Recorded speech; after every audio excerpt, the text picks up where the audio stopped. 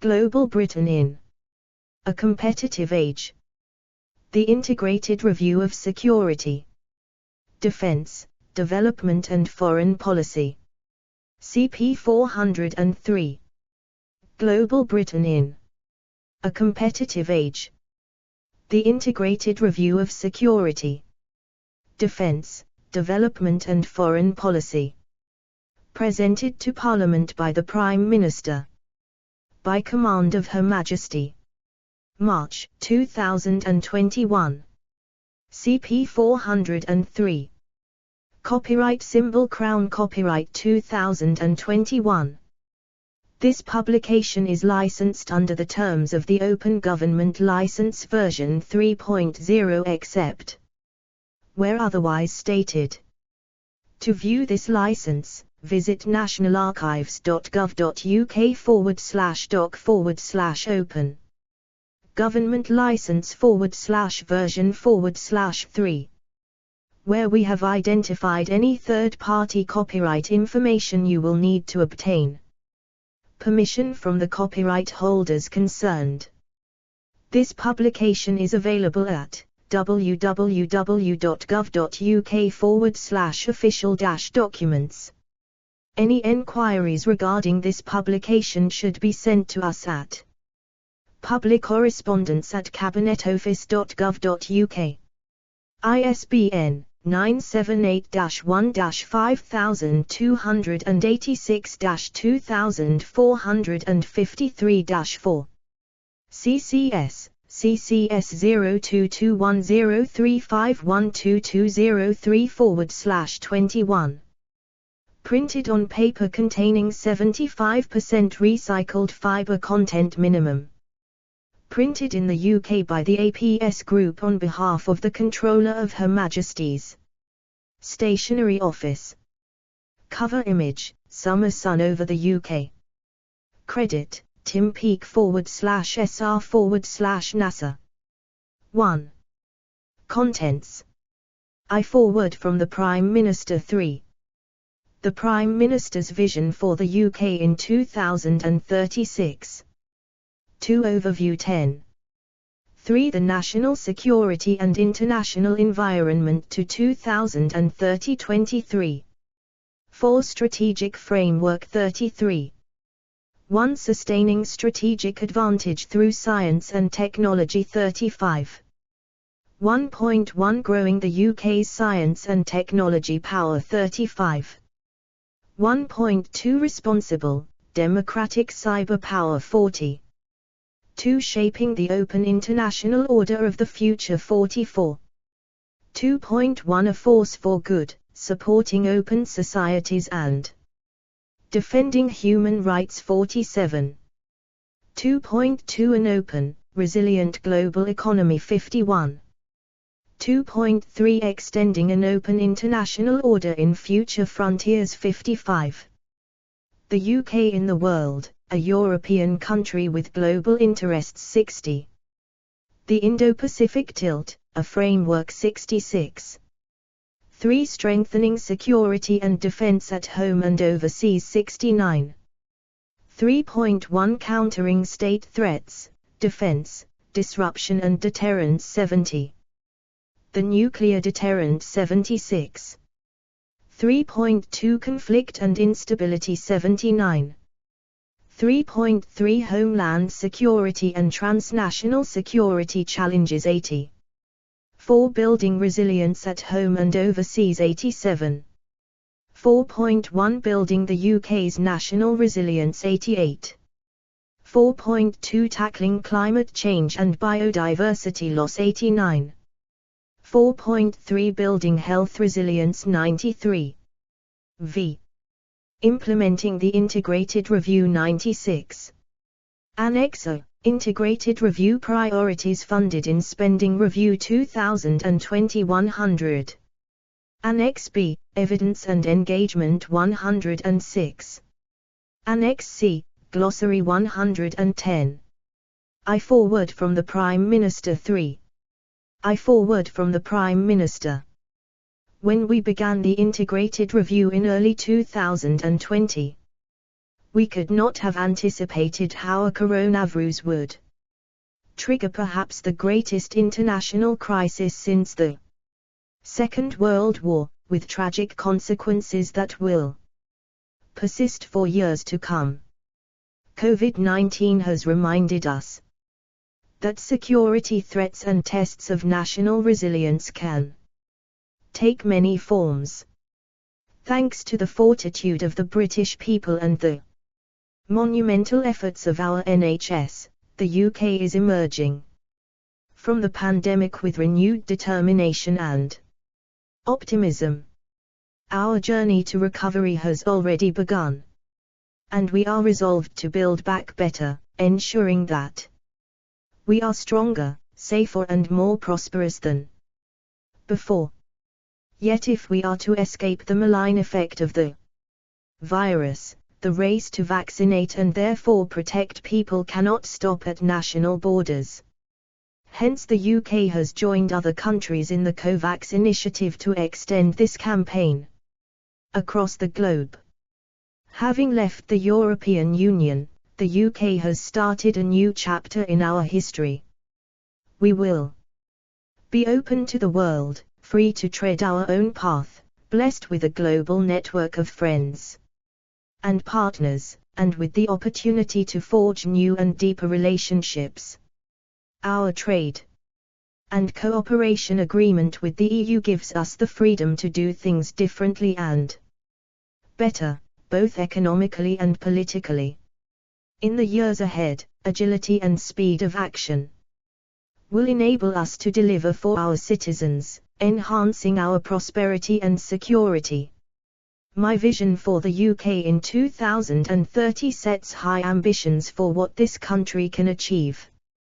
The union between England, Scotland, Wales and Northern Ireland has proved its worth time and again, including in this pandemic. It is our greatest source of strength, at home and abroad. Our country overflows with creativity in the arts and sciences, the wellsprings of unique soft power that spans the globe. Few nations are better placed to navigate the challenges ahead, but we must be willing to change our approach and adapt to the new world emerging around us. Open and democratic societies like the UK must demonstrate they are match fit for a more competitive world. We must show that the freedom to speak, think and choose and therefore to innovate offers an inherent advantage, and that liberal democracy and free markets remain the best model for the social and economic advancement of humankind.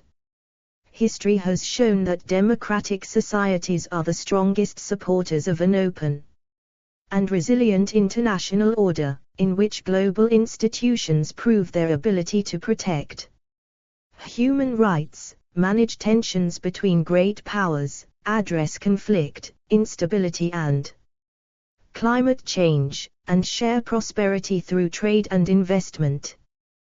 That open and resilient international order is in turn the best guarantor of security for our own citizens. For integrated review. To be open, we must also be secure. Protecting our people, our homeland and our democracy is the first duty of any government, so I have begun the biggest program of investment in defense since the end of the Cold War. This will demonstrate to our allies, in Europe and beyond, that they can always count on the UK when it really matters.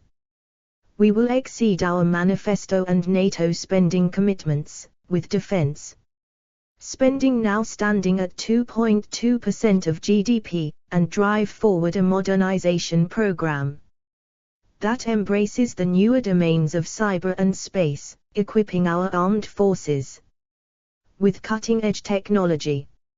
And we will continue to defend the integrity of our nation against state threats, whether in the form of illicit finance or coercive economic measures, disinformation, cyber attacks, electoral interference or even 3 years after the Salisbury attack, the use of chemical or other weapons of mass destruction.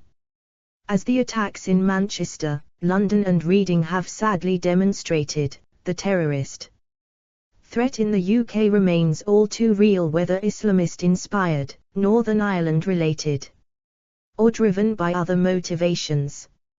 Our security and intelligence agencies and law enforcement community work around the clock to stop would-be terrorists in their tracks, disrupting 28 planned attacks since 2017. We will continue to invest in this essential work, through increased funding for the intelligence agencies and counter-terrorism policing in 2021-22, and our drive to recruit an extra 20,000 police officers. And we will maintain constant vigilance in protecting British citizens from serious and organised crime. We will also bring to bear new capabilities such as the Counter-Terrorism Operations Centre and the National Cyber Force. Learning from the pandemic, we will bolster our national resilience with a new Situation Centre at the heart of government, improving our use of data and our ability to anticipate and respond to future crises. And we will deliver our goal of having the most effective border in the world by 2025, embracing innovation, simplifying the process for traders and travelers, and improving the security and biosecurity of the UK. Keeping the UK's place at the leading edge of science and technology will be essential to our prosperity and competitiveness in the digital age. Our aim is to have secured our status as a science and tech superpower by 2030, by redoubling our commitment to research and development, bolstering our global network of innovation partnerships, and improving our national skills, including by attracting the world's best and brightest to the UK through our new Global Talent Visa. We will lay the foundations for long-term prosperity, establishing the UK as a global services, digital and data hub by drawing on our nation's great strengths in digital technologies, and attracting inward investment. In 2021 and beyond, Her Majesty's government will make tackling climate change and biodiversity loss its #1 international priority. Under my chairmanship, the UN Security Council recently held its first ever high-level meeting on the impact of climate change on peace and security. The UK was the first advanced economy to set a net zero target for 2050. We will now begin an unprecedented program of new investment, taking forward our 10-point plan for a green industrial revolution by funding British research and development in green technologies, and helping the developing world with the UK's international climate finance. I forward from the Prime Minister 5. The creation of the Foreign, Commonwealth and Development Office is the springboard for all our international efforts, integrating diplomacy and development to achieve greater impact and address the links between climate change and extreme poverty. The UK will remain a world leader in international development, and we will return to our commitment to spend 0.7% of gross national income on development when the fiscal situation allows. And we will maintain the other vital instruments of our influence overseas, such as our global diplomatic network and the British Council, driving forward campaigns for girls' education and religious and media freedom. British leadership in the world in 2021. 2021 will be a year of British leadership, setting the tone for the UK's international engagement in the decade ahead, through our presidency of the G7 and the Cornwall Summit in June, the Global Partnership for Education, which we will co-host with Kenya in July, and culminating in the 26th UN Climate Change Conference in Glasgow in November, in partnership with Italy.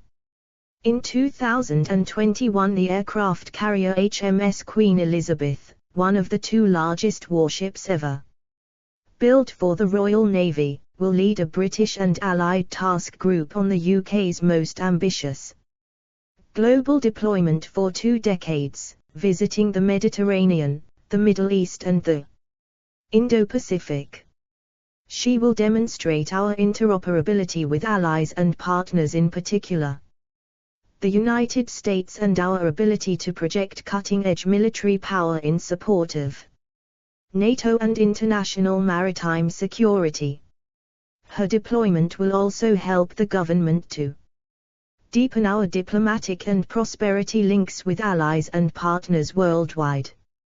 I am profoundly optimistic about the UK's place in the world and our ability to seize the opportunities ahead. The ingenuity of our citizens and the strength of our union will combine with our international partnerships, modernized armed forces and a new green agenda, enabling us to look forward with confidence as we shape the world of the future. 6. Integrated Review. The Prime Minister's Vision for the UK in 2030. A stronger, more secure, prosperous and resilient union. The United Kingdom will be a beacon of democratic sovereignty and one of the most influential countries in the world, tackling the issues that matter most to our citizens. Through our actions at home and overseas, our union will be more secure and prosperous, with the benefits of growth and opportunity shared between all our citizens, wherever they live in the UK.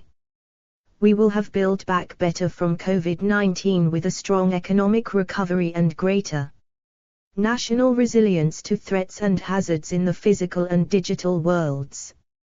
We will be better equipped for a more competitive world, defending our democratic institutions and economy from state threats, terrorists and organized crime groups, while embracing innovation in science and technology to boost our national prosperity and strategic advantage.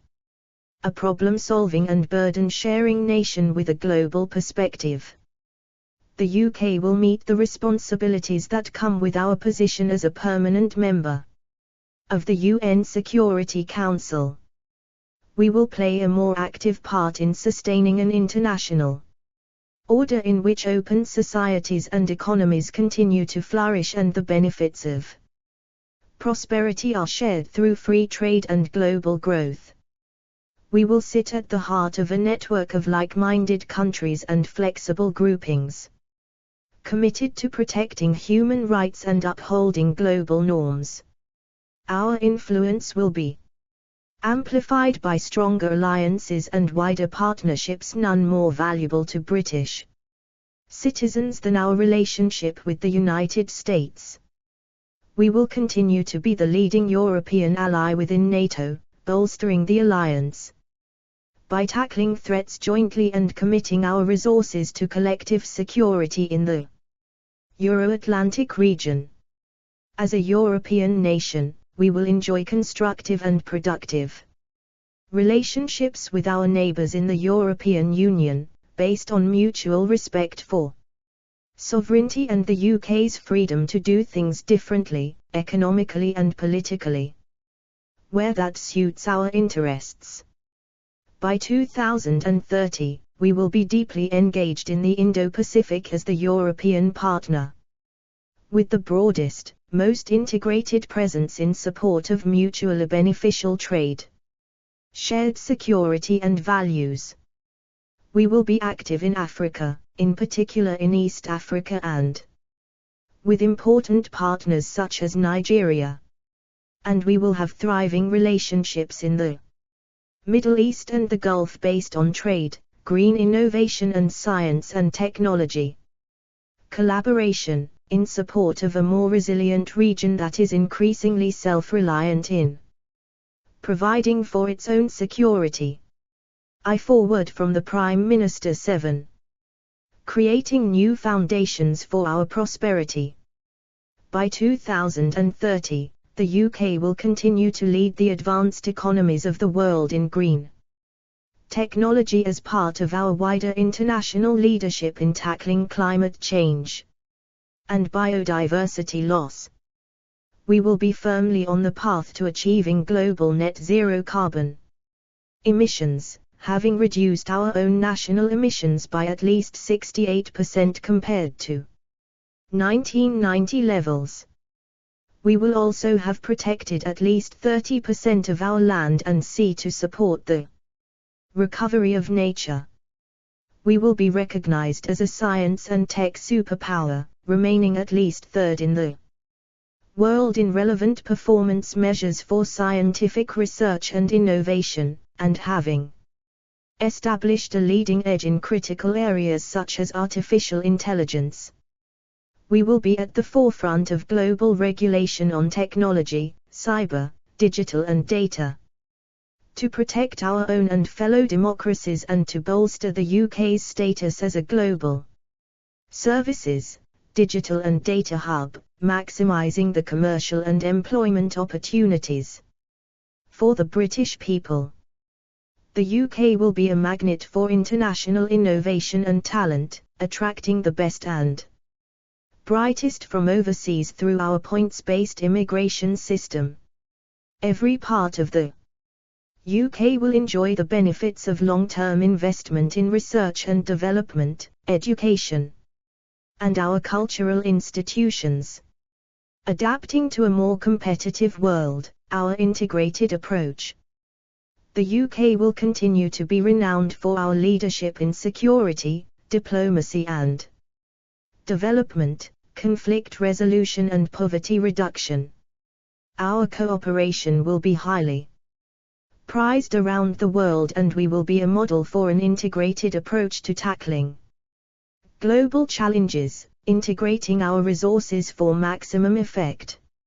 As a maritime trading nation, we will be a global champion of free and fair trade. We will continue to ensure that the openness of our economy to the free flow of trade, capital, data, innovation and ideas is an advantage by protecting ourselves and our allies from corruption, manipulation, exploitation or the theft of our intellectual property. Our diplomatic service, armed forces and security and intelligence agencies will be the most innovative and effective for their size in the world, able to keep our citizens safe at home and support our allies and partners globally. They will be characterized by agility, speed of action and digital integration with a greater emphasis on engaging, training and assisting others. We will remain a nuclear-armed power with global reach and integrated military capabilities across all 5 operational domains.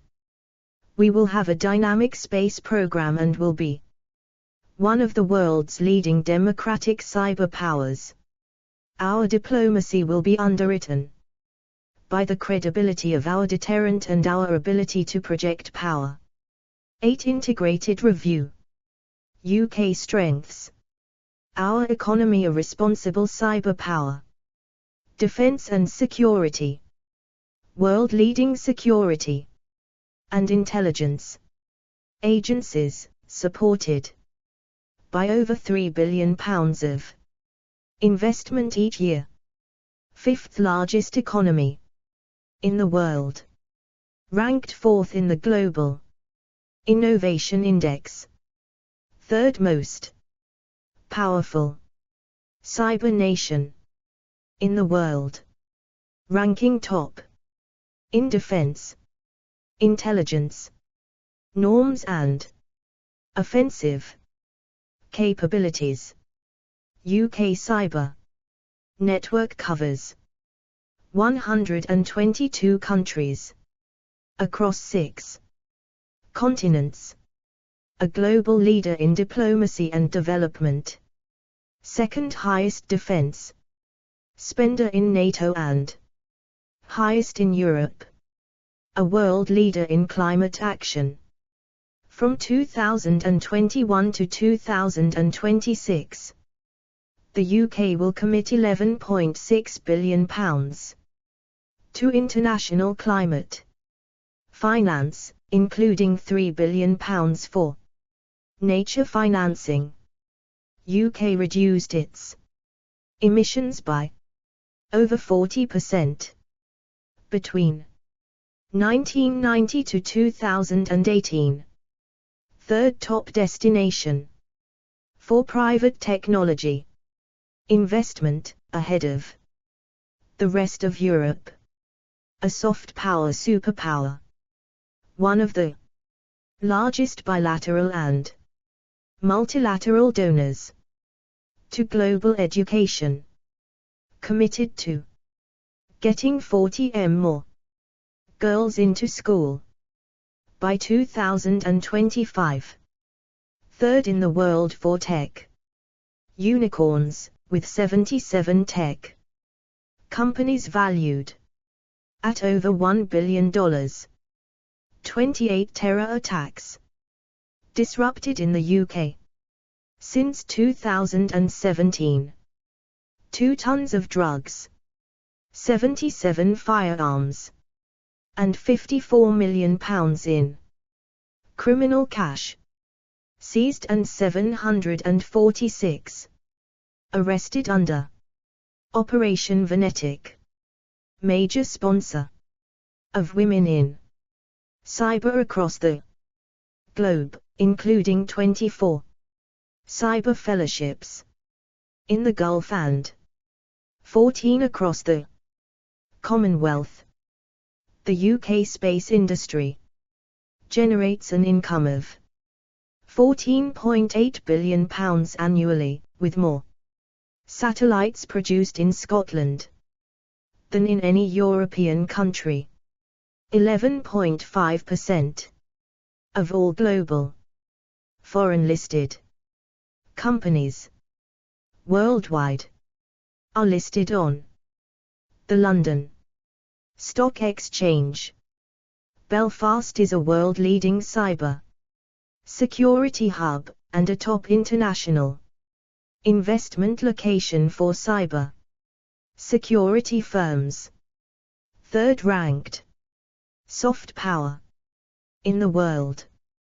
The BBC is the most trusted broadcaster worldwide, reaching 468 million people every week, in 42 languages.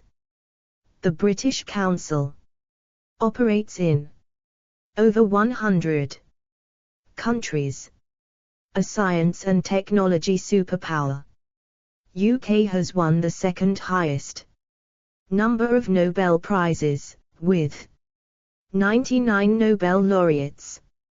Home to leading medical research, such as the Oxford University /AstraZeneca vaccine. Fourth largest diplomatic network, 281 posts in 178 countries and territories. One of the largest donors and founding members of COVAX, which will supply 1 billion vaccine doses in 2021, vaccinating up to 500 million people in over 90 developing countries. One of the largest funders of the WHO, increasing funding by 30% over 4 years, and the largest funder of Gavi, NATO. The UK has a seat in every major multilateral organization. Founding member of the UN Human Rights Council 2021-22, OSH, World Bank and IMF. 5p member of the UN Security Council, G20, Council of Europe, G7, President 2021, Commonwealth. Established the world's first dedicated Diplomatic Green Network. The Climate Change and Energy Network.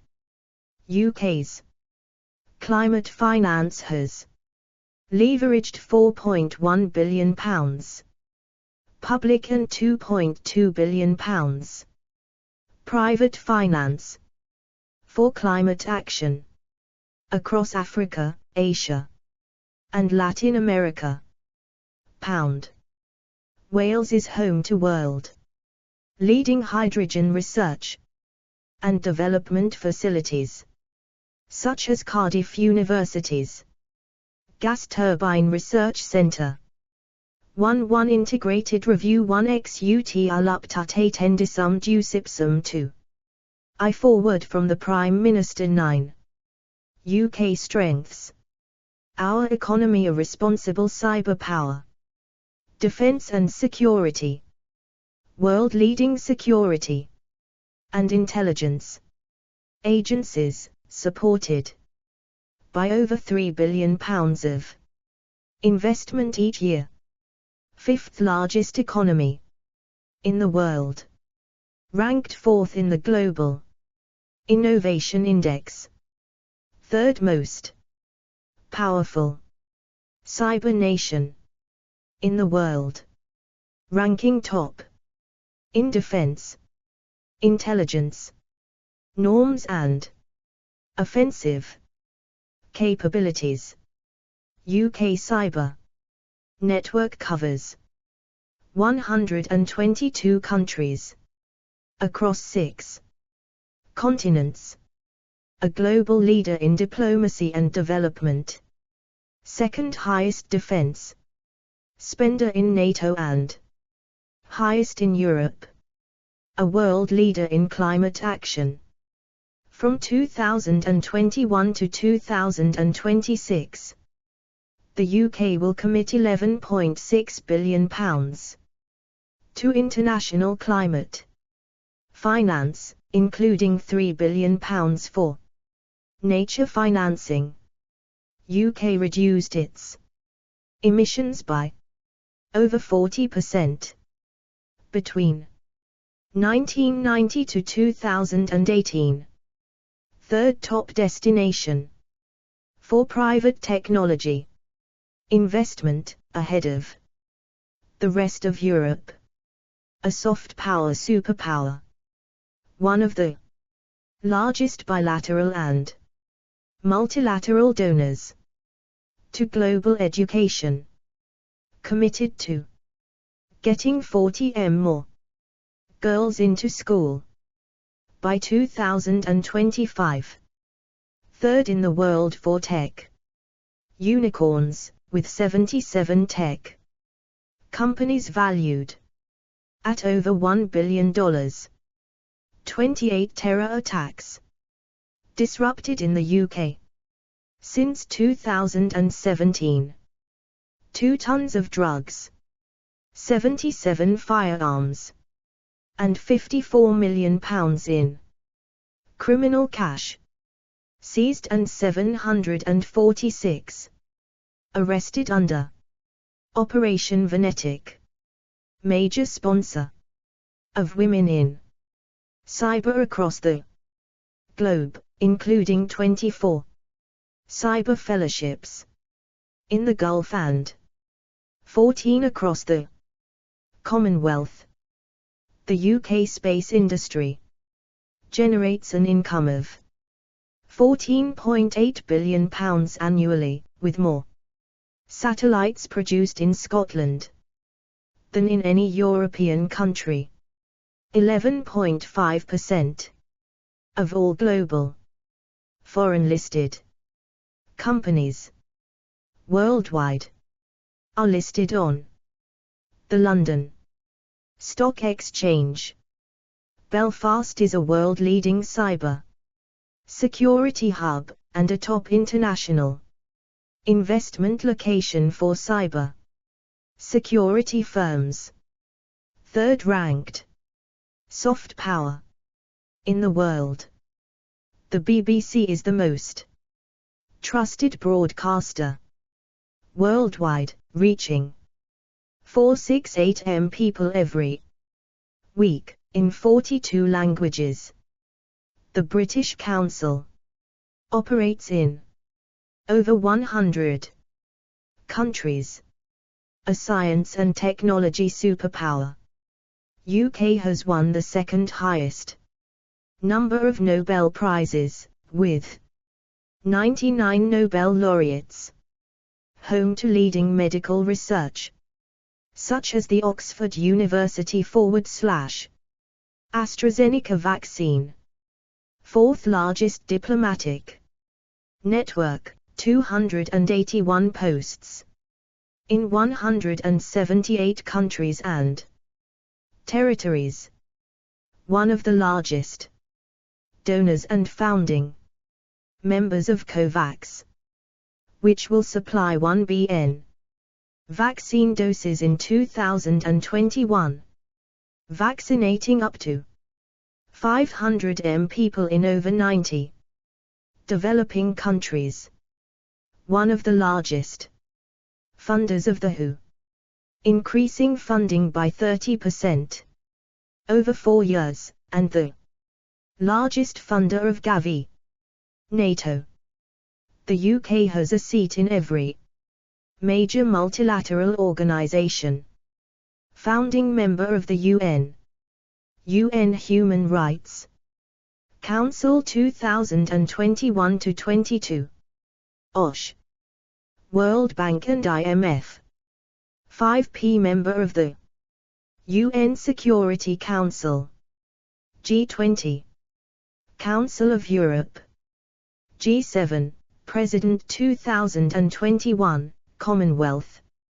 Established the world's first dedicated diplomatic green network, the Climate Change and Energy Network. UK's climate finance has leveraged £4.1 billion, public and £2.2 billion private finance, for climate action across Africa, Asia, and Latin America. Wales is home to world leading hydrogen research and development facilities, such as Cardiff University's Gas Turbine Research Centre. 1 Integrated Review 1 XUT Aluptate Endisum Dusipsum 2 Overview 2 Overview 11 1 The Integrated Review of Security, Defence, Development and Foreign Policy. Integrated Review concludes at an important moment for the United Kingdom. The world has changed considerably since the 2015 Strategic Defence and Security Review, as has the UK's place within it. Our departure from the European Union (EU) provides a unique opportunity to reconsider many aspects of our domestic and foreign policy, building on existing friendships but also looking further afield. We must exploit the freedom that comes with increased independence, such as the ability to forge new free trade deals. We must also do more to adapt to major changes in the world around us, including the growing importance of the Indo-Pacific region. Our ability to cooperate more effectively with others, particularly like-minded partners, will become increasingly important to our prosperity and security in the decade ahead. 2 At the heart of the Integrated Review is an increased commitment to security and resilience, so that the British people are protected against threats. This starts at home, by defending our people, territory, critical national infrastructure, CNI, democratic institutions and way of life, and by reducing our vulnerability to the threat from states, terrorism and serious and organized crime, SOC. 3 In strengthening our homeland security, we will build on firm foundations in counter terrorism, intelligence, cybersecurity and countering the proliferation of chemical, biological, radiological and nuclear, CBRN, weapons. We will seek to match this excellence in other areas, through enhanced capabilities and appropriate legal powers that equip us to meet rapidly changing threats.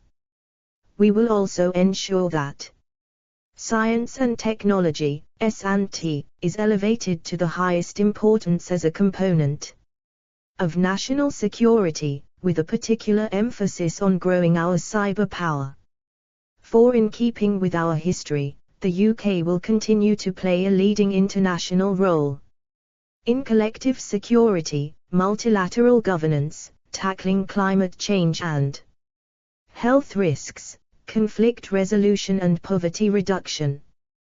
We accept the risk that comes with our commitment to global peace and stability, from our trip via NATO presence in Estonia and Poland to on-the-ground support for UN peacekeeping and humanitarian relief.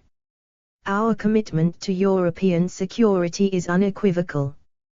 Through NATO, the Joint Expeditionary Force and strong bilateral relations, there are few more reliable and credible allies around the world than the UK. With the willingness to confront serious challenges and the ability to turn the dial on international issues of consequence. 5. The integrated review also signals a change of approach. Over the last decade, UK policy has been focused on preserving the post-Cold War rules-based international system which has greatly benefited the UK and other nations. Today, however, the international order is more fragmented, characterized by intensifying competition between states over interests, norms and values. A defense of the status quo is no longer sufficient for the decade ahead. 12. Integrated review. 6. The integrated review therefore recognizes the need for a sharper and more dynamic focus in order to adapt to a more competitive and fluid international environment, do more to reinforce parts of the international architecture that are under threat, and shape the international order of the future by working with others. In particular, we will increase our efforts to protect open societies and democratic values where they are being undermined, and to seek good governance and create shared rules in frontiers such as cyberspace and space. 7. Our foreign policy rests on strong domestic foundations, in particular our security, resilience and the strength of our economy. It also, crucially, depends on a bond of trust with the British people. Polling in the UK shows deep reserves of faith in bodies like the UN and NATO and the pillars of British defence such as the armed forces and the nuclear deterrent. This is bolstered by high levels of trust in the power of S&T to tackle domestic and international challenges, as we have seen during the COVID-19 pandemic. 8. Yet the international order is only as robust, resilient and legitimate as the states that comprise it. Liberal democracies must do more to prove the benefits of openness, free and fair trade, the flow of capital and knowledge to populations that have grown skeptical about its merits or been inadequately protected in the past from the downsides of globalization. This means tackling the priority issues: health, security, economic well-being and the environment that matter most to our citizens in their everyday lives. In the years ahead, our national security and international policy must do a better job of putting the interests and values of the British people at the heart of everything we do. The Integrated Review. 9. This publication sets out the principal conclusions of the Integrated Review. It comprises The Prime Minister's vision for the UK in 2030, from which the other outputs of the integrated review flow. The government's current assessment of the major trends that will shape the national security and international environment to 2030.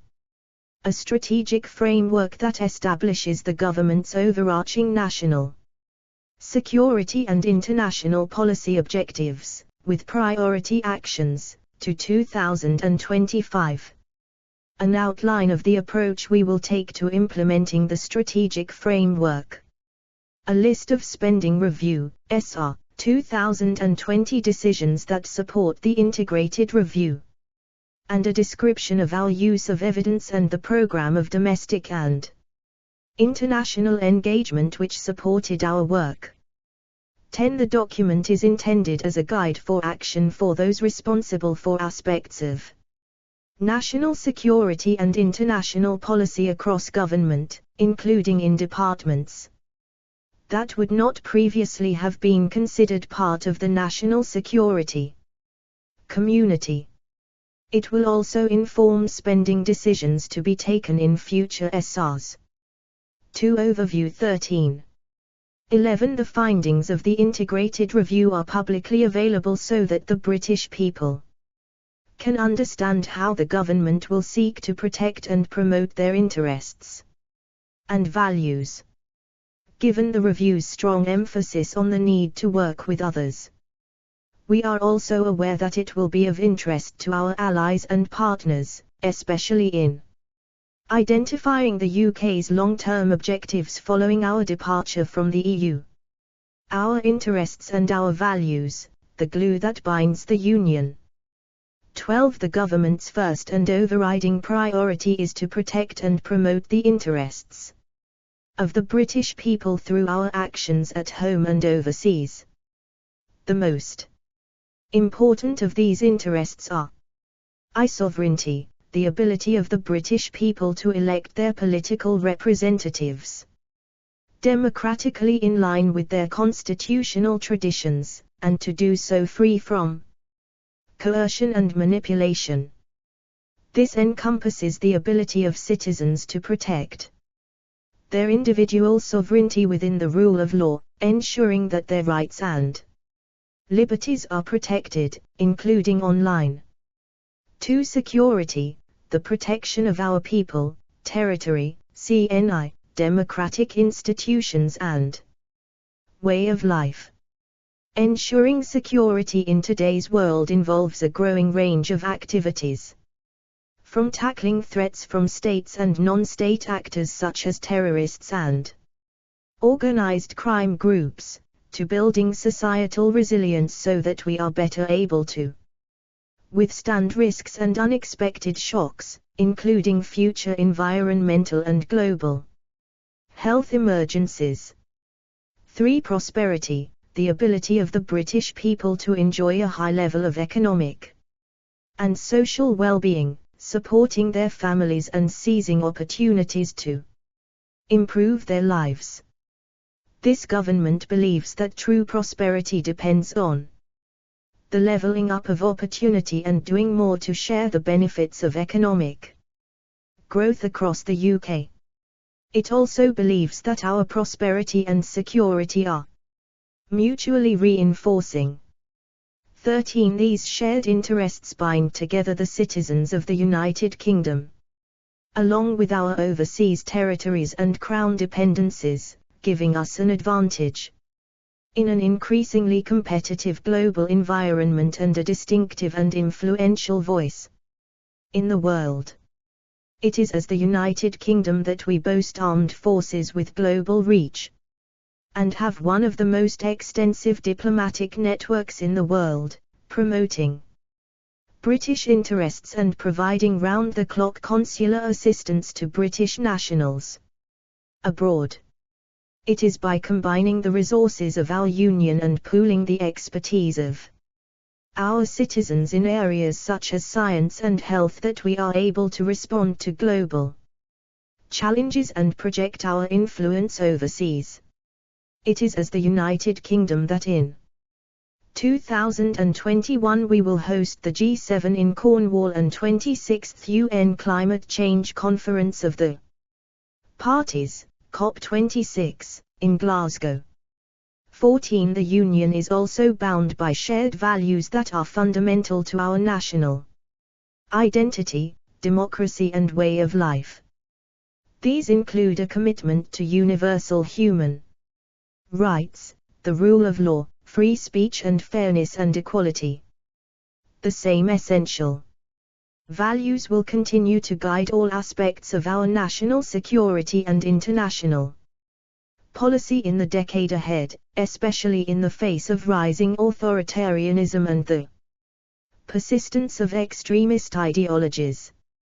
They are also expressed through our support for climate action and the UK's leadership in poverty reduction around the world. 14 Integrated review.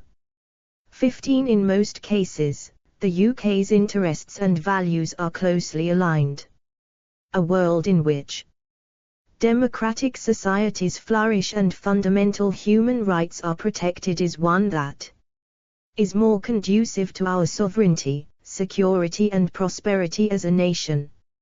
In pursuing our goals to 2030, we will seek to make steady progress towards the protection and promotion of these values and of democracy around the world. 16 At the same time, our approach will be realistic and adapted to circumstances. Our ability to tackle transnational challenges, from security to climate change, will depend on our capacity to work with a wide range of partners across the world, including those who do not necessarily share the same values. The government's approach so far, Global Britain in Action. 17 The UK is a European country with global interests, as an open economy and a maritime trading nation with a large diaspora. Our future prosperity will be enhanced by deepening our economic connections with dynamic parts of the world such as the Indo-Pacific, Africa and the Gulf, as well as trade with Europe.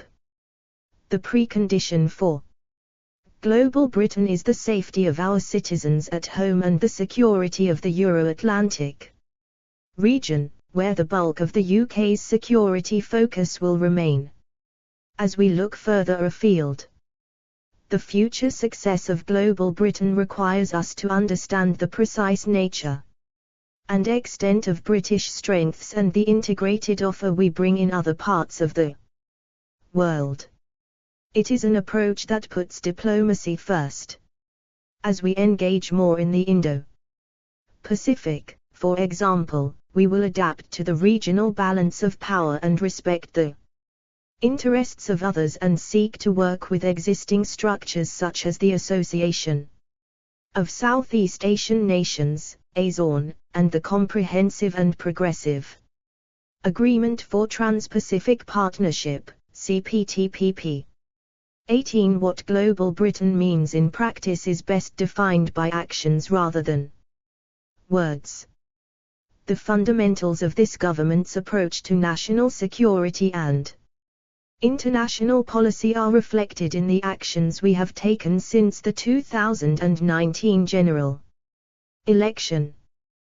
They demonstrate an active approach to delivering in the interests of the British people, sustaining the UK's openness as a society and economy, underpinned by a shift to a more robust position on security and deterrence. This runs alongside a renewed commitment to the UK as a force for good in the world, defending openness, democracy and human rights, and an increased determination to seek multilateral solutions to challenges like climate change and global health crises, as seen in our response to COVID-19. 19 For example, in seeking multilateral solutions, we have used the UK's convening power on a range of issues across security, trade and development, including at the NATO Leaders Meeting of December 2019 and the Africa Investment Summit. of January 2020.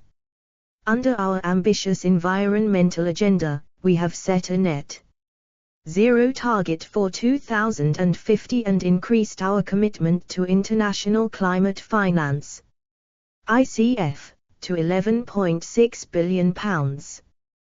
The UK also played a central role in negotiating the Leaders' Pledge for Nature adopted in September 2020, committing world leaders to urgent action to reverse biodiversity loss by 2030. These efforts have set up our year of leadership in 2021. To overview 15/20. We have also led international efforts in response to COVID-19, under which we have hosted the Global Vaccine Summit in June 2020 and reinforced our position as the largest donor to Gavi, the Vaccine Alliance, committed up to £548 million to COVID-19 vaccines global access, COVAX, to help provide developing countries with 1 billion doses of the vaccine in 2021. We will also send the majority of any future surplus coronavirus vaccines from our supply to the COVAX scheme. Launched a 5-point plan at the UN General Assembly to protect the world from future pandemics. Established an informal network of government, industry and academics to advise the G7 on accelerating the development and deployment of vaccines for new pathogens in future.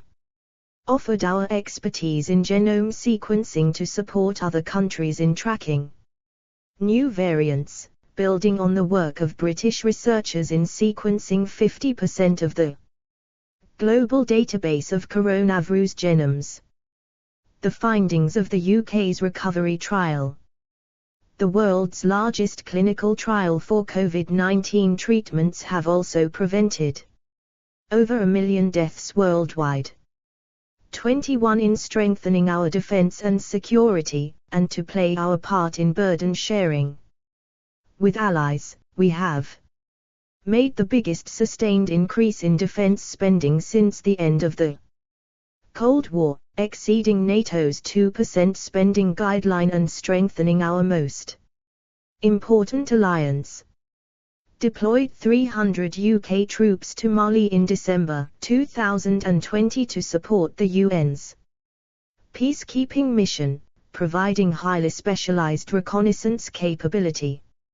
Increased funding for counter-terrorism, CT, policing and introduced new legislation to improve our tools for fighting terrorism and state threats, including the Covert Human Intelligence Source Act, the Counter-Terrorism and Sentencing Bill and the National Security and Investment Bill. Made a significant breakthrough in the fight against SOC in June 2020, when we infiltrated the encrypted communications of criminals under Operation Venetic, the UK's largest ever law enforcement operation. Disrupted cyber attacks targeting vital national infrastructure, publicly attributing attacks to state actors where we had compelling evidence to do so.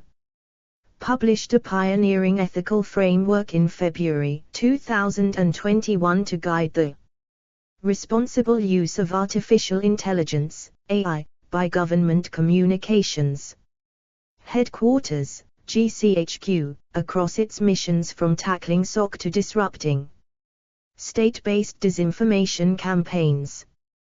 Demonstrated global leadership on reducing space threats, working with like-minded nations to deliver a UN General Assembly resolution that reshapes the international debate on threats to the space systems on which we rely. 16 Integrated Review 22 As part of our efforts to defend human rights and support vulnerable people, we have introduced a new system of Magnitsky sanctions to target human rights violators and abusers around the world. We were the first European country to announce sanctions against the regime in Belarus in September 2020. Offered British nationals, overseas, and their eligible family members the right to live and work in the UK, putting them on a path to British citizenship, when China breached a legally binding agreement and imposed a repressive national security law on Hong Kong. Announced a package of measures to ensure that British organisations are neither complicit in nor profiting from the extensive human rights violations in Xinjiang. As part of our efforts to tackle modern slavery, launched our Tackling Child Sexual Abuse strategy to drive action in the UK and internationally to disrupt and prevent offending, both online and offline. Supported vulnerable children's education by funding the salaries of over 5,500 teachers in refugee camps in 10 countries through UNCA. We have also adapted our bilateral programs in response to COVID-19 to support girls who are hard to reach and at risk of leaving education permanently. Launched the call to action to prevent famine in September 2020 and appointed the UK's first Special Envoy for Famine Prevention and Humanitarian Affairs. We have since pledged £180 million to tackle food insecurity and famine risk, providing aid to more than 7 million vulnerable people in some of the world's most dangerous places. 23. We have also pursued measures to enhance our long-term prosperity. For example, in under 2 years, we have secured trade agreements with 66 non-EU countries, in addition to our trade and cooperation agreement with the EU. We have also applied for accession to the CPTPP. We have published the 2025 UK border strategy, with the goal of creating a border that is efficient, smart and responsive. We have introduced a new points-based immigration system, including a new global talent visa, to attract the best and brightest from around the world. This will ensure we can secure the talent we need for key sectors in our economy, treating EU and non-EU citizens equally. We have published a National Research and Development (R&D) roadmap. Learning from the successes of the Vaccines Task Force, we have announced an independent advanced research and invention agency, which will be led by scientists with the freedom to identify and fund transformational science and technology at speed. 24. In 2021, we will build on this work by convening the G7 and hosting COP26 in partnership with Italy and the Global Partnership for Education with Kenya. Our most immediate priority will be to build back better from COVID-19, demonstrating the benefits of international cooperation. In addition, we will pursue an extensive multilateral agenda on climate change, global health, free and fair trade and economic. 2. Overview 17. Resilience. We will continue to work with others to reform and strengthen the institutions that support those objectives, including the World Health Organization (WHO) and World Trade Organization (WTO). The government's long-term approach to 2030. 25. To meet the Prime Minister's vision for 2030, we will need a long-term strategic approach combining all the instruments available to government that continues to adapt to a changing international environment. This is a context defined by geopolitical and geoeconomic shifts, such as China's increasing international assertiveness and the growing importance of the Indo-Pacific, systemic competition, including between states, and between democratic and authoritarian values and systems of government, rapid technological change, and transnational challenges, such as climate change, biosecurity risks, terrorism and SOC.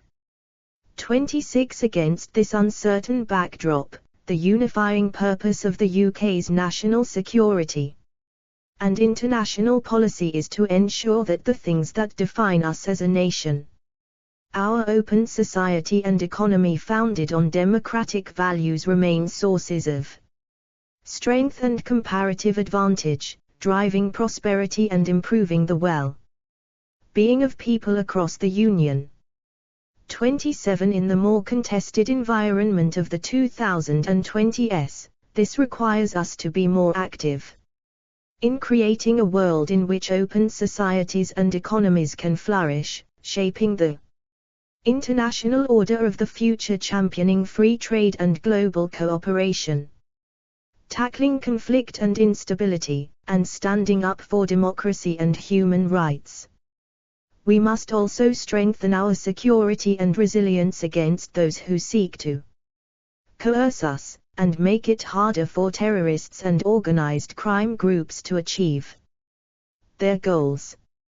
28. The ability to move swiftly and with greater agility, amplifying our strong, independent voice by working with others, will be the determining characteristic of the UK's foreign policy following our departure from the EU.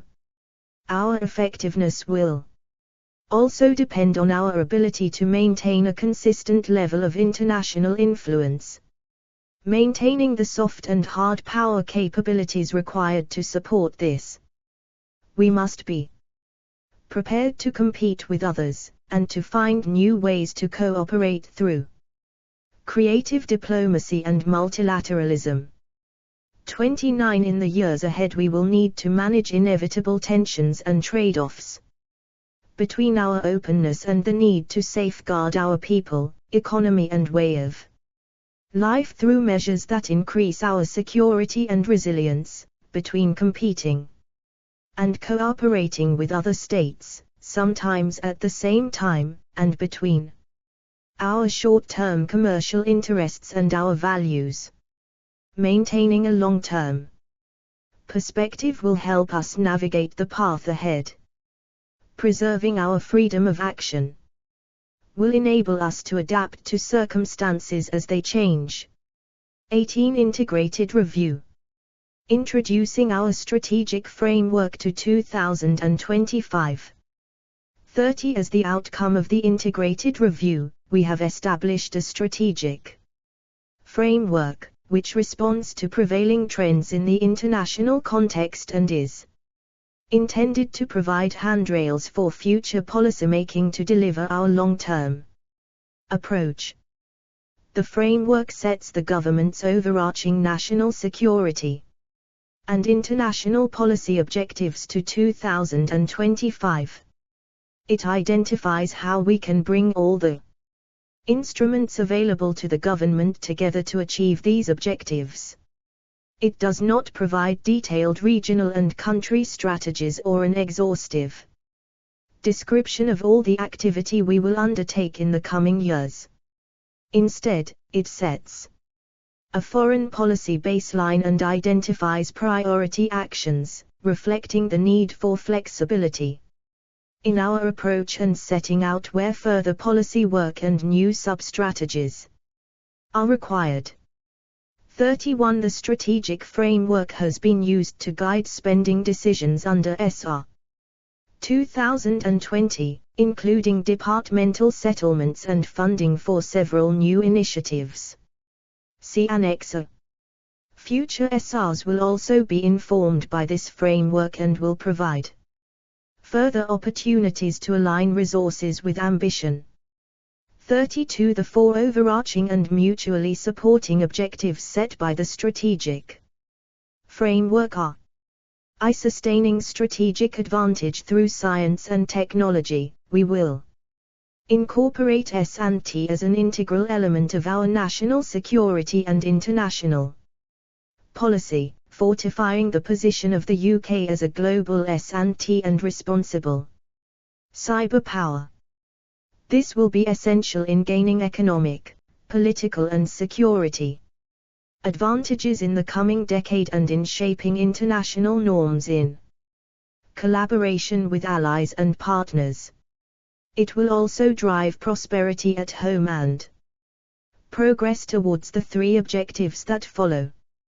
2. Shaping the open international order of the future, we will use our convening power and work with partners to reinvigorate the international system. In doing so, we will ensure that it is one in which open societies and open economies can flourish as we move further into the digital age, creating a world that is more favorable to democracies and the defense of universal values. We will seek to reinforce and renew existing pillars of the international order such as the UN and the global trading system, and to establish norms in the future frontiers of cyberspace, emerging technology, data and space. 3. Strengthening security and defense at home and overseas, we will work with allies and partners to address challenges to our security in the physical world and online. NATO will remain the foundation of collective security in our home region of the Euro-Atlantic, where Russia remains the most acute threat to our security. We will also place greater emphasis on building our capacity and that of like-minded nations around the world in responding to a growing range of transnational state threats, 1. Radicalization and terrorism, SOC and weapons proliferation.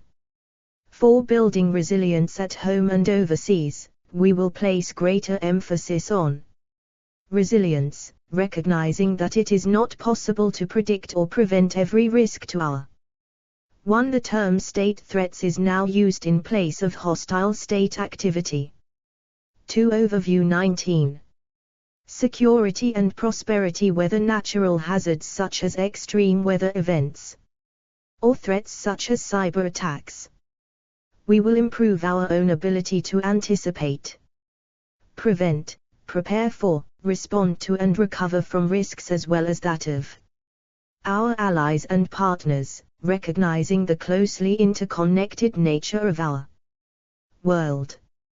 And we will prioritize efforts to tackle climate change and biodiversity loss, long-term challenges that if left unchecked threaten the future of humanity.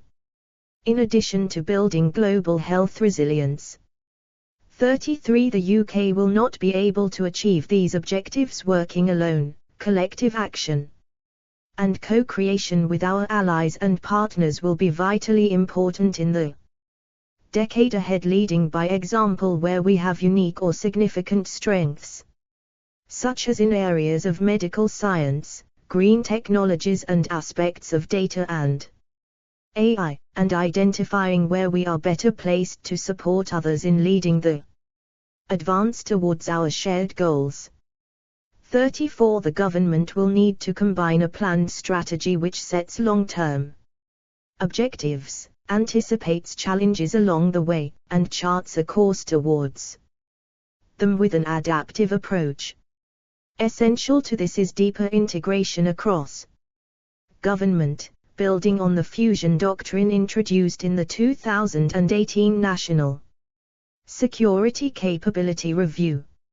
A more integrated approach supports faster decision making, more effective policymaking and more coherent implementation by bringing together defense, diplomacy, development, intelligence and security, trade and aspects of domestic policy in pursuit of cross-government, national objectives.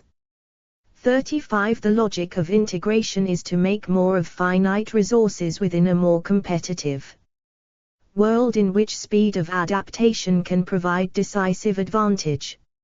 It is a response to the fact that adversaries and competitors are already acting in a more integrated way, fusing military and civilian technology and increasingly blurring the boundaries between war and peace, prosperity and security, trade and development. and domestic and foreign policy. It also recognizes the fact that the distinction between economic and national security is increasingly redundant. 36. We are already taking major steps towards greater integration across government, including the creation of the Foreign, Commonwealth and Development Office, FCDO, bringing our diplomatic and development expertise and policy together as one HMG overseas. The Integrated Operating Concept 2025, which will deepen integration of UK defence across the 5 operational domains and with other instruments of state power, and improve interoperability with allies. New cross-cutting capabilities such as the Situations Centre, Counter-Terrorism Operations Centre, CTOC, National Cyber Force, NCF, and a national capability in digital twinning. 37. Finally, the UK will also bring an integrated approach to working with others around the world, that is, we will combine hard and soft power, harness the public and private sector, and deploy British expertise from inside and outside government in pursuit of national objectives. 20. Integrated review. The principal continuities and changes in our approach. Our strategic framework involves significant continuities from the UK's previous national security and international policy, adapted to meet the opportunities and challenges of the coming decade. The United States will remain our most important bilateral relationship, essential to key alliances and groups such as NATO and the Five Eyes, and our largest bilateral trading partner and inward investor. We will reinforce our cooperation in traditional policy areas such as security and intelligence and seek to bolster it where together we can have greater impact, such as in tackling illicit finance.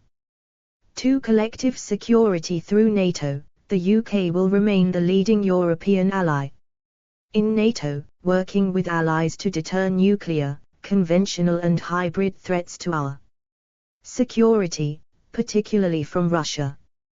We will continue to exceed the NATO guideline of spending 2% of gross domestic product, GDP, on defense, and to declare our nuclear and offensive cyber capabilities to allies' defense under our Article 5 commitment. 3. CT and SOC. We will keep our citizens safe from terrorism, working at home and overseas to detect, disrupt and deter terrorist threats, and to address their underlying drivers. Our CT capabilities will be integrated in our new Counter-Terrorism Operations Centre. We will also tackle SOC, strengthening the national crime agency and regional and local policing, and sustaining our international networks so that we are able to address the links between criminality from the local to international levels.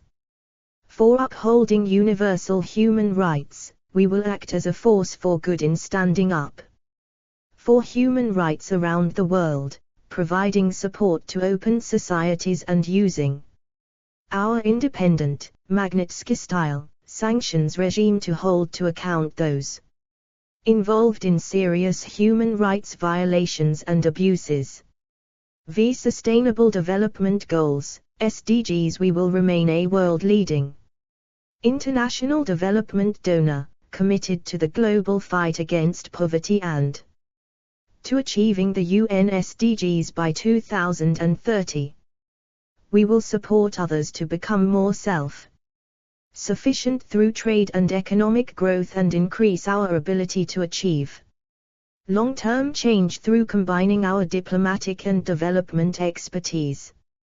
6. Girls' education. We will continue our efforts to ensure all girls have at least 12 years of quality education and to get 40 million more girls in developing countries into school by 2025, using our aid spending and presidency with Kenya of the Global Partnership for Education Summit in 2021.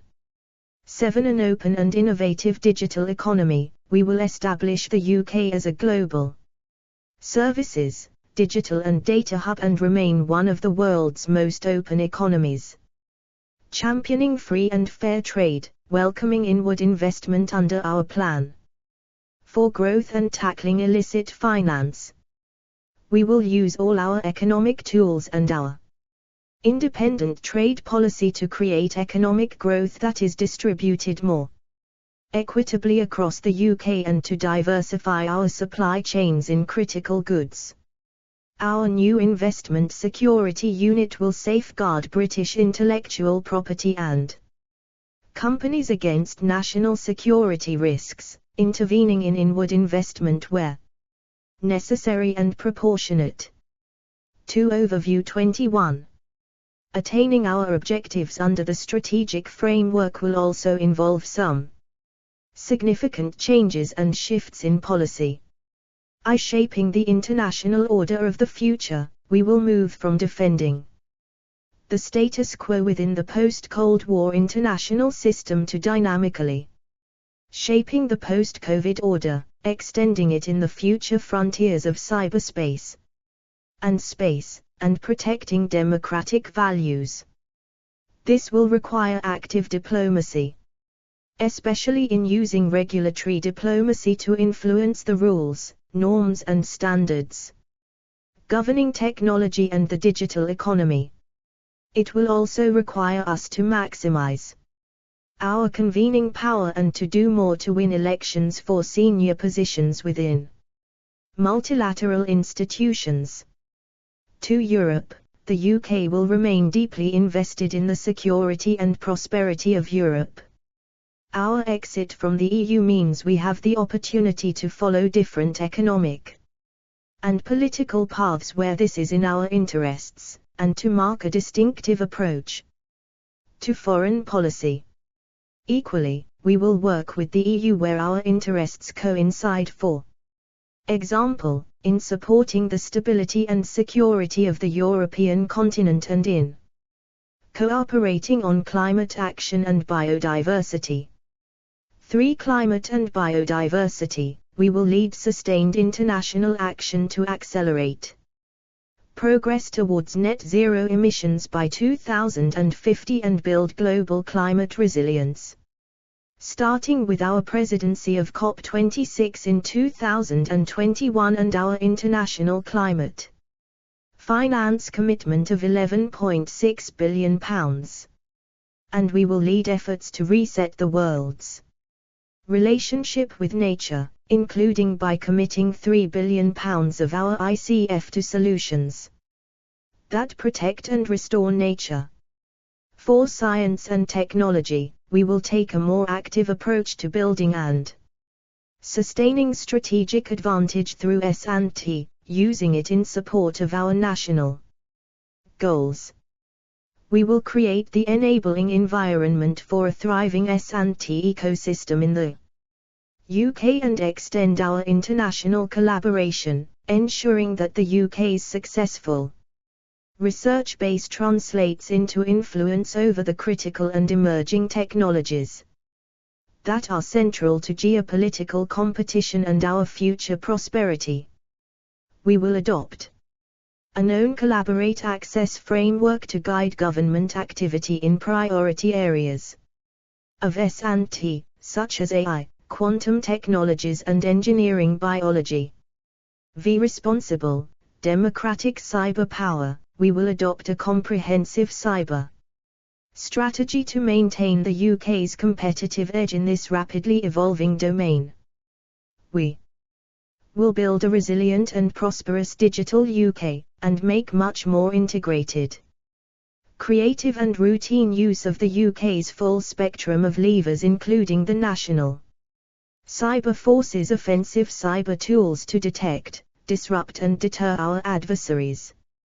6. Space. We will make the UK a meaningful actor in space, with an integrated space strategy which brings together military and civil space policy for the first time. We will support the growth of the UK commercial space sector, and ensure the UK has the capabilities to protect and defend our interests in a more congested and contested space domain, including through the new Space Command and the ability to launch British satellites from the UK by 2022. 22 Integrated Review. 7 Indo-Pacific. We will pursue deeper engagement in the Indo-Pacific in support of shared prosperity and regional stability, with stronger diplomatic and trading ties.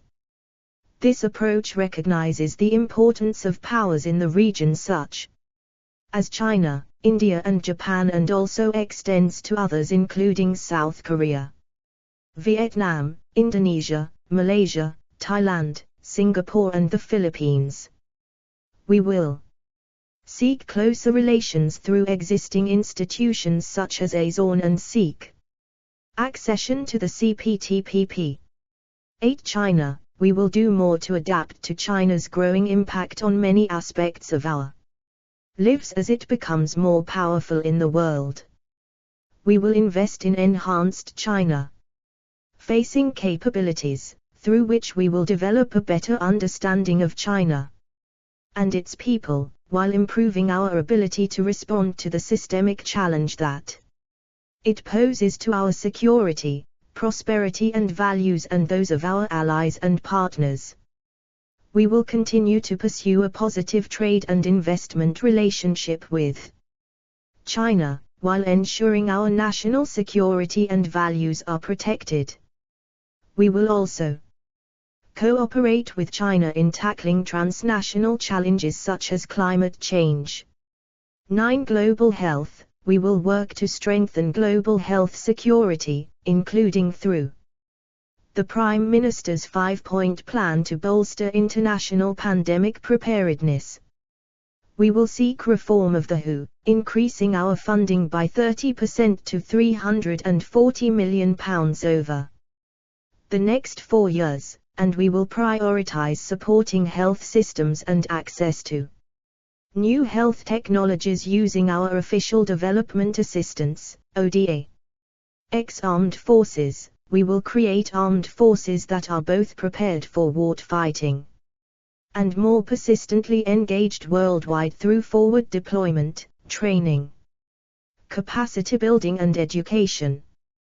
They will have full spectrum capabilities, embracing the newer domains of cyberspace and space and developing high-tech capabilities in other domains, such as the Future Combat Air System. They will also be able to keep pace with changing threats posed by adversaries, with greater investment in rapid technology development and adoption. 11 State threats. We will bolster our efforts to detect, deter and respond to state threats in order to protect our people, infrastructure, economy and values from those who seek to do them harm. We will introduce new legislation to give our security and intelligence agencies and police the powers they need to tackle the challenges we will face in the coming decade. 12 Domestic and international resilience. We will improve our ability and that of our allies and partners to anticipate, prevent, prepare for, respond to and recover from risks to our security and prosperity. It will be essential to take a whole of society approach to resilience across the Union, in addition to cooperating with international partners to address challenges such as climate change and global health risks. Learning from COVID-19, we will improve our ability to anticipate and respond to crises by establishing a cross-government situations center in the Cabinet Office and developing a national capability in digital twinning. 3. The national security and international environment to 2030. 24 Integrated Review. 1. This section describes the government's assessment of the strategic context to 2030. Its judgments are drawn from the evidence base assembled during the integrated review, see Annex B, including external consultation, the public call for evidence and internal analysis.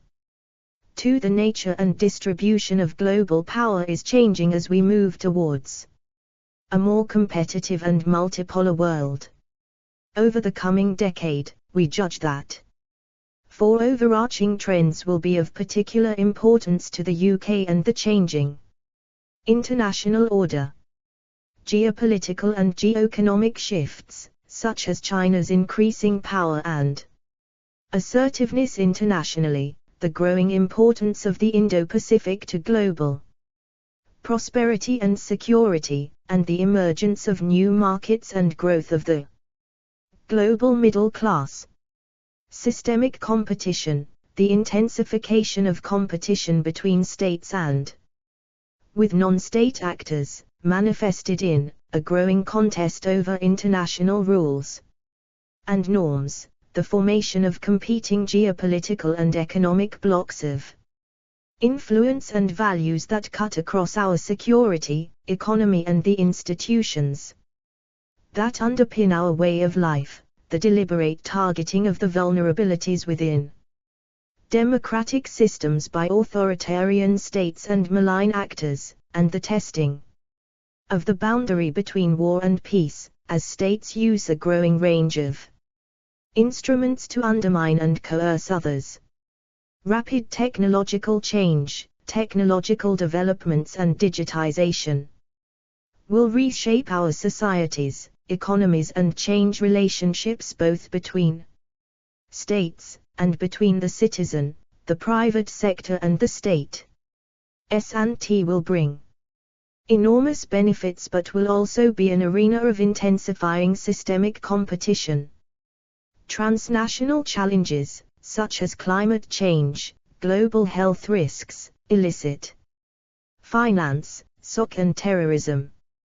These threaten our shared security and prosperity, requiring collective action and multilateral cooperation to address them. Of these transnational challenges, climate change and biodiversity loss present the most severe tests to global resilience and will require particularly urgent action. These trends will overlap and interact, and the long-term effects of COVID-19 will influence their trajectory in ways that are currently difficult to predict. 3. The national security and international environment to 2030-25. 3. The realistic optimum scenario is an international order in which these trends can be managed effectively, with nations coming together to revive multilateral cooperation, strengthen global governance and harness the opportunities ahead for growth and prosperity. We must also prepare for the possibility that the post-COVID international order will be increasingly contested and fragmented, reducing global cooperation and making it harder to protect our interests and values. The strategic framework that follows this chapter is designed to help us navigate the challenges ahead, laying out how we will work with others, maximizing opportunities and minimizing risks to the UK and our citizens. Geopolitical and geoeconomic shifts. Rapid technological change. Transnational challenges. Systemic competition. 26. Integrated review. Geopolitical and geoeconomic shifts, moving towards a multipolar world. There will be significant areas of geopolitical and geoeconomic continuity in the 2020s. The US will remain an economic, military and diplomatic superpower, and the UK's most important strategic ally. The Euro-Atlantic region will remain critical to the UK's security and prosperity.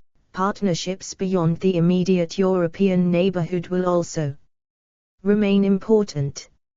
Russia will remain the most acute direct threat to the UK, and the US will continue to ask more from its allies in Europe in sharing the burden of collective security.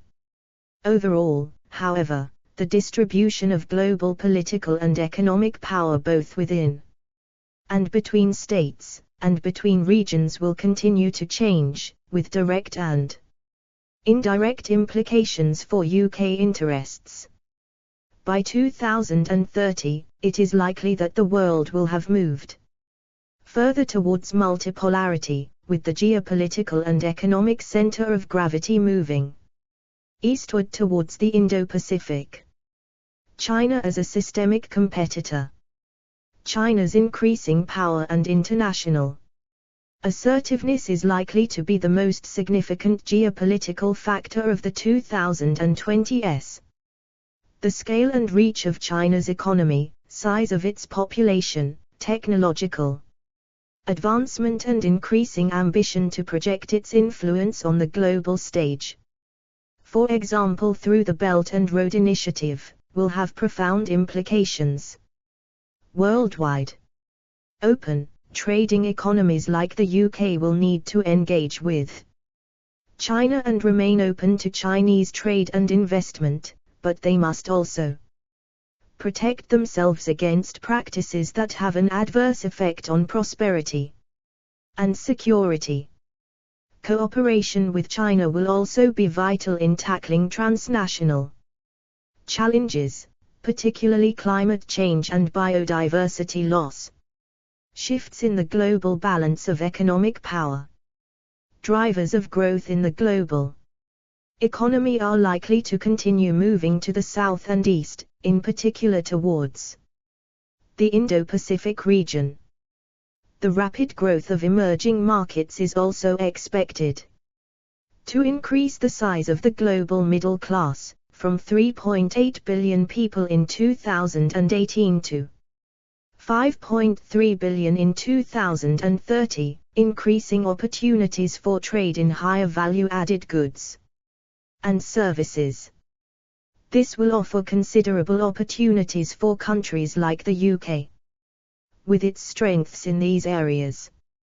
Global growth and economic stability. Before COVID-19, the world was already facing a decade of weak growth. COVID-19 has caused a deep global recession, and the economic impact of the pandemic is likely to dominate the first half of the decade, with the shape of the recovery uncertain. Further economic shocks are possible, for example caused by the uneven impact of new technologies across and within states. The expected shift away from fossil fuels is likely to present economic challenges, particularly for oil-producing countries. Challenges to an open global economy. Globalization began to stall after the 2008-09 financial crisis. COVID-19 will likely accelerate the trend towards more regional and national approaches, although trade flows recovered relatively quickly following the initial shock. The momentum for trade liberalization may continue to slow and cases of protectionism increase, driven by political and economic conditions within states and the increasingly aggressive use of economic and trade policy as a lever in competition between states. 27.3. The National Security and International Environment to 2030. Decreasing global poverty. Global poverty has reduced markedly in recent decades, and is projected to fall to under 5% by 2050. After the immediate shock of COVID-19, the momentum towards poverty reduction is likely to resume, with absolute poverty estimated to be almost eliminated in Asia and Latin America in the 2030s. Under current trends, however, Africa will increasingly be left behind. By 2045, it is likely that around 85% of the poorest billion people will live in Africa. Improvements in global education. Over the coming decades, technology is likely to significantly improve access to and the quality of education globally. By 2050, almost anyone is likely to have easy access to online education. With technology becoming increasingly portable, accessible and high-speed, this is likely to help sustain improvements in global literacy rates. In 2000, 81% of the world's population was able to read. By 2016 this had increased to 86% and by 2050 it is likely to be around 95%. Changing demographics. The global population is expected to reach 8.6 billion by 2030. Population growth will be greatest in sub-Saharan Africa, interacting with other trends, including climate change, poverty and conflict and instability. Globally, demographic imbalances will become more pronounced, with aging populations in more parts of the world. Geopolitical importance of middle powers.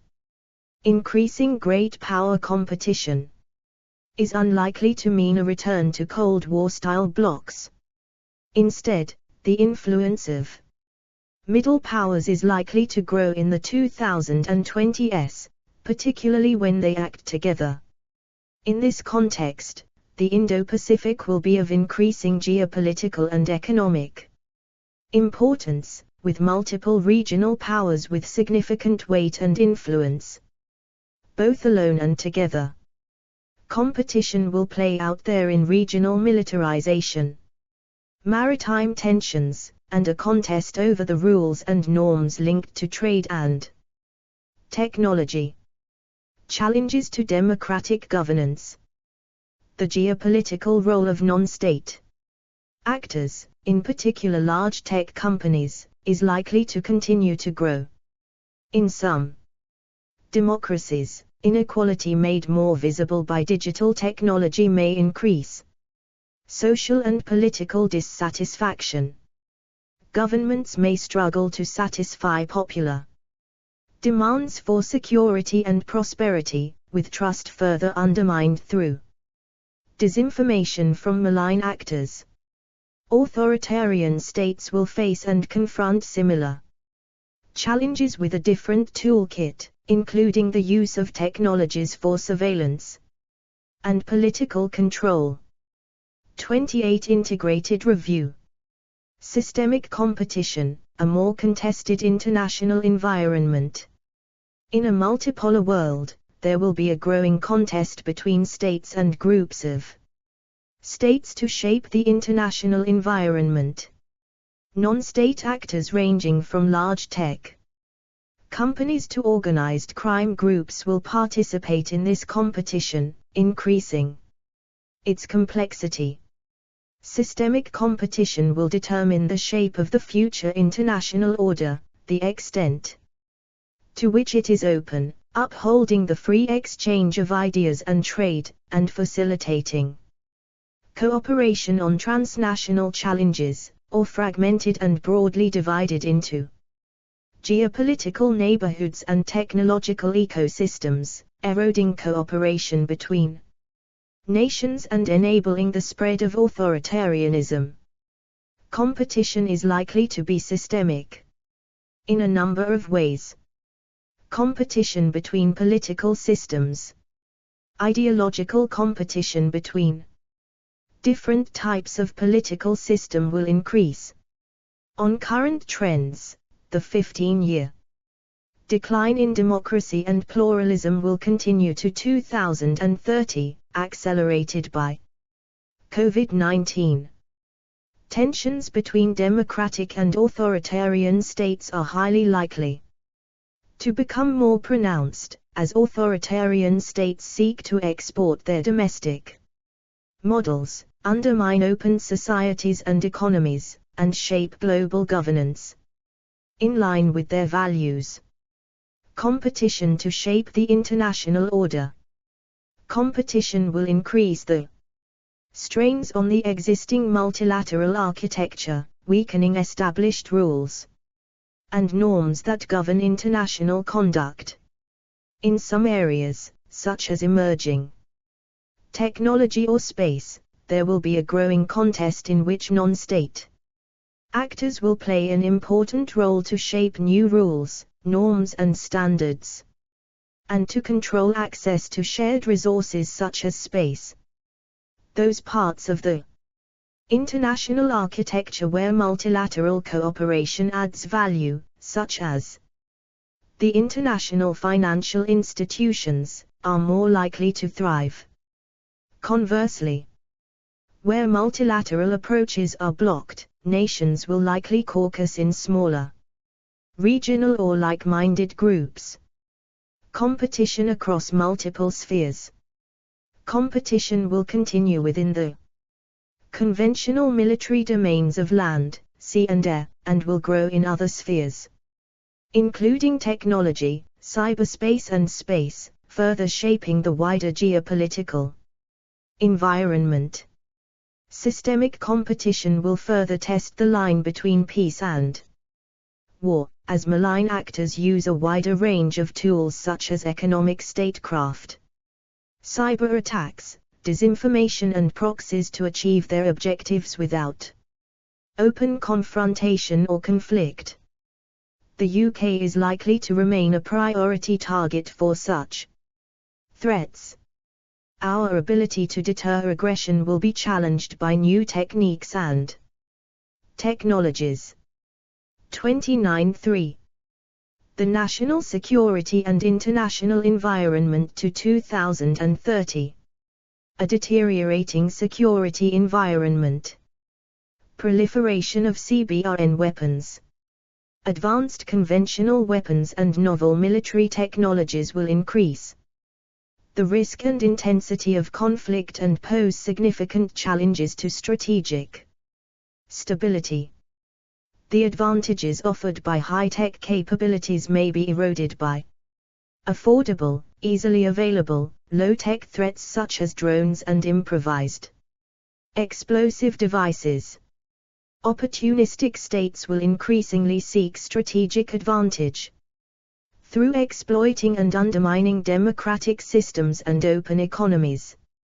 Russia will be more active around the wider European neighborhood, and Iran and North Korea will continue to destabilize their regions. The significant impact of China's military modernization and growing international assertiveness within the Indo-Pacific region and beyond will pose an increasing risk to UK interests. Growing conflict and instability. The last decade saw an increase in violent conflict globally.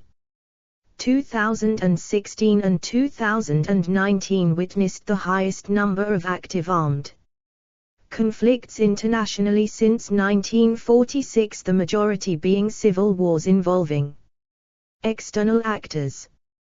To 2030, conflict and instability will remain prevalent and may increase unless concerted action is taken to address underlying political, social, economic and environmental drivers, especially in fragile states.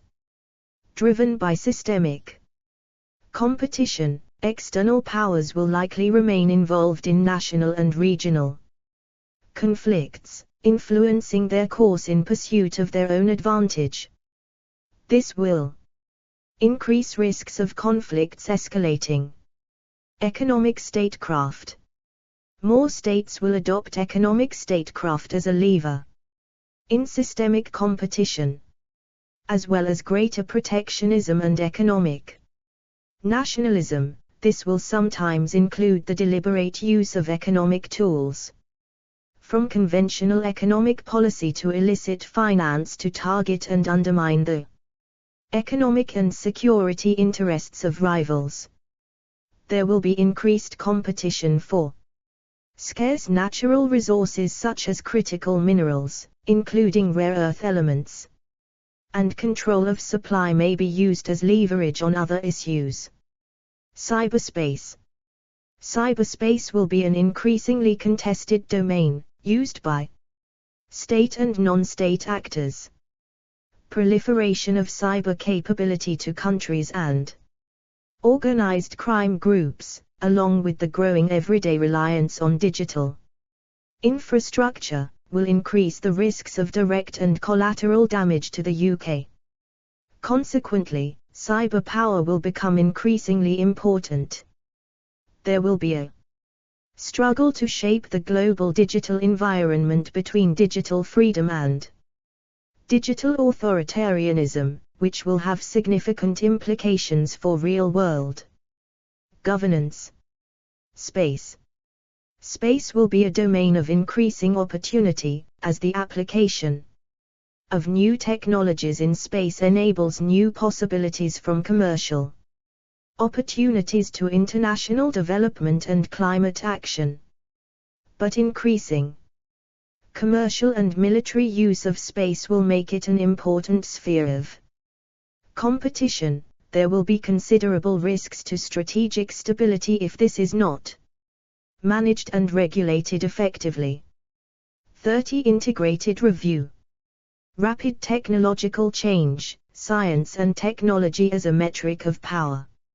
S&T will be of central importance to the strategic context, critical to the functioning of economies and societies, reshaping political systems and a source of both cooperation and competition between states. This will unfold in a number of ways. A rapidly changing landscape. The S&T landscape has changed significantly since 2015, and the pace of change will accelerate further to 2030. Novel technologies and applications are being developed and adopted faster than ever before.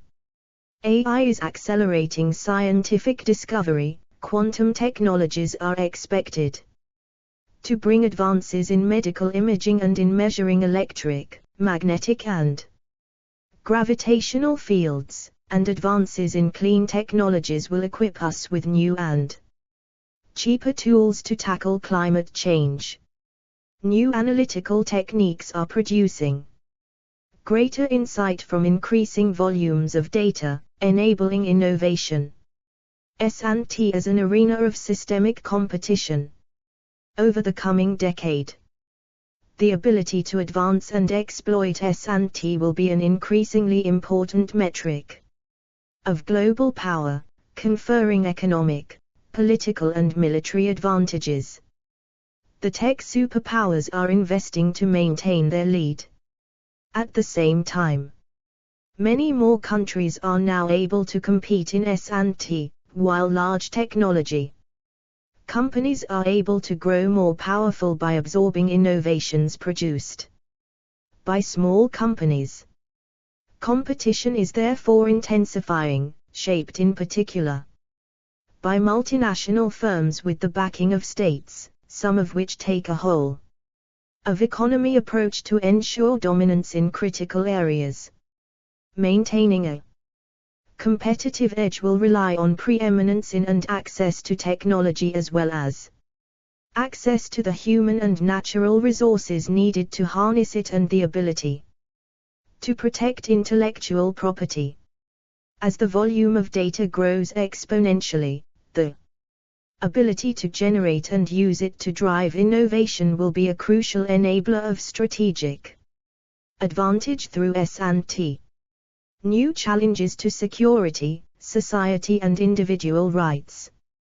Technology will create new vulnerabilities to hostile activity and attack in domains such as cyberspace and space, notably including the spread of disinformation online. It will undermine social cohesion, community and national identity as individuals spend more time in a virtual world and as automation reshapes the labor market. While the exploitation of personal data will support the growth of innovation, It will also pose challenges to individual privacy and liberty, including through the increased availability of surveillance technologies, technology and data standards. Technological advances have always driven global rulemaking. But in the years ahead, the enormous pace of change is likely to result in a growing gap between what technological advances make possible and the limits of existing global governance. This will make frontier spaces and the technologies, infrastructure and data underpinning their use subject to intense competition over the development of rules, norms and standards. 31.3. The National Security and International Environment to 2030. Transnational challenges, tests of resilience and international cooperation. COVID-19 will not be the only global crisis of the 2020s.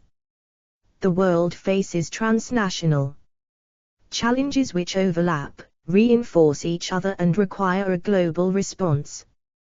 This will include, for example, climate change and biodiversity loss driving poverty, instability, and migration, states continuing to use organized crime groups as proxies in systemic competition, and technology both facilitating and helping to detect terrorism, SOC and illicit finance. Climate change. Global carbon dioxide emissions from fossil fuels and industry increased from 5 billion tons to more than 36 billion between 1950 and 2019. Significant action to decarbonize the global economy is needed by 2030 to prevent climate change from accelerating rapidly and possibly irreversibly. Under current policies, the world is heading for around 3.5 degrees of warming by the end of the century, with real risks of even higher warming. Economic recovery from COVID-19 offers a chance to accelerate the transition to net zero. At the same time, the impact of existing climate change will cause increasing damage, more frequent and intense events such as extreme heat, storms and rain, leading to increased flooding, landslides and other impacts such as wildfires. This can amplify displacement and migration, increasing food and water insecurity and damage ecosystems.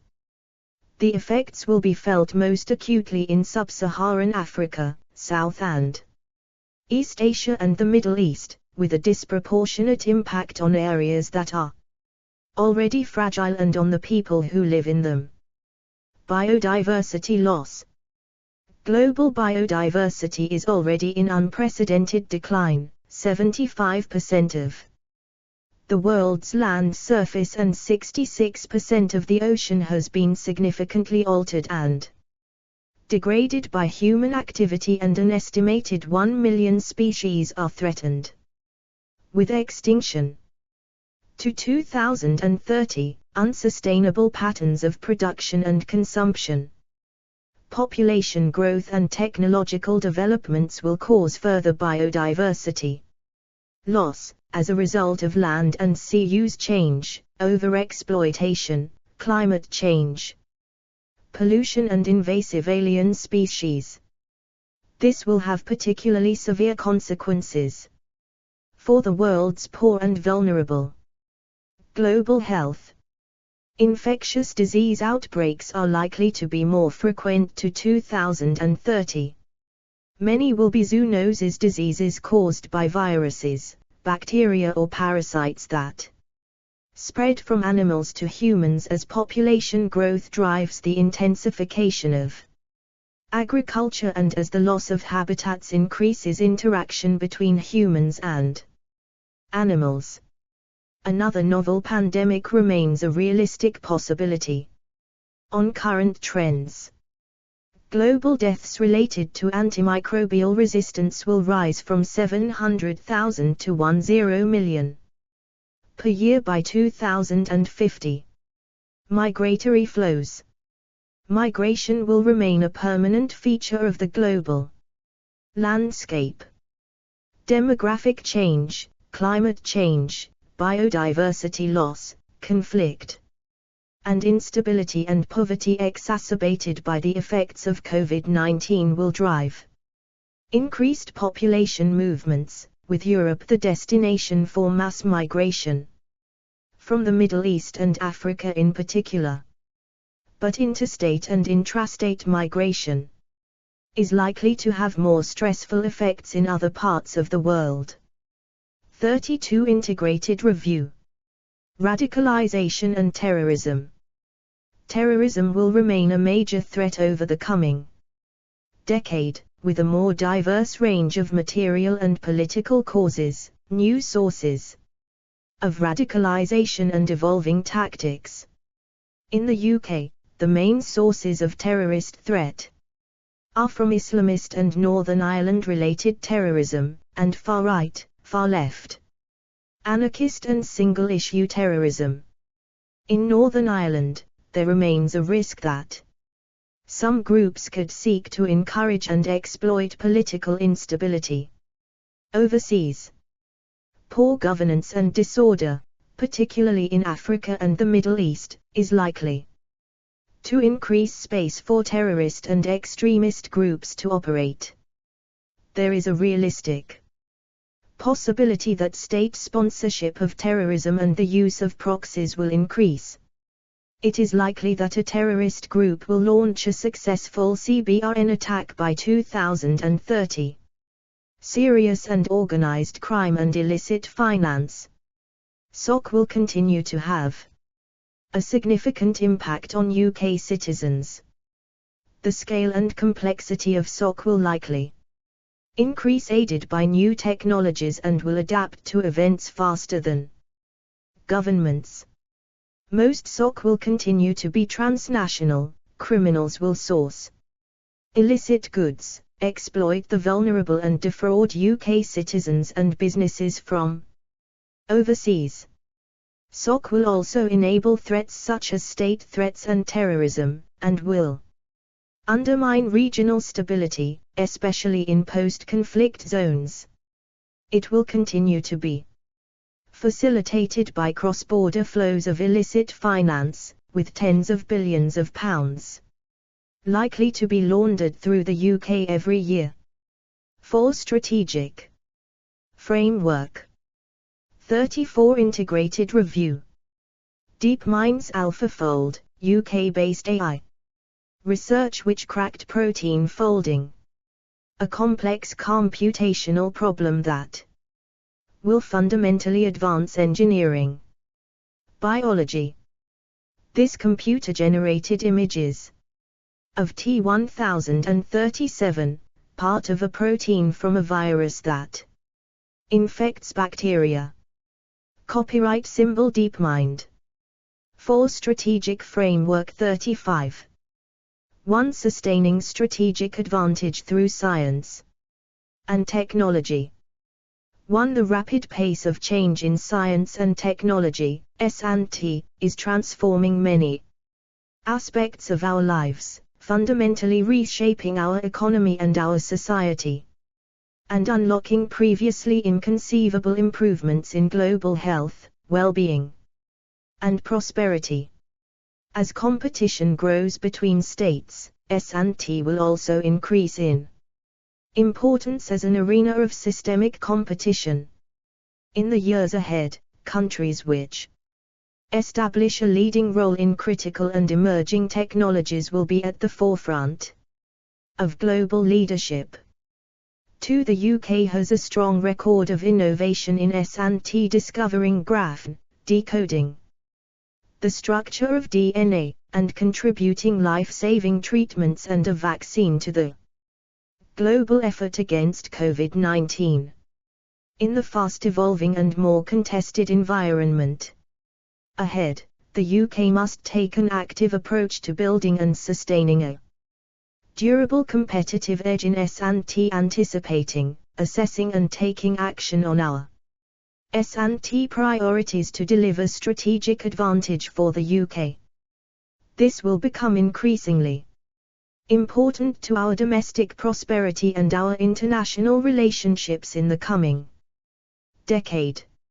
It is also an essential foundation for all the objectives in this strategic framework, ensuring that the UK has the tools and influence to shape a future international order based on democratic values, bolster our security and maintain military advantage, and contribute to building a more resilient world.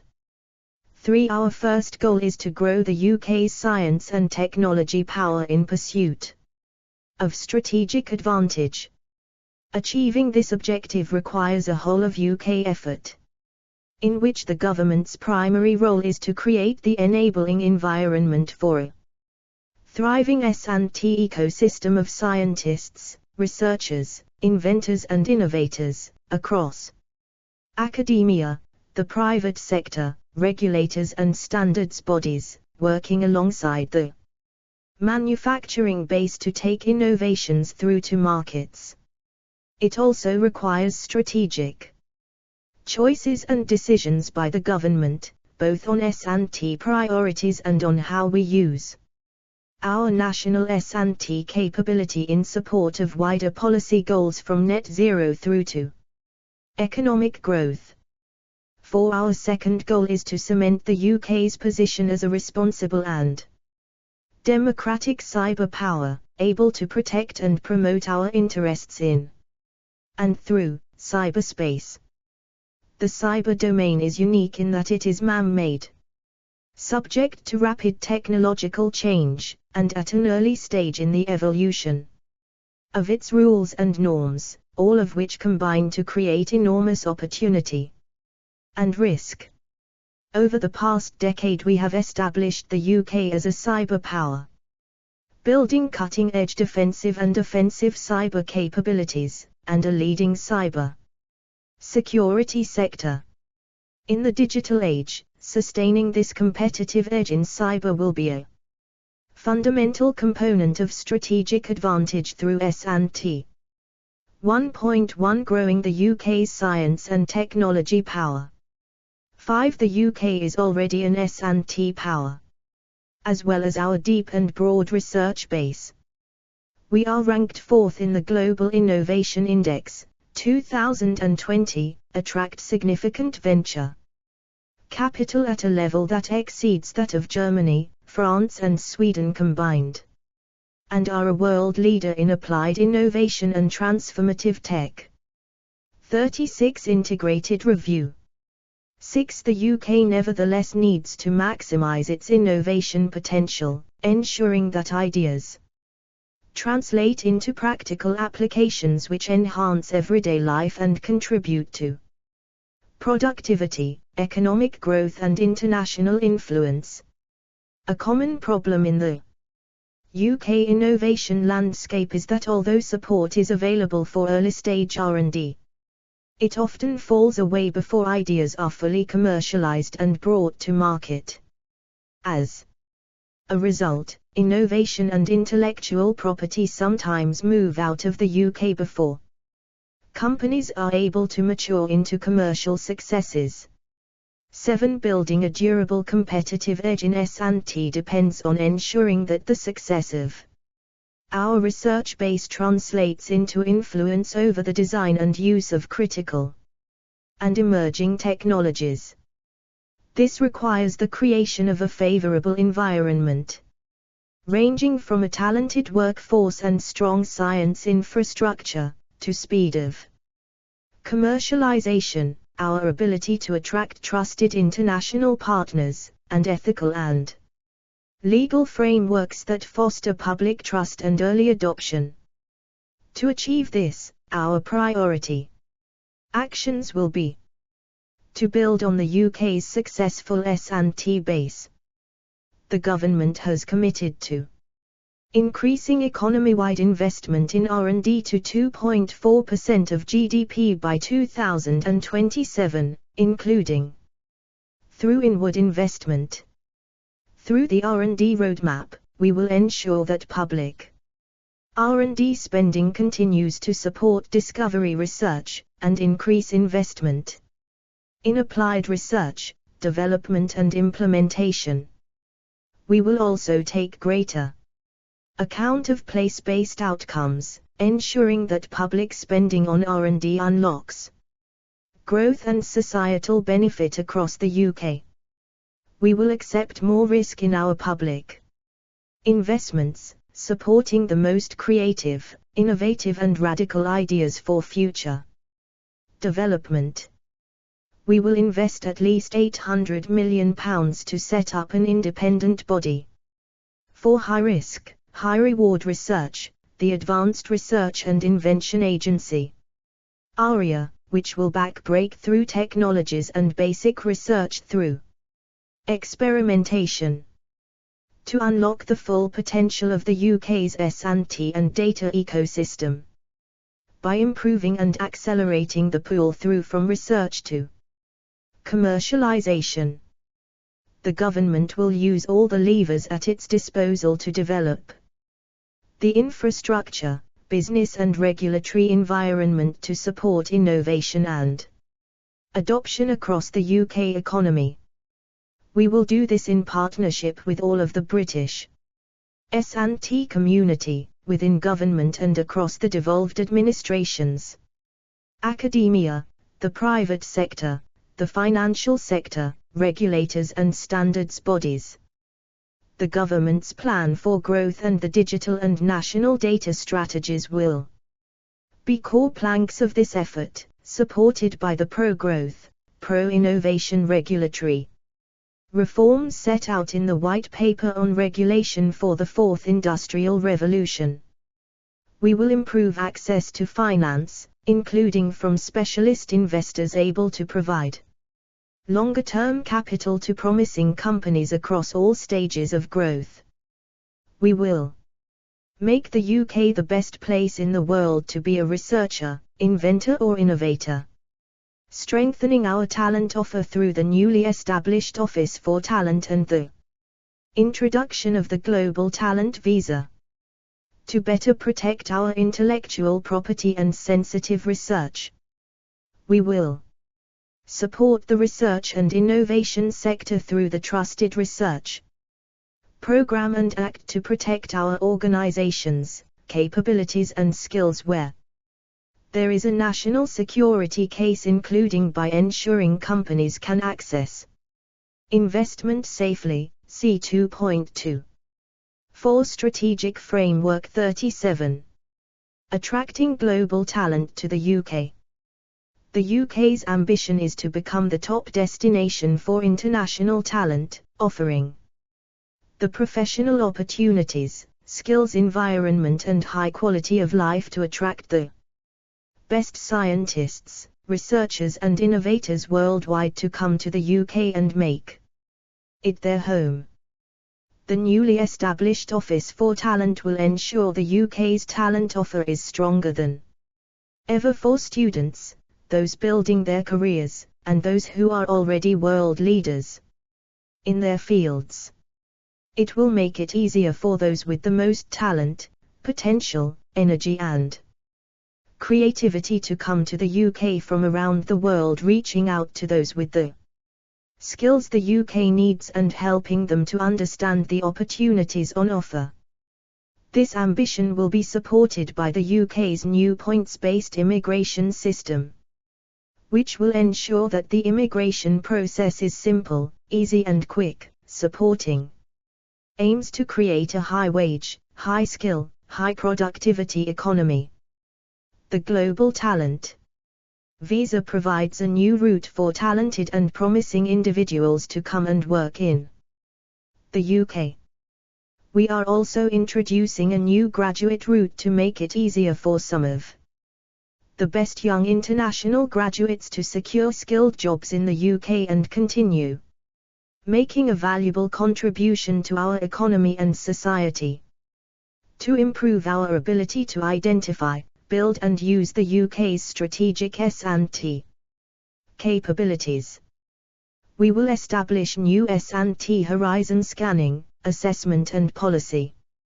Capabilities within government, to anticipate and assess priorities as we pursue strategic advantage. We will also adopt a known collaborate access framework, CS&T Power Textbox, to guide strategic decisions on building and using capability in priority areas of S&T. First, where the potential for social and economic benefit is greatest, or progress helps tackle the most pressing global challenges. And second, where the UK is capable of establishing a leading position, or future dependence on non-allied sources of supply carries unacceptable risks to our national interests. To build a strong and varied network of international S&T partnerships, as an essential component of the own collaborate access framework and to shape the responsible use of technology. We will develop a new framework for international science partnerships, putting S&T at the heart of our alliances and partnerships worldwide. Our new technology envoy to the US will strengthen the UK's relationships in Silicon Valley. The UK-EU deal will support continued collaboration between researchers and scientists, through Horizon Europe, the Euratom Research and Training Programme and Copernicus. We will maintain the UK's leadership in multilateral research and innovation organisations and networks, such as Eureka. And we will continue to use ODA to support R&D partnerships with developing countries, sharing research expertise in support of the SDGs. 38 Integrated Review. To adopt business science approaches, using commercial ways of working within government. This will support the own collaborate access framework, ensuring that the UK is able to access a wide range of technology without buying it outright or inventing it here, improving models for partnerships, pooling resources within government, across the public and private sectors, and with other countries, and using acquisitions and options-based deals alongside cooperation and collaboration. 8. The government will also develop its partnership with academia and industry in supporting the technological innovation integral to the UK's national security, for which it has a fundamental responsibility. The government funds roughly 85% of military R&D, delivering both essential capabilities and strengthening the wider S&T ecosystem. 9. Through the Ministry of Defence, MOD, Science and Technology Strategy 2020. We will prioritise high-risk research to support the modernisation of our armed forces. Over the next 4 years, we will invest at least £6.6 billion of defence funding in advanced and next-generation R&D to deliver an enduring military edge in areas including space, directed energy weapons, and advanced high-speed missiles. A network of MOD innovation hubs within UK technology clusters and investment in defence and security accelerator challenges will improve the pull-through of this R&D investment into cutting-edge equipment. The defence and security industrial strategy will support this, creating a more certain environment for industry that enables investment to support innovation and convert it into deployable national security capabilities and future commercial opportunities. 10. We will also explore more agile and affordable routes to innovation that strengthen our wider national security.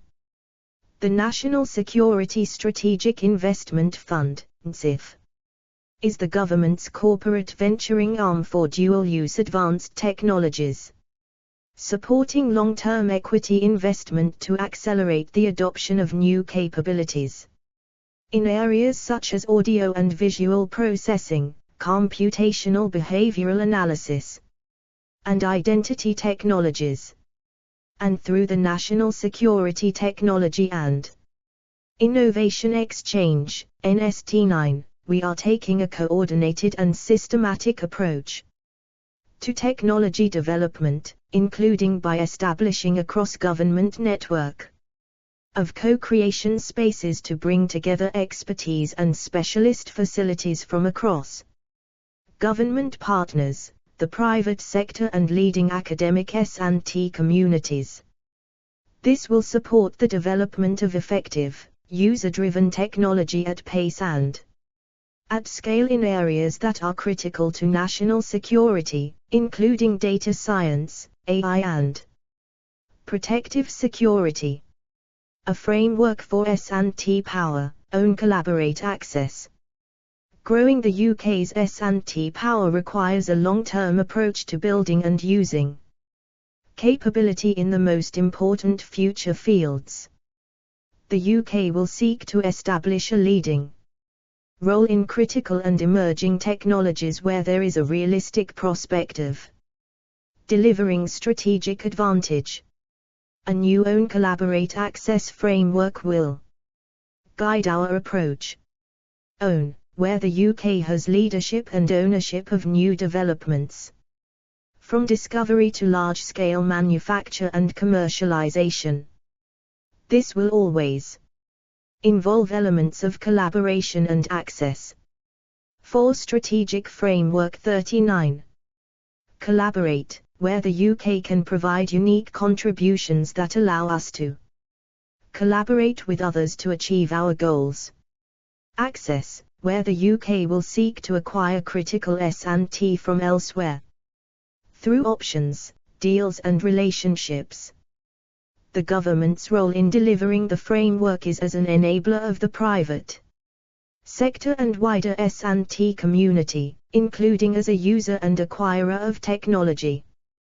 The government's action may include, for own better funding, regulation and incentives for academia and businesses, from research to commercialization, for collaborate identifying strategic partners and creating the market and regulatory conditions for international collaboration, and for access schemes for investment in S&T companies. Case study, quantum computing as an example of quantum technologies. Quantum computing has the potential to unlock a step change in computing power, with wide-ranging applications across key sectors including pharma, health, logistics, information technology, energy, chemicals and finance. The UK is well placed to emerge as a global leader in the quantum revolution. Our world-class researchers and facilities have enabled the UK to achieve a deep understanding of quantum science. And we have a diverse and growing ecosystem of companies able to compete in this emerging global market. New quantum systems will require the development of much smaller and more robust components such as specialist lasers, high vacuum equipment, electronic control systems and photon detectors, all areas where the UK has significant industrial capability. Through the National Quantum Computing Centre and the wider National Quantum Technologies Programme, the government will support the establishment of a sustainable quantum computing sector in the UK. Through grant funding, contracts for prototypes, discovery and training programs, action to stimulate the right business environment, and supporting links to the growing international community. Case study, Engineering Biology. Engineering biology is the application of engineering principles to the design and redesign of biological systems, harnessing advances in areas such as genomics and gene editing, processing power and machine learning. It has the potential to deliver significant advances across a range of areas including defense and security, the environment and the economy. The UK is in a strong position in this rapidly developing sector, but needs to accelerate commercialization, which the government will support through mechanisms to help research and develop, engineer and manufacture at scale in the UK under the National Engineering Biology Programme. Case study: AI. The UK has established an early lead in AI thanks to our home-grown research, a healthy startup scene and a history of innovation in computing. We drive AI policy through the Office for AI, alongside the UK AI Council, and through a nearly £1 billion partnership between government, industry and academia. This is strengthening the UK's position as a global leader in developing AI technologies by improving the supply of AI talent and boosting high-level skills, including through Turing AI fellowships, increasing investment in AI research and innovation, supporting the effective and ethical adoption of AI and data technologies, and identifying international 40 integrated review opportunities to collaborate on AI R&D, ethics and regulation. Our investments are growing across defense and security sectors, rapidly advancing AI capabilities in autonomy, cybersecurity, logistics and intelligence. We are reviewing our AI needs for the next decade, to ensure that the UK stays ahead of growing international competition. 1.2 Responsible, democratic cyber power. 11 Cyber power is the ability to protect and promote national interests in and through cyberspace, to realize the benefits that cyberspace offers to our citizens and economy, to work with partners towards a cyberspace that reflects our values, and to use cyber capabilities to influence events in the real world. Like wider S&T power, cyber power depends on the government pursuing a whole-of-nation effort, bringing together industry and academia in partnership. It also involves engaging citizens who have a central role to play in our national cyber security. 12 In the digital age, the UK's cyber power will be an ever more important lever for delivering our national goals. Cyber power protects our national security and the resilience of our CNI. It supports economic growth, enabling businesses and individuals to transition confidently to the digital world, boosting productivity and driving the innovation that will create new skilled jobs. It also creates new ways to pursue and protect our interests, enabling us to detect, deter and disrupt our adversaries in cyberspace and on the ground, and to influence the global environment to ensure a safe and beneficial digital future for all. 13 Since 2011, the government has pursued an ambitious national strategy and sustained program of investment that have established the UK as a global leader in cyber, emulated by others. We have developed cutting-edge cyber capabilities, including through the establishment of the National Cyber Security Centre, NCSC, and the National Cyber Force, NCF, as well as building the capabilities needed for national security. This investment has also supported the development of a wider cyber ecosystem, including a thriving cyber security sector, with over 1,200 companies and 43,000 skilled jobs across the UK. 14 We will need to keep adapting, innovating and investing to maintain and extend the UK's competitive edge as a responsible, democratic cyber power. Technology is changing, as is the way individuals and organizations make use of it. Our allies and adversaries are also investing in their capabilities, with adversaries constantly finding ways to exploit it for their own ends. 15. Cybersecurity is the foundation for cyber power, and has been the primary focus of our strategy to date. However, to cement our competitive edge, we will now adopt a comprehensive cyber strategy, taking a whole-of-cyber approach that considers the full range of our capabilities and gives greater weight to building advantage in critical cyber technologies, as well as to international action to influence the future of cyberspace. To oversee this approach, we have formed a ministerial small group to cohere cyber decision-making across government. 4. Strategic Framework 41. 16. The government will publish the UK's new cyber strategy in 2021.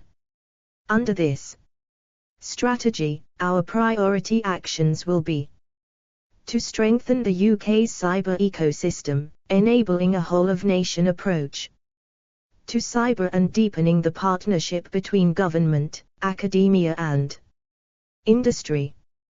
We will take a more coherent approach to skills, recruitment, R&D, exercising and innovation across defensive and offensive cyber, investing in an integrated education and training system to grow diverse talent, supporting a UK research base that can compete with allies and adversaries, as well as an industrial base that delivers innovative and effective cybersecurity products and services that help everyone stay safe in cyberspace, and developing regulations and policies that encourage a world-class cybersecurity ecosystem to build a resilient and prosperous digital UK, where citizens feel safe online and confident that their data is protected. We will enable the digital transformation of the UK economy, bolstering our cybersecurity and ensuring our people, businesses and organizations are empowered to adopt new technology, and are able to withstand and recover from cyber attacks. We will continue to invest in the NCSC, address critical vulnerabilities in the public sector and our CNI, including our data and digital infrastructure, and ensure the lessons from cyber attacks are acted upon to take the lead in the technologies vital to cyber power, such as microprocessors, secure systems design, quantum technologies and new forms of data transmission. We will support our growing industrial base, working within the Own Collaborate Access framework to build advantage in critical technologies, pursue economic opportunities and, where needed, mitigate the risks of dependence on non-allied sources of supply. We will put in place the cutting-edge policy, regulatory and legal frameworks to enable the adoption of emerging applications of digital technology, for example in smart cities. We will also work with others to ensure the rules and standards governing digital technologies are rooted in democratic values, to promote a free, open, peaceful and secure cyberspace, as described in 2.3, working with other governments and industry, and drawing on the UK's thought leadership in cybersecurity. We will also deepen and broaden our international partnerships to advance our shared security, prosperity and values through stronger cyber resilience and joint action to uphold international norms, holding adversaries to account for breaches, to detect, disrupt and deter our adversaries. We will build seamless systems to detect and act with industry on cyber threat information at scale and pace. We will also make much more integrated, creative and routine use of the UK's full spectrum of levers: our diplomatic, military, intelligence, economic, legal and strategic communications tools, and the new NCF, C-Text box, to impose costs on our adversaries, deny their ability to harm UK interests, and make the UK a more difficult operating environment. This will include tackling malicious activity in cyberspace and taking action online with real-world effect, for example in countering terrorist or organized crime groups, and to support military operations. We will also strengthen our criminal justice response to cyber attacks. 42 Integrated Review. Transforming the UK's cyber capabilities, the National Cyber Force. Established in 2020, the NCF conducts targeted, responsible offensive cyber operations to support the UK's national security priorities, bringing together defence and intelligence capabilities. The NCF draws together personnel from GCHQ and MOD, as well as the Secret Intelligence Service, SIS, and the Defence Science and Technology Laboratory, DSTL, under one unified command for the first time.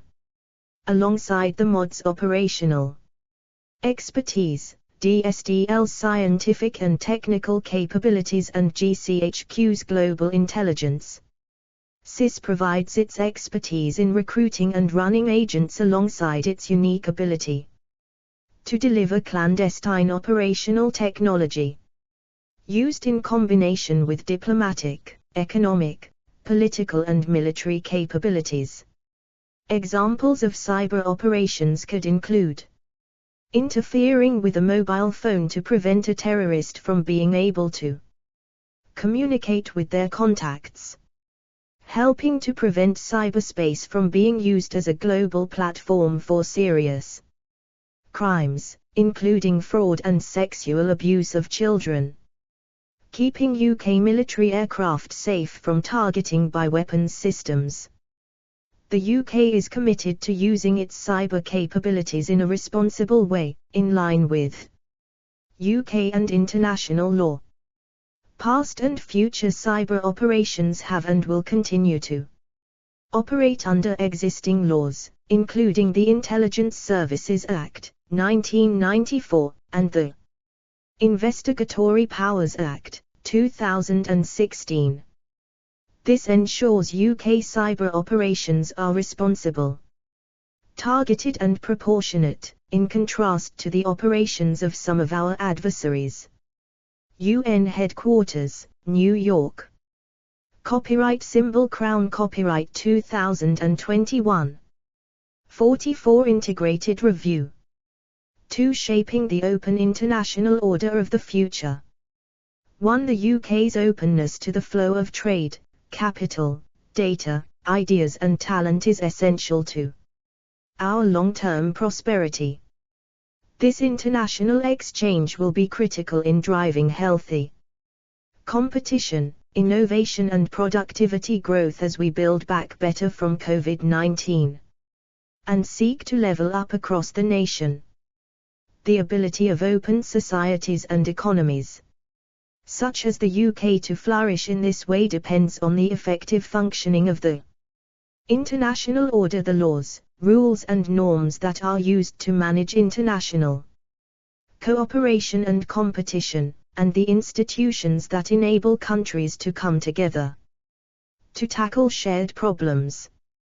2. In the more interconnected, multipolar and contested environment we will face in the coming decade, the UK must be more active in shaping the open international order of the future, using our convening power and working with others to ensure it is fit for the 21st century and more resilient to short-term shocks and long-term challenges.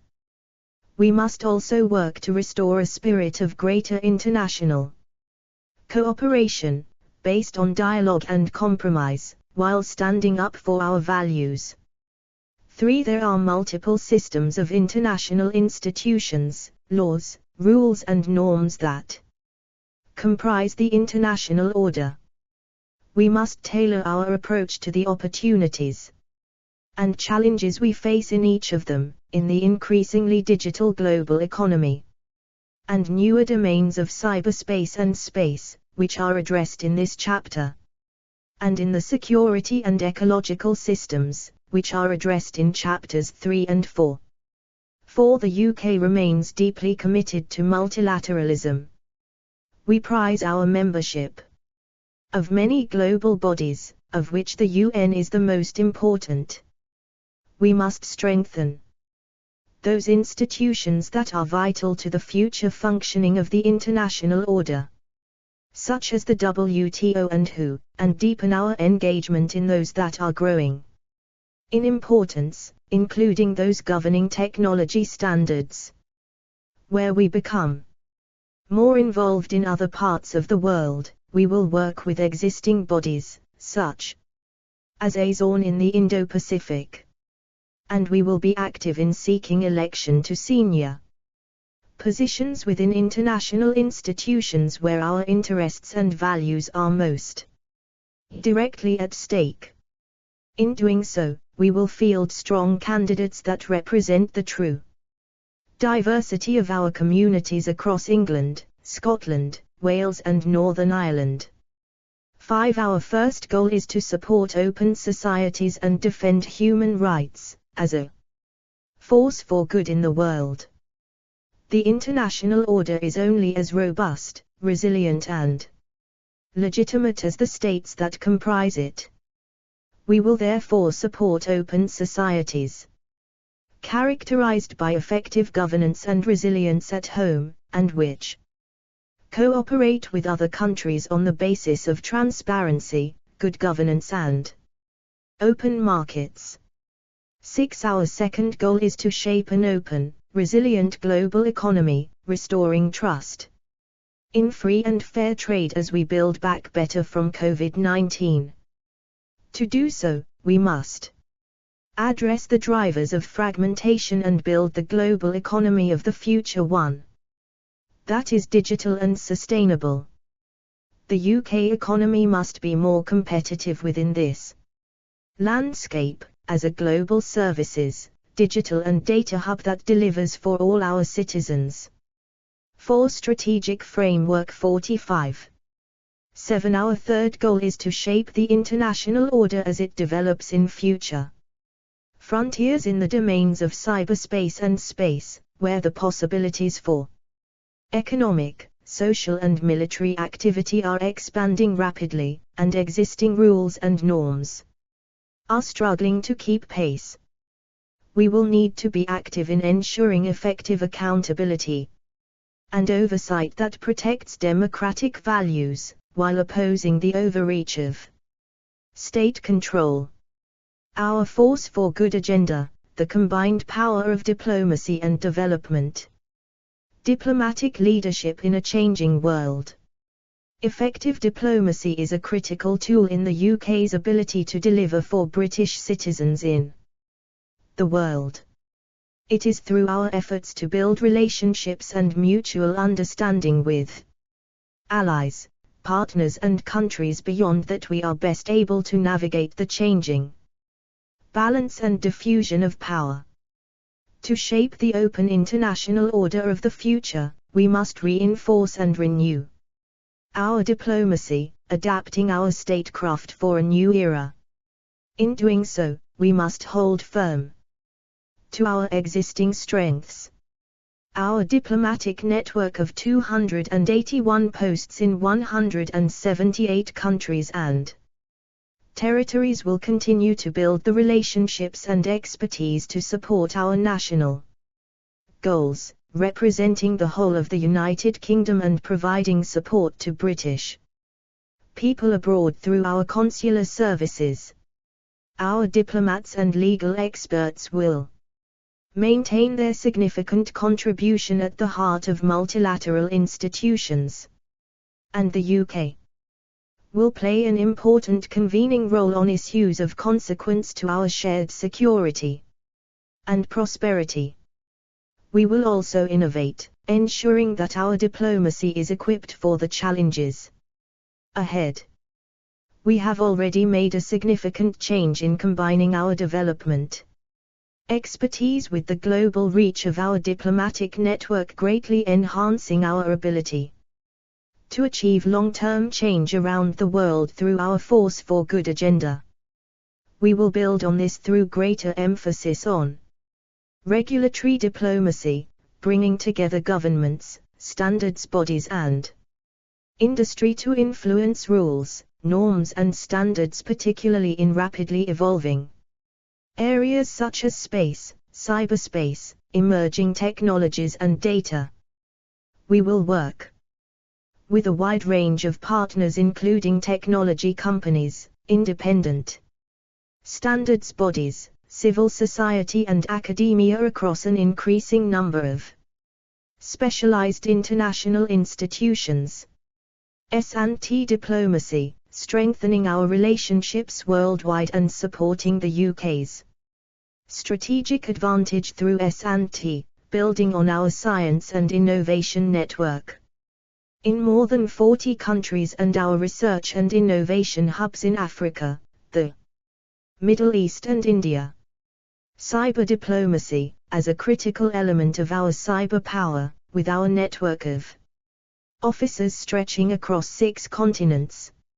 In addition to our cyber security capacity building programs, we have initiated cross-government dialogues with 20 countries. Through these, we will continue to grow the international coalition, working with us to strengthen the case for a free, open, peaceful and secure cyberspace, and to respond to and deter state-directed malicious cyber activity. 46 Integrated Review. National security diplomacy, reinforcing our deterrence by taking a more active approach to attribution of state threats and coordinating the use of sanctions to hold state and non-state actors to account for unacceptable behavior in addition to doing more to tackle state threats, terrorism and crime overseas before they reach the UK. This will be supported by the work of the security and intelligence agencies. Dispute resolution, as part of a more effective and focused approach to addressing conflict and instability through prevention. Legal diplomacy, supporting open societies through capacity building and justice reform, and promoting UK legal services, ensuring that the principles and values on which our domestic system is built remain the global standard. Data-driven development and diplomacy, using insight and analysis from around the world to target our diplomatic interventions overseas more effectively and to inform the full breadth of domestic policy. UK ODA, increasing our impact as a force for good. The UK is one of the world's leading development actors, committed to the global fight against poverty, to achieving the SDGs by 2030 and to maintaining the highest standards of evidence and transparency for all our investments. As one of the world's largest providers of ODA well above Organization for Economic Cooperation and Development, OECD, averages, we will focus our aid work on those areas which are important to a globally focused UK and where we can have the greatest life-changing impact in the long term. We will maintain our commitment to Africa, with a particular focus on East Africa and on important partners such as Nigeria, while increasing development efforts in the Indo-Pacific. We will set out our approach in a new international development strategy, which will ensure close alignment of UK aid from 2022 onwards with the objectives in this strategic framework. This strategy will build on our strategic priorities for ODA in 2021-22, climate and biodiversity, global health security, open societies and conflict resolution, girls' education, humanitarian preparedness and response, especially food security and famine prevention, S&T, and trade and economic development. It will also consider the competitiveness of our trade and development offer to developing countries. We will ensure that all UK ODA is aligned to the Paris Agreement, reflecting our commitment to tackling climate change and its effects as a driver of future instability and poverty. We will maintain a liberal approach to economic development, creating greater opportunities for all and modeled on open societies. We will more effectively combine our diplomacy and aid with trade, working with our partners to adapt our offer. As governments become able to finance their own development priorities, we will gradually move towards providing UK expertise in place of grants and using a variety of financing models to tackle regional challenges in our mutual interests. For Strategic Framework 47, the UK will continue to champion international humanitarian law and humanitarian access, and provide principled humanitarian assistance at moments of crisis. We will maintain our capacity to respond to unanticipated events, fund bilateral and multilateral programs in humanitarian hotspots, and lead a global campaign to protect 20 million people from catastrophic famine. To support this, we will seek to reform and strengthen the international humanitarian system, and promote the use of digital technology to provide faster and cheaper support to those affected by crises. 1 HMG Overseas. We will ensure our ambassadors and high commissioners are fully accountable for cross-government objectives, not just the work of the FCDO. We will also ensure that the FCDO is better represented across the UK, including by increasing our staff in East Kilbride by 50%. 2.1 A force for good, supporting open societies and defending human rights. 8 Open societies are crucial building blocks in a sustainable international order. Modeling inclusive, accountable and transparent governance. However, they and the individual liberties on which they are built are coming under growing pressure. In the physical world and online, there has been a general decline in global freedom since the mid-2000s, with autocracies becoming stronger and more prevalent worldwide. 9 Our efforts to reverse this decline in global freedom must start at home, with open societies working together to strengthen our domestic governance and resilience. Agree common agendas for future action, and tackle with speed and agility those challenges that undermine our citizens' security and prosperity. Doing so is crucial in tending to the long-term health of our own democracy, as well as in sustaining our soft power, our ability to attract and influence others. See text box later in this section. It is this imperative that is driving our G7 agenda, working with our fellow members, and through outreach to Australia, India and South Korea, to build back better from COVID-19. 10 The UK will also work with allies, like-minded partners and civil society worldwide to protect democratic values, as part of our Force for Good agenda. In many instances, this will involve working bilaterally with countries to strengthen their domestic governance and to build their resilience to threats and hazards. In doing so, we will focus our efforts primarily in the wider European neighborhood, East Africa, and the Indo-Pacific, tailoring our approach to meet local needs and combining our diplomacy, development, trade, security and other tools accordingly. Our priority actions will be to defend universal human rights, including by working with local civil society and human rights defenders, Alongside our traditional bilateral and multilateral efforts, including at the UN and the Council of Europe, we will use our independent sanctions regime to hold to account those involved in serious human rights violations and abuses. 48 Integrated Review. To promote gender equality, working with women's rights organizations to tackle the discrimination, violence and inequality that hold women back. We will use our aid spending and diplomacy to pursue the goal of getting 40 million more girls into school in low and middle income countries by 2025, starting with the Global Partnership for Education Summit in 2021.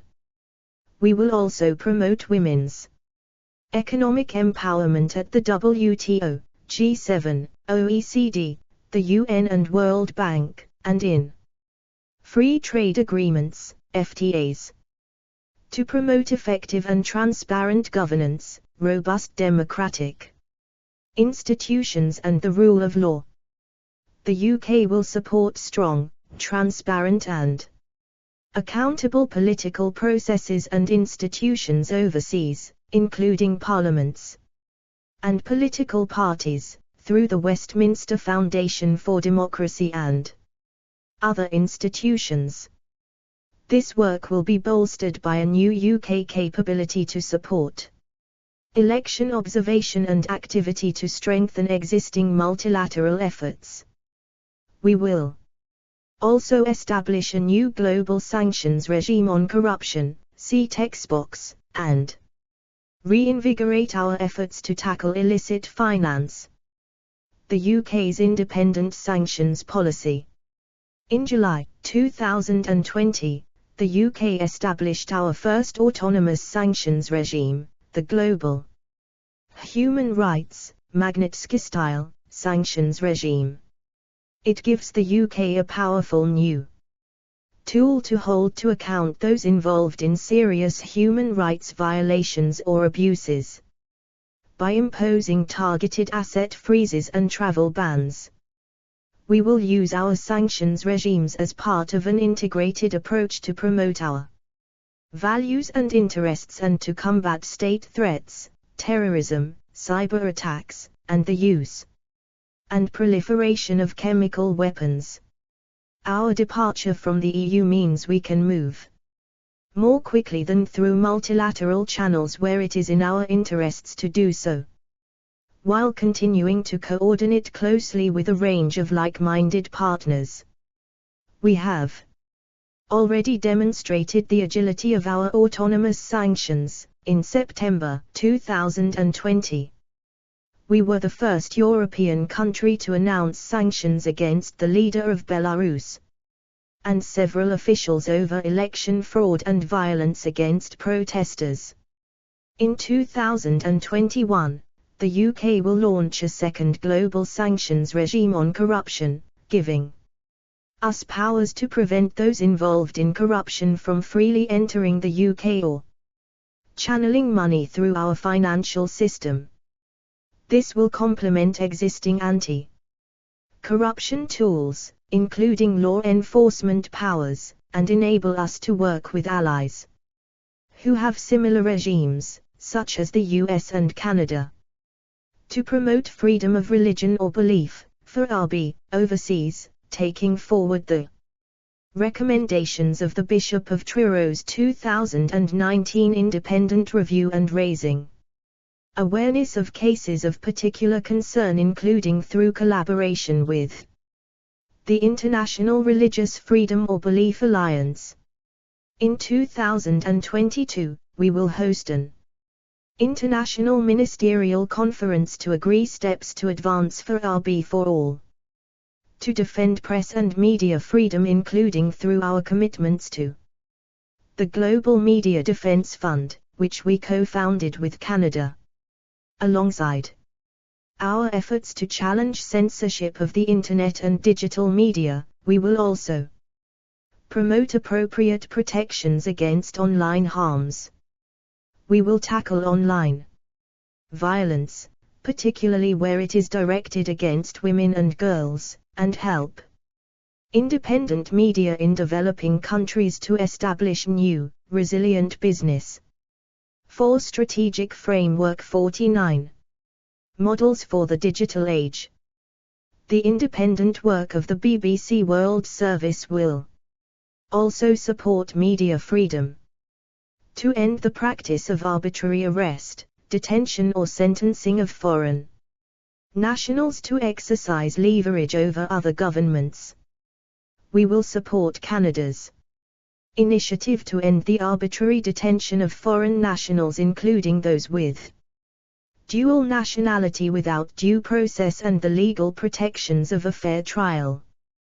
This practice violates human rights obligations, is contrary to international law, undermines international relations, and has a negative impact on foreign nationals traveling, working and living abroad. A soft power superpower. The UK's soft power is rooted in who we are as a country, our values and way of life, and the vibrancy and diversity of our union. It is central to our international identity as an open, trustworthy and innovative country. It helps to build positive perceptions of the UK, create strong people-to-people links and familiarity with our values through cultural exchange and tourism. It also enhances our ability to attract international business, research collaboration and students and, ultimately, to affect change in the world. To date, the UK has consistently ranked within the top 3 countries in indices that measure soft power. In 2020, the UK topped a British Council /Ipsos Mori poll as the most attractive country for young people across the G20. This strong performance is underpinned by our model of democratic governance, legal systems and common law heritage, the monarchy, our world-class education, science and research institutions and standards-setting bodies, creative and cultural industries, tourism sector, sports sector, large and diverse diaspora communities, and contribution to international development. The source of much of the UK's soft power lies beyond the ownership of government. An independence from state direction that is essential to its influence. The government can use its own assets, such as the diplomatic network, aid spending and the armed forces, to help create goodwill towards the UK, for example, through support to disaster relief or through our international work to protect cultural heritage in conflict settings. Otherwise, the government's main role is to create a conducive enabling environment in which independent organizations, assets and networks in every part of the UK can flourish, assist them in building mutually beneficial international relationships, and harness, where possible, their outputs for global goods using scientific research and technology to provide solutions to global challenges, for example. However, the soft power landscape is changing. Those who challenge the values of open and democratic societies increasingly do so through culture. Systemic competitors like Russia and China invest heavily in global cultural power projection and information operations. Our allies are also taking a more strategic approach. Cultural relations is one of the 3 pillars of German foreign policy and an important part of French foreign policy. Our perception of other countries and therefore their soft power is also increasingly shaped in the digital space, driven by individuals and non-state actors, including through disinformation. Such dynamics illustrate that the strength of the UK's soft power cannot be taken for granted. As a vital part of our foreign policy, it requires thoughtful investment that 50 Integrated review enables our domestic assets and international activity to thrive in the long term. We will therefore continue to support the UK's creative and cultural sectors, including through investing £150 million under our Creative Industries Sector Deal, increasing economy-wide investment in R&D to 2.4% of GDP by 2027, and providing funding of £1.7 billion a year to 45 arm's-length bodies that support UK cultural and sporting excellence. UK soft power strengths. Media and culture. The BBC is the most trusted broadcaster worldwide. The BBC World Service reaches 468 million people every week, in 42 languages. The UK has vibrant creative and cultural industries. 1 in 8 music albums sold around the world is by a UK artist. 1/4 of global box office receipts are driven by UK-made films. Exhibitions from our museums and galleries reach over 500 million people every year at home and abroad. Over 2021 and 2022, we will invest over £284 million in government-sponsored galleries and museums. In 2022, Festival UK * will showcase the UK's creativity and innovation to the world, bringing together science, technology, engineering, arts and mathematics in 10 large-scale public engagement acts. There are 32 UNESCO World Heritage Sites across the UK and our overseas territories, attracting visitors from around the world. Education. Nearly 500,000 overseas students chose to study in the UK in 2019, making the UK the second most popular destination. Over 1 in 4 countries around the world has a head of state or of government who was educated in the UK. The British Council reaches 100 million people in over 100 countries. 3 government scholarship schemes are available to the next generation of global leaders: the Commonwealth, Marshall, and Chevening scholarships. Sport. Since the London Olympics and Paralympics in 2012, the UK has secured over 100 major international sporting events. In 2021 we will co-host the UEFA Men's Euro competition, and in 2022 we will host the Women's Euro competition and the Commonwealth Games. The Premier League broadcasts to 188 countries worldwide and welcomes international talent from over 100 countries. The Wimbledon Championships reach audiences across the globe, with over 500,000 visitors each year. People-to-people links. Our people have links all over the world. 9.5 million people living in the UK were born outside the UK, and over 5 million UK citizens live overseas.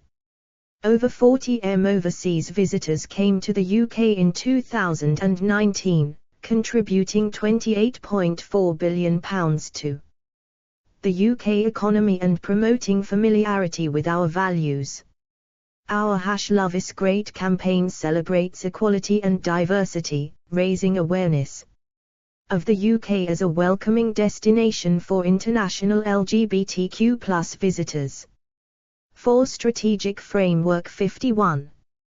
2.2 An open, resilient global economy. 11 Sustaining an open global economy and the benefits it offers is critical to our ambition to establish the UK as a global services, digital and data hub, laying the foundations for the long-term prosperity of our citizens. This will capitalize on UK-wide strengths in services and digital, underpinned by our capabilities as a global S&T power. It will also play well to many global economic trends, such as the growth in the global middle class and the centrality of data to global GDP. However, the open global economy is facing significant challenges that are putting considerable strain on the international institutions and rulebook that govern it, with COVID-19 a further complicating factor. 12. We have an opportunity now to build back better from COVID-19, by working with our allies and partners to pursue economic recovery and rebuild consensus in support of free trade and investment underpinned by renewed trust in the international economic system to deliver effective governance and provide stability.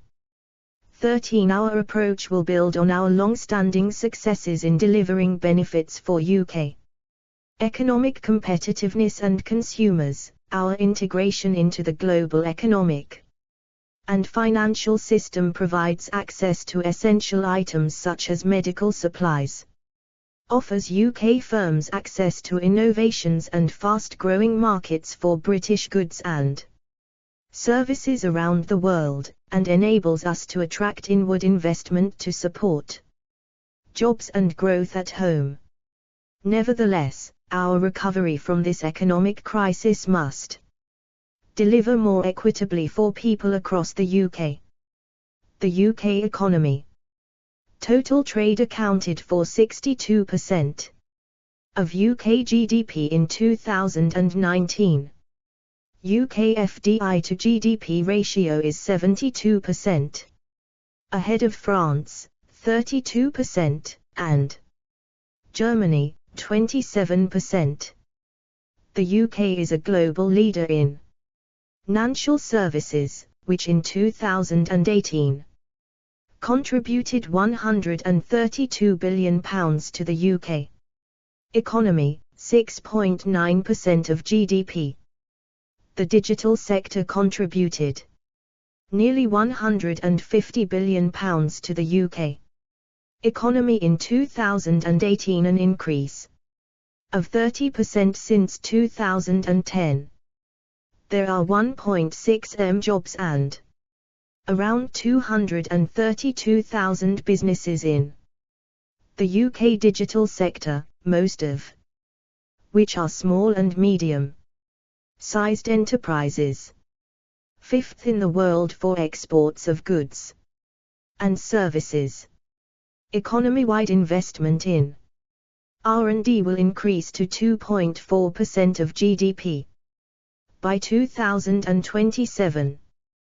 There are 1.1 million jobs in the financial services sector across the UK. 3.2% of all jobs, 65% of which are located outside of London.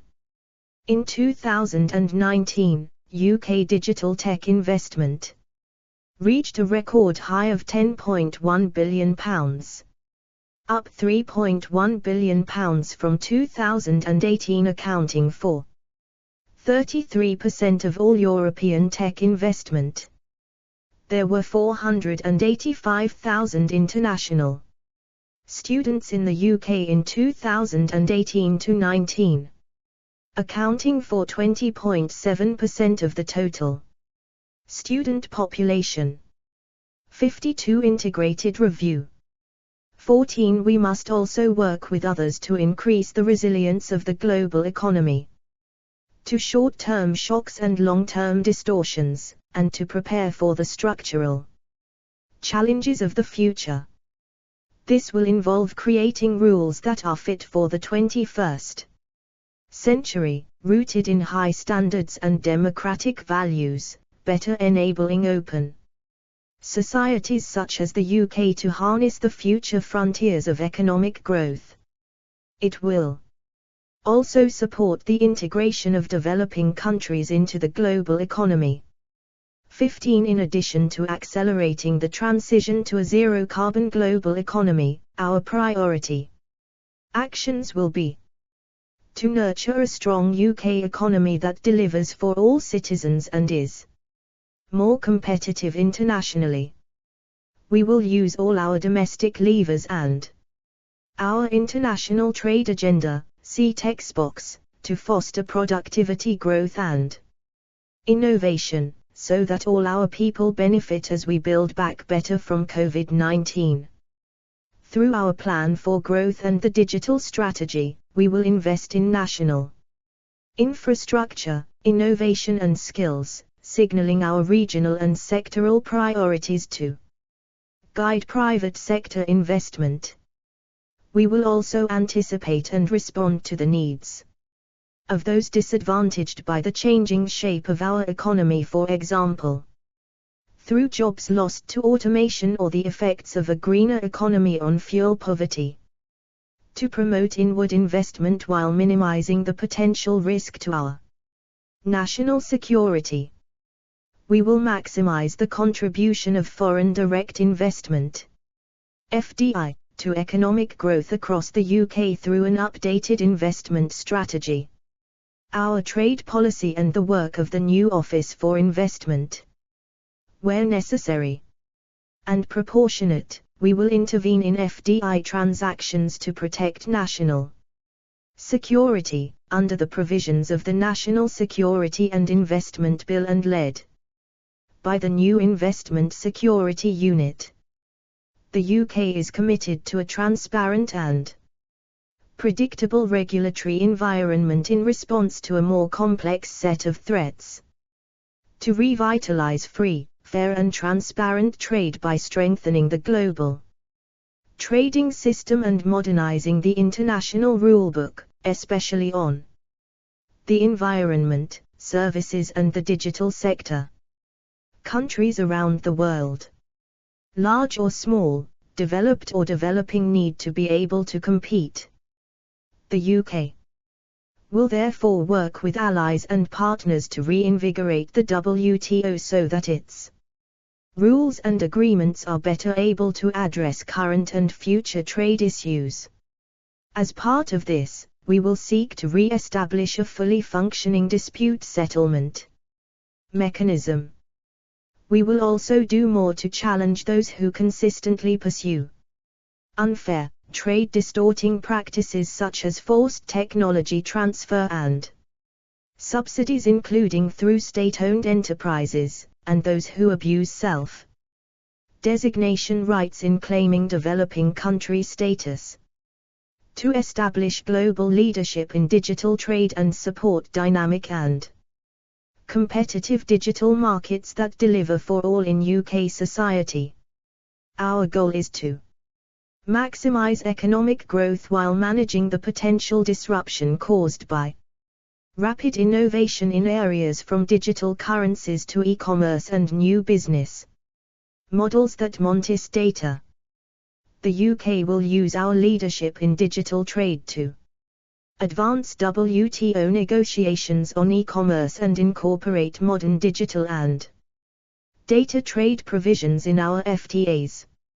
A new digital markets unit hosted by the Competition and Markets Authority and a new mandatory code of conduct for dominant digital firms will be at the center of our pro-competition regime for digital markets.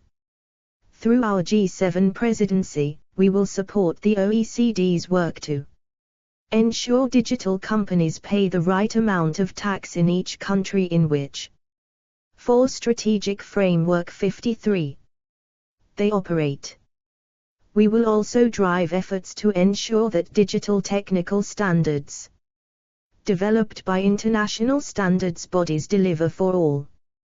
To promote green trade as part of the solution to climate change and biodiversity loss, the UK will remain at the center of WTO discussions on trade and the environment, exploring opportunities to liberalize environmental goods and services, mitigate carbon emissions, set standards and make progress towards a circular economy.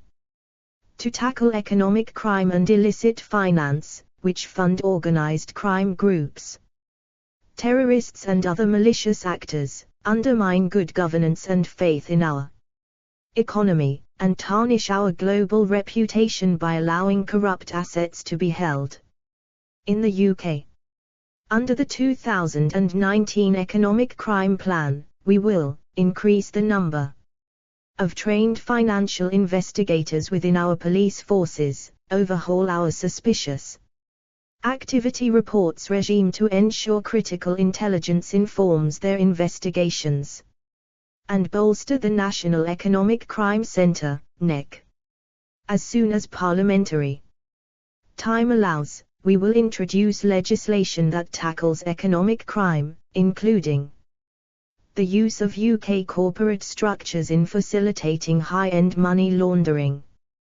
This legislation will incorporate reform of companies' house registration and limited partnerships, and introduce a register of overseas entities owning property in the UK. In addition to promoting action on corporate transparency and accelerating asset recovery through our G7 presidency, we will use our strong relationships with other major financial markets, such as the US, to maximize our collective impact. To diversify the UK's supply in critical goods, such as medical equipment and rare earth elements, through trade partnerships and international collaboration. Starting with our G7 presidency, we will use market-led strategies, such as targeted trade promotion and lowering barriers to trade, develop multilateral approaches to assess global supply chain vulnerabilities, for example through the OECD, promote global standards to support a greater circular economy in line with our clean growth ambitions, and establish agreements to keep trade in critical goods open in times of crisis. Within the UK, we will continue to explore opportunities around domestic extraction and processing of critical minerals, such as lithium, as well as their recovery, recycling and reuse to establish a viable circular economy.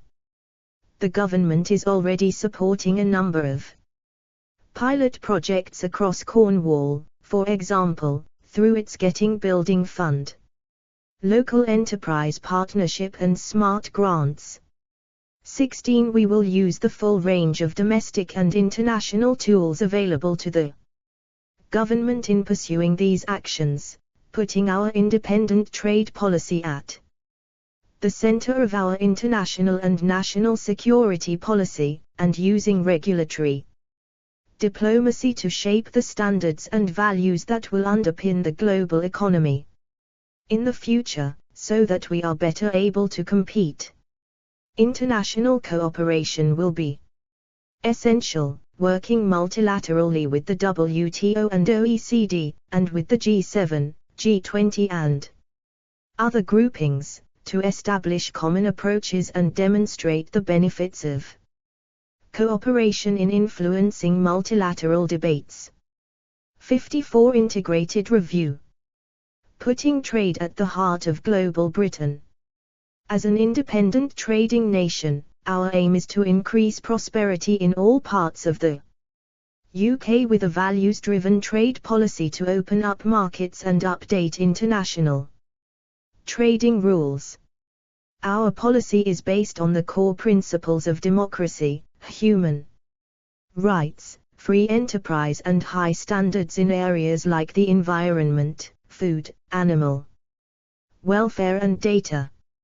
Our new UK global tariff is a simpler, lower tariff regime than the EU's common external tariff, which nevertheless retains tariffs on certain key sectors.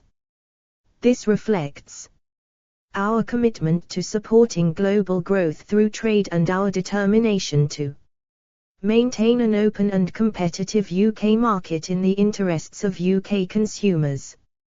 We will use the full range of trade tools now available to the government, in combination with our other instruments, in pursuit of our national goals. In particular, we will champion free and fair trade and reinvigorate the WTO, working with like-minded Partners to modernize the trading rulebook, support sustainable trade and ensure all countries are fairly treated. Negotiate bilateral and regional free trade agreements, reducing trade barriers.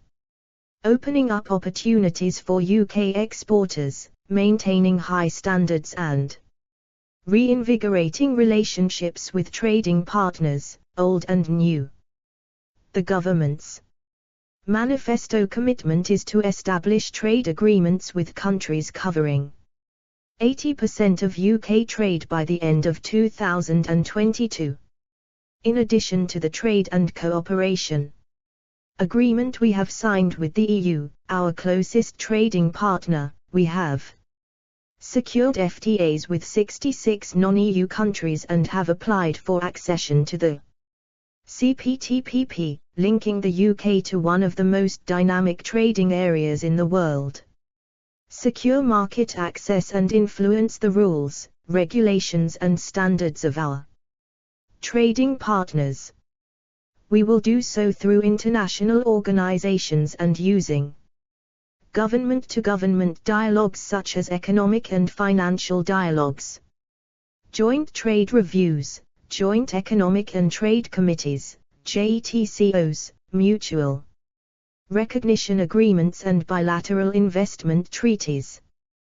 Promote exports and support business across the UK. We will support businesses with a range of activity across the UK, including export campaigns in sectors critical to export growth, a program of export missions to trade shows, expanding our network of export finance managers across the UK, launching new UK trade and investment hubs in Wales and Northern Ireland, in addition to that established in Scotland, to connect businesses to opportunities in international trade, support through our international trade advisors and the High Potential Opportunities program, and support to small and medium-sized enterprises in building their export capability through enhanced online services. We will also work with partners to address other activity that distorts the level playing field in global trade, making it more difficult for UK businesses to compete. This includes, for example, the use of tied concessional finance to win overseas contracts for domestic companies. For Strategic Framework 55. Use our trade policy to create local jobs in all parts of the UK. Capturing the benefits of global trade opportunities will be vital in supporting job creation, wage growth, and levelling up the economy across the UK. Creating opportunities for exports will be particularly important. An estimated 6.5 million jobs were supported by exports in 2016, either directly or indirectly, of which nearly 3/4 were outside London. Equip the UK with the tools to tackle unfair and pernicious practices and maintain trust in free and fair trade. We will establish the Trade Remedies Authority as an independent body, enabling businesses across a range of UK manufacturing sectors, notably steel and ceramics, to seek redress against unfair trading practices, such as dumping and subsidization, and the surge of imports. This will support stability and predictability for exporters and investors alike. Enable developing countries' integration into the global economy, creating stronger trade and investment partners for the future, in particular, through economic partnership agreements and an improved unilateral trade preferences scheme that will contribute to poverty reduction and strengthen our supply chains. 2.3 Extending an open international order in future frontiers. 17 As the world moves further into the digital and data-driven age, scientific discovery, emerging technologies and the ability to exploit huge quantities of data will open up New frontiers, rapidly expanding possibilities for economic, social and military activity. In domains such as cyberspace and space. These future frontiers bring significant opportunity for future prosperity and well-being.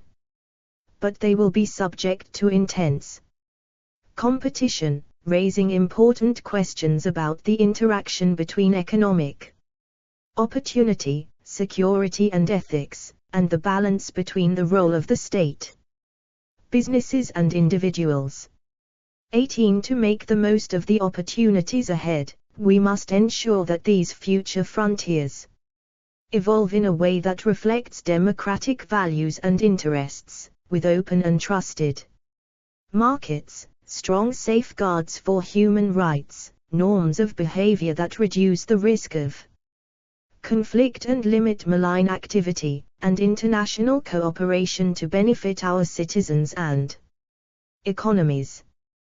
The UK will work with our allies and partners and wider stakeholders, including industry, to extend the open international order in future frontiers, ensuring effective accountability and oversight but opposing the overreach of state control.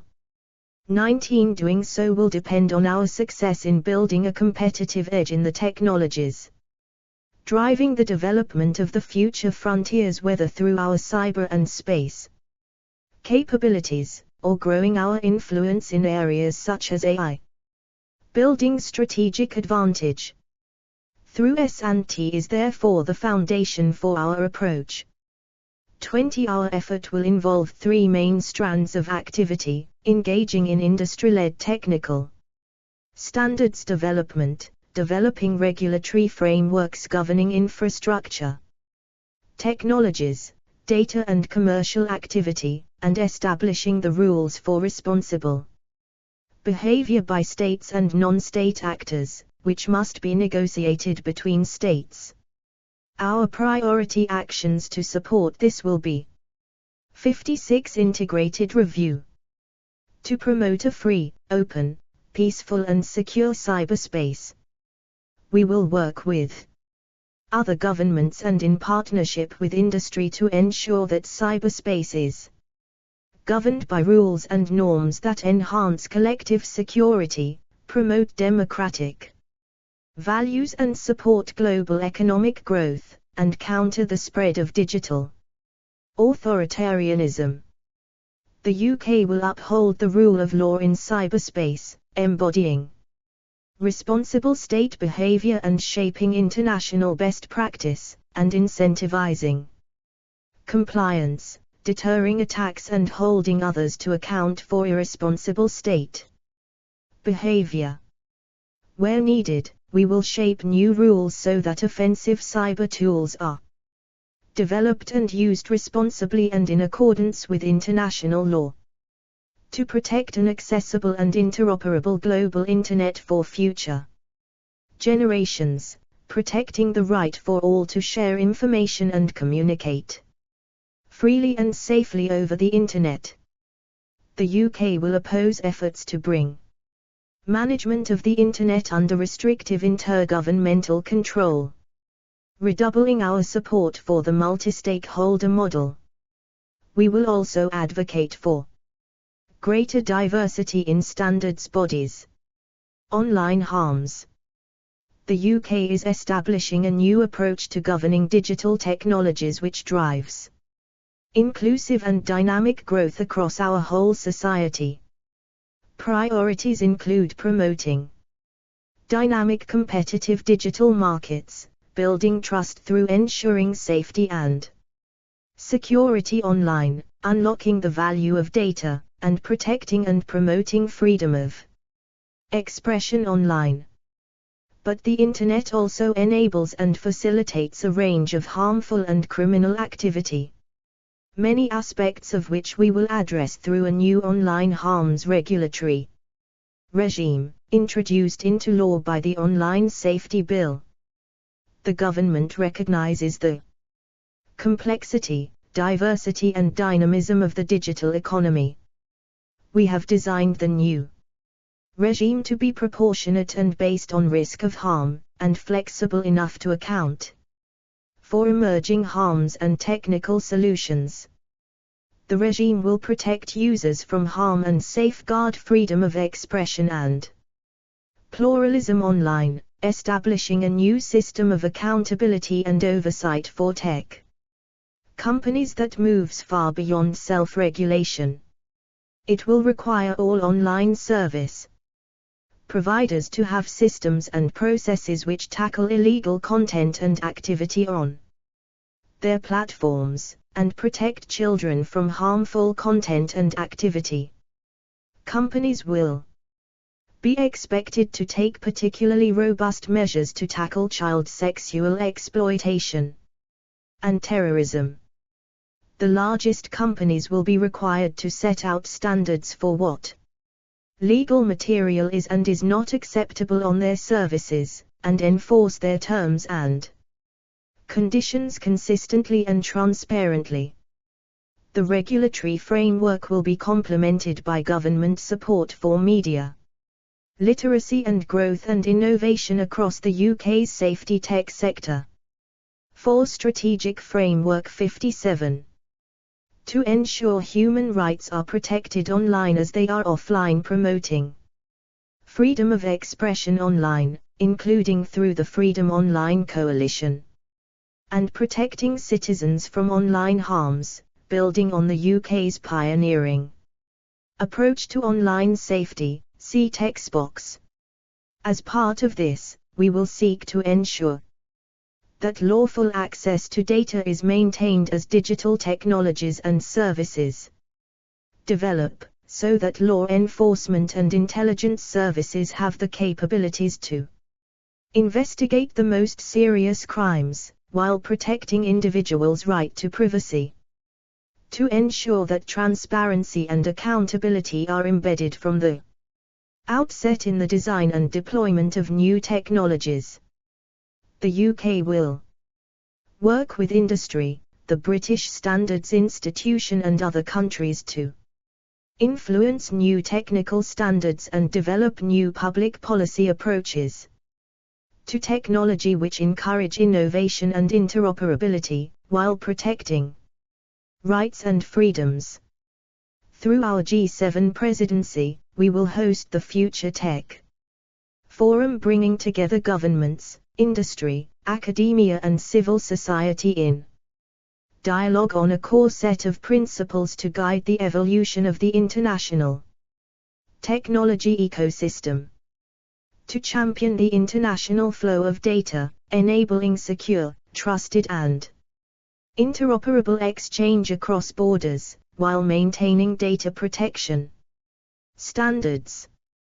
The UK's National Data Strategy aims to harness data to drive economic growth, support scientific research, improve policy and public services, and create a fairer society, while ensuring that all data is used responsibly in ways that are secure, ethical and accountable. We will seek to extend this approach to global data governance, working with our international partners to overcome barriers to data flows and promote international data standards that enable growth and innovation. To ensure a secure and sustainable space environment, see text box. We will continue to lead international efforts to develop norms, rules and principles of responsible behaviors in space, to reduce the risk of conflict, manage threats to the UK and our allies, and assure our freedom of action. The UK will also seek to shape the standards and regulations governing the civil use of space, to protect the space environment and to support the growth of a sovereign UK space industry. We will strengthen the resilience of the position, navigation and timing (PNT) services on which our CNI and economy depend, and use space assets to solve shared problems, supporting development efforts and disaster response. 58 Integrated Review An integrated space policy, making the UK a meaningful player in space. Since 2010, space has proved to be one of the UK's fastest growing sectors, trebling in size. It now employs 42,000 people and generates an income of £14.8 billion each year, with particular strengths in small satellite technology, satellite and deep space, telecommunications, robotics and Earth observation. The UK nevertheless relies heavily on our allies for access to critical capabilities, such as satellite launch. By 2030, the government's ambition is for the UK to have the ability to monitor, protect and defend our interests in and through space, using a mixture of sovereign capabilities and burden-sharing partnerships with our allies. To meet this ambition, the National Space Council will develop the UK's first national space strategy in 2021. This strategy will establish an integrated approach across military and civil space policy, under which we will establish a new Space Command by summer 2021, ensuring that the armed forces have cutting-edge capabilities to advance UK interests on Earth and in space, enhancing our cooperation with allies and ensuring we can compete with our adversaries. Develop a commercial launch capability from the UK, launching British satellites from Scotland by 2022 as part of the UK Space Agency's programme to enable a UK-wide market for spaceflight services. This will give us greater strategic autonomy and flexibility in terms of what the UK puts into space, and when. Develop other critical space capabilities for military and civil use, including space domain awareness, which uses integrated in-space and ground sensing to track space debris, investigate incidents in space, and detect, anticipate and attribute hostile activity. Support the UK space sector to realise the economic benefits from this new and dynamic market, and extend the UK's influence in the space domain. As part of building the UK's strategic advantage through S&T, the government will build the enabling environment for a thriving UK space industry developing space and ground-based technologies. We will promote a whole-of-life offer from R&D through finance to satellite operations, launch capability data applications and end-of-life services. Defence will carry out more space-related science activity, R&D and operational concept demonstrators. Prevent the proliferation of technologies that pose a threat in space, such as ballistic missile technologies, through robust export controls, C3.3.3. Increase the UK's international collaboration across our space-related objectives. We intend to continue our participation in the EU's Copernicus Earth observation programme, and will deepen our cooperation with NATO and through the Combined Space Operations (CSPO) initiative. We will also develop our work with bodies including NASA and the European, Canadian, Australian and Japanese space agencies. Goomhilly Earth Station, located on the Lizard Peninsula, Cornwall, is home to numerous telecommunications antennae and to the UK's first commercial deep space antenna, named GHY-6, foreground, capable of receiving telemetry from spacecraft orbiting the Moon, Mars or beyond. Credit, GES Limited. 60 Integrated Review. The UK in the world, a European country with global interests. Among European countries, the UK has uniquely global interests, partnerships, and capabilities. As one of 5 permanent members, 5P, of the UN Security Council, and with a leading voice in organizations like the G7, G20 and Commonwealth, we have a global perspective and global responsibilities. Our patterns of trade and investment are as global as they are European, and our international policy reflects this reality. Our aim is to be well placed to take advantage of emerging markets, shifts in the global economy, and global progress in S&T, and to shoulder our share of the burden in providing for stability and security at the global level as well as in the Euro-Atlantic area. This will guide the way we prioritize our diplomatic efforts, including in our tilt to the Indo-Pacific. The United States will remain the UK's most important strategic ally and partner. The heart of the relationship is a human one, the flow of people and ideas between our countries, our shared history, and a common language. Almost 1 million British and American nationals live and go to work in each other's countries each day. Our relationship is also one of common values, a shared belief in democracy, the rule of law and fundamental freedoms. As a result of these foundations, we cooperate to an unprecedented degree across the full spectrum of defense, intelligence, cyber power, counter-terrorism, and nuclear. The US-UK partnership underpins our security and saves lives. We will continue to deepen our relationship, including through the Carrier Strike Group, joint work on emerging technologies, and collaboration on our future nuclear deterrent.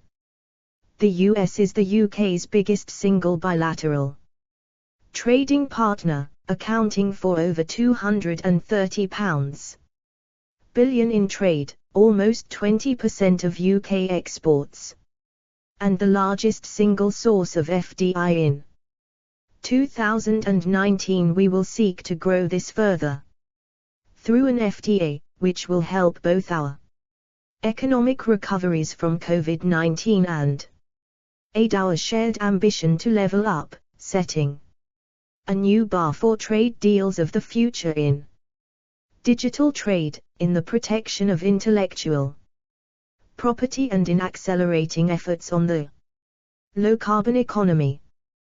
We will also seek closer collaboration in tackling illicit finance. Our European neighbours and allies remain vital partners. The UK will be the greatest single European contributor to the security of the Euro-Atlantic area to 2030. We will work with our partners to defend our common values, counter shared threats, and build resilience in our neighborhood. We will also sustain our people and cultural ties, and look for opportunities to collaborate, including in developing green technology and through a green recovery from COVID-19. We recognize the important role played by the EU in the peace and prosperity of Europe and will find new ways of working with it on shared challenges. Our trade and cooperation agreement provides a basis for protecting our essential economic interests and cooperating as appropriate, while enabling us to pursue different economic and political approaches in many areas where this suits our interests. We have a deep and long-standing security and defense partnership with France, underpinned by the Lancaster House treaties and exemplified by our combined Joint Expeditionary Force, CJEF. We will continue working together to counter terrorism and state threats, and to sustain International security. Managing our economic relationship in a collaborative and constructive way, particularly in handling our shared border in relation to both trade and security, will be important to ensuring the overall relationship remains positive. Our intention is to enhance this partnership and to build on the Lancaster House treaties in the UK-France summit in 2021. For Strategic Framework 61. Germany is an essential ally, with which we have deep economic ties and a growing foreign policy partnership, as members of the E3 and bilaterally.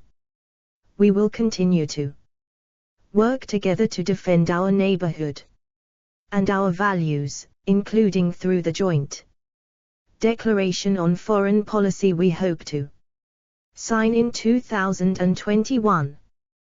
We will seek to bolster this relationship in the years ahead, including through cooperation on important issues such as climate change. We are committed to a strong bilateral partnership with Ireland, with which we enjoy a common travel area. We have a shared responsibility and an essential common interest in upholding the 1998 Belfast Agreement in all its elements. These include its three strands: the internal governance of Northern Ireland, North-South cooperation and East-West relations. We will seek to work constructively with Ireland to ensure that the 2019 EU withdrawal agreement is implemented in a way that protects this agreement and the hard-won gains of the peace process, including prosperity and stability in Northern Ireland. In addition, we will further develop our relationship through increasing connectivity, clean growth and international cooperation. Other European partners, both within and outside the EU, will remain essential to our approach. We enjoy a particularly close partnership with Italy at the present time, given our respective G7 and G20 presidencies and COP26 in 2021. Poland is a vital partner on European security, with which we share a deep history. Similarly, we work with other European partners including Spain, Portugal, the Netherlands, Denmark, Norway, Sweden, Switzerland and Turkey on a focused set of interests where we can find common cause, such as values, free trade, and a commitment to transatlanticism. Bilaterally, and through NATO and the Joint Expeditionary Force, we work with all our allies in support of our common objectives to meet shared defense and security challenges. We will continue to develop our Future Combat Air System, FCAS, with Italy and Sweden. The UK respects the people, culture and history of Russia. However, until relations with its government improve, we will actively deter and defend against the full spectrum of threats emanating from Russia. Through NATO, we will ensure a united Western response, combining our military, diplomatic and intelligence assets in support of collective security. We will uphold international rules and norms and hold Russia to account for breaches of these, working with our international partners, as we did after the Salisbury attack. We will also support others in the Eastern European neighborhood and beyond to build their resilience to state threats. This includes Ukraine, where we will continue to build the capacity of its armed forces. The UK will continue to invest deeply in our partnerships with Australia, Canada, and New Zealand, which are based on shared history, values and people-to-people connections, including as members of the Commonwealth. We continue to work bilaterally with all three across foreign policy and security issues, intelligence, law enforcement and defense. We also work together with the US through our unique and highly valued Five Eyes partnership. We have increased our Five Eyes cooperation, including in response to the pandemic, and will seek to strengthen policy cooperation further on a range of issues. Under our independent trade policy, we will seek bespoke FTAs with each partner.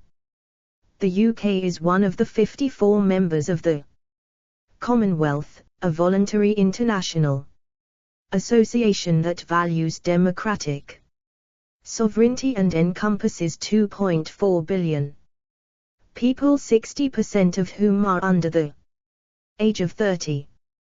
The Commonwealth is an important institution in supporting an open, 62 integrated review and resilient international order, bringing together states with a national interest in promoting democracy, sustaining individual freedoms, driving sustainable development and enabling cross-border trade in goods and services that supports economic growth. In the decade ahead, the UK will deepen our engagement in the Indo-Pacific Sea. Following section, establishing a greater and more persistent presence than any other European country. The region is already critical to our economy and security, is a focal point for the negotiation of international laws, rules and norms, and will become more important to UK prosperity over the next decade. Japan is one of our closest strategic partners, including on security, and we are committed to deepening this partnership. We will look to cement our ties with South Korea and other regional powers such as Indonesia, Vietnam, Malaysia and Singapore. We will remain the most engaged non-regional partner on denuclearization by North Korea and on sanctions enforcement. We have close historical links with Pakistan and will continue to develop a strong modern relationship focused on security, stability and prosperity. We will continue to support stability in Afghanistan as part of a wider coalition. The UK-India relationship is already strong, but over the next 10 years we seek transformation in our cooperation across the full range of our shared interests. India, as the largest democracy in the world, is an international actor of growing importance.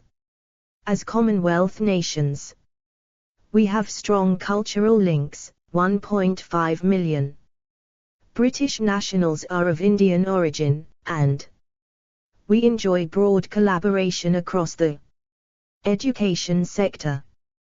Trade between the UK and India more than doubled between 2007 and 2019. Our investment relationship supports over 500,000 jobs in each other's economies, and the UK is India's second biggest research partner. The ability to strike our own trade deals will allow us to grow our economic relationship further, including through increased bilateral investment flows. Our vision is for re-energized trade and investment, rooted in S&T and supporting leveling up in the UK and India alike. Enhanced defense cooperation that brings a more secure Indian Ocean region, building on the existing biannual ministerial defense dialogues, and UK-India leadership to tackle global challenges like climate change, clean energy and global health. We will take a major step towards achieving this vision in 2021 when we launch our enhanced trade partnership with India as a roadmap to a potential comprehensive trade deal. This relationship will be underpinned by our largest single country diplomatic network anywhere in the world, with more than 800 staff spread across 11 posts. China's growing international stature is by far the most significant geopolitical factor in the world today, with major implications for British values and interests and for the structure and shape of the international order. The fact that China is an authoritarian state, with different values to ours, presents challenges for the UK and our allies. China will contribute more to global growth than any other country in the next decade, with benefits to the global economy. China and the UK both benefit from bilateral trade and investment, but China also presents the biggest state-based threat to the UK's economic security. We will require a robust diplomatic framework for this relationship that allows us to manage disagreements, defend our values and preserve space for cooperation where our interests align. China is an increasingly important partner in tackling global challenges like pandemic preparedness, biodiversity and climate change. We will continue to pursue a positive economic relationship, including 4 Strategic Framework 63, deeper trade links and more Chinese investment in the UK. At the same time, we will increase protection of our CNI institutions and sensitive technology, and strengthen the resilience of our critical supply chains, so that we can engage with confidence. We will not hesitate to stand up for our values and our interests where they are threatened, or when China acts in breach of existing agreements. The UK has responded to China's actions in Hong Kong by creating a new immigration route for British nationals overseas, and their eligible family members and dependents, and to China's human rights violations in Xinjiang through measures to ensure that British organizations are neither complicit in nor profiting from them. Africa is the most diverse continent in the world, with significant countervailing trends. We will partner with the African Union on climate and biodiversity, global health security, free trade, crisis management, conflict prevention and mediation, the women, peace and security agenda, and promoting good governance and human rights. Building on the success of the 2020 Africa Investment Summit, we will revitalize UK economic engagement with Africa, deepening and developing mutual partnerships, working together to build resilient and productive economies and open societies, with improved development, investment and Financing offers more effective humanitarian response, increased climate resilience and reduced security threats. We will work in partnership with South Africa, Nigeria, Kenya, Ethiopia and Ghana in particular to further our shared prosperity goals, our democratic values, and our security interests. South Africa and Nigeria are regional powers with global reach through international fora, with which we share common values and commercial and development interests. Together they account for 46% of GDP in sub-Saharan Africa and for 60% of its trade with the UK. The UK shares significant security and counter-terrorism concerns in the Horn of Africa with Ethiopia and Kenya. We will invest further in regional stability, moving towards closer defense cooperation with Kenya and Ethiopia if the situation there allows. We will deliver the UK-Kenya strategic partnership, building on our deep historic relationship. The UK will continue to support conflict resolution and stabilization efforts in Somalia and Sudan and work to ensure the freedom of navigation in the Gulf of Aden and maritime security in the Indian Ocean.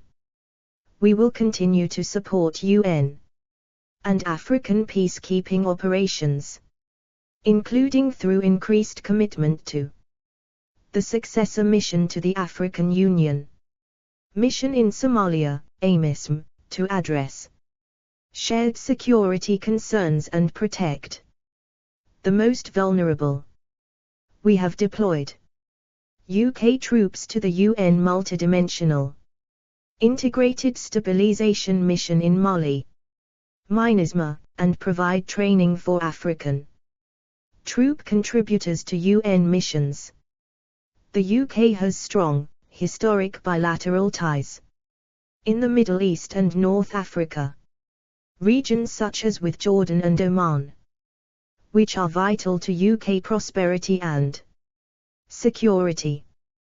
We will look to deepen these links to become one of the region's primary trade and investment partners and build support for our climate objectives. We will bring a more integrated security offer to protect our interests, tackling the upstream drivers of terrorism, and working with our partners to enhance and modernize their security capacity and capabilities to ensure lasting stability in the region. Our armed forces will continue to contribute to the global coalition against Daesh in Iraq and Syria. We will also build upon our close security partnerships, including with Israel and Saudi Arabia, to better protect our interests in the region.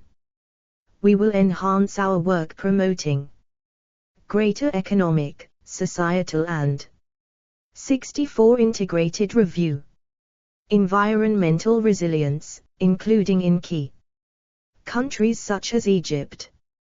We will work with partners to build more open, inclusive and resilient societies, in particular championing and supporting women's participation and girls' education. We will seek to increase trade and investment with our Gulf partners, to support the levelling up agenda. In the UK, we will enhance collaboration in areas such as life sciences and green technology with Saudi Arabia, the United Arab Emirates, UAE, and Israel, and support work on sustainable growth and climate change with Iraq and Morocco. We will also increase our cooperation with our close partner the UAE to tackle global illicit financial flows. As a priority, we will continue to work with partners on a renewed diplomatic effort to prevent Iran from developing a nuclear weapon, to hold it to account for its destabilizing activity in the region, including seeking regional rapprochement. The UK will continue working towards durable political solutions in Yemen and Libya.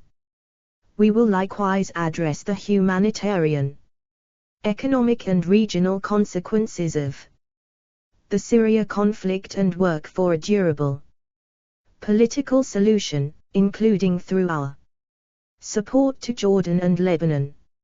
In Latin America and the Caribbean, the UK will continue to develop a strong set of partnerships based on shared democratic values, inclusive and resilient growth, free trade and mutual interest in tackling SOC and corruption. With at least 23% of the world's tropical forests, 30% of global reserves of fresh water and 25% of the world's cultivable land, this region is also a vital partner in tackling climate change and restoring biodiversity. We will deepen our ties with Brazil and Mexico, strengthening partnerships on trade, innovation, climate, security and development, as well as working with Argentina, Chile and Colombia to support our interests. We will continue to defend the UK's sovereignty of the Falkland Islands, South Georgia and South Sandwich Islands, and ensure the interests of the 3,500 people who live there are protected in line with the principle of self-determination. By 2021, the Antarctic Treaty will have been in force for 60 years. The UK was the first signatory of the treaty, which protects Antarctica as a continent for peaceful scientific cooperation. Using our new state-of-the-art polar research vessel RS Sir David Attenborough, and through further investment in our Antarctic scientific stations and capabilities, the UK will continue to uphold and strengthen the Antarctic Treaty System and maintain our leadership in the study of the global implications of climate change in Antarctica. The UK is the nearest neighbour to the Arctic region. Through our role as a state observer to the Arctic Council, we will contribute to maintaining the region as one of high cooperation and low tension. We will also maintain a significant contribution to Arctic science, focused on understanding the implications of climate change. We are committed to working with our partners to ensure that increasing access to the region and its resources is managed safely, sustainably and responsibly. Chevening Scholars at an orientation event. Copyright symbol Crown Copyright 2021. 66 Integrated Review. The Indo-Pacific Tilt, a framework. The Indo-Pacific region matters to the UK, it is critical to our economy, our security, and our global ambition to support open societies. At least 1.7 million British citizens live across the region and our trading relationships continue to grow. In the decades to come, it will be the crucible for many of the most pressing global challenges, from climate and biodiversity to maritime security and geopolitical competition linked to rules and norms. The UK needs to engage more deeply. For economic opportunities, the Indo-Pacific is the world's growth engine. Home to half the world's people, 40% of global GDP, some of the fastest growing economies, at the forefront of new global trade arrangements, leading and adopting digital and technological innovation and standards, investing strongly in renewables and green tech, and vital to our goals for investment and resilient supply chains. The Indo-Pacific already accounts for 17.5% of UK global trade and 10% of inward FDI. And we will work to build this further, including through new trade agreements, dialogues and deeper partnerships in science, technology and data. For our security, the region is at the center of intensifying geopolitical competition with multiple potential flashpoints, from unresolved territorial disputes to nuclear proliferation and miscalculation, to climate change and non-state threats from terrorism and SOC. It is on the front line of new security challenges, including in cyberspace. Much of the UK's trade with Asia depends on shipping that goes through a range of Indo-Pacific choke points. Preserving freedom of navigation is therefore essential to the UK's national interests. We already work closely with regional partners and will do more through persistent engagement by our armed forces and our wider security capacity building. For our values, we need to deepen and expand our partnerships to promote open societies and to uphold the international rules and norms that underpin free trade, security and stability. We remain committed to development in a region that is home to 1/3 of the world's poorest people. We will work closely with like-minded bilateral and multilateral partners, including on global priorities such as girls' education and tackling climate change. Our goal: we will be the European partner with the broadest and most integrated presence in the Indo-Pacific, committed for the long term, with closer and deeper partnerships, bilaterally and multilaterally. Our role: we will lead where we are best placed to do so, and we will partner and support others as necessary to pursue our goals. This will include both sustaining and supporting bilateral and multilateral partnerships in the region, such as the Five Power Defense Arrangements, FPDA, and working with organizations such as ASEAN and the Pacific Island Forum. We will also look for ways to work more closely with European partners, including France and Germany. We will be an open and liberal trade partner, do business with reliability and integrity, and build on our deep expertise and engagement in international peace and security issues. For Strategic Framework 67.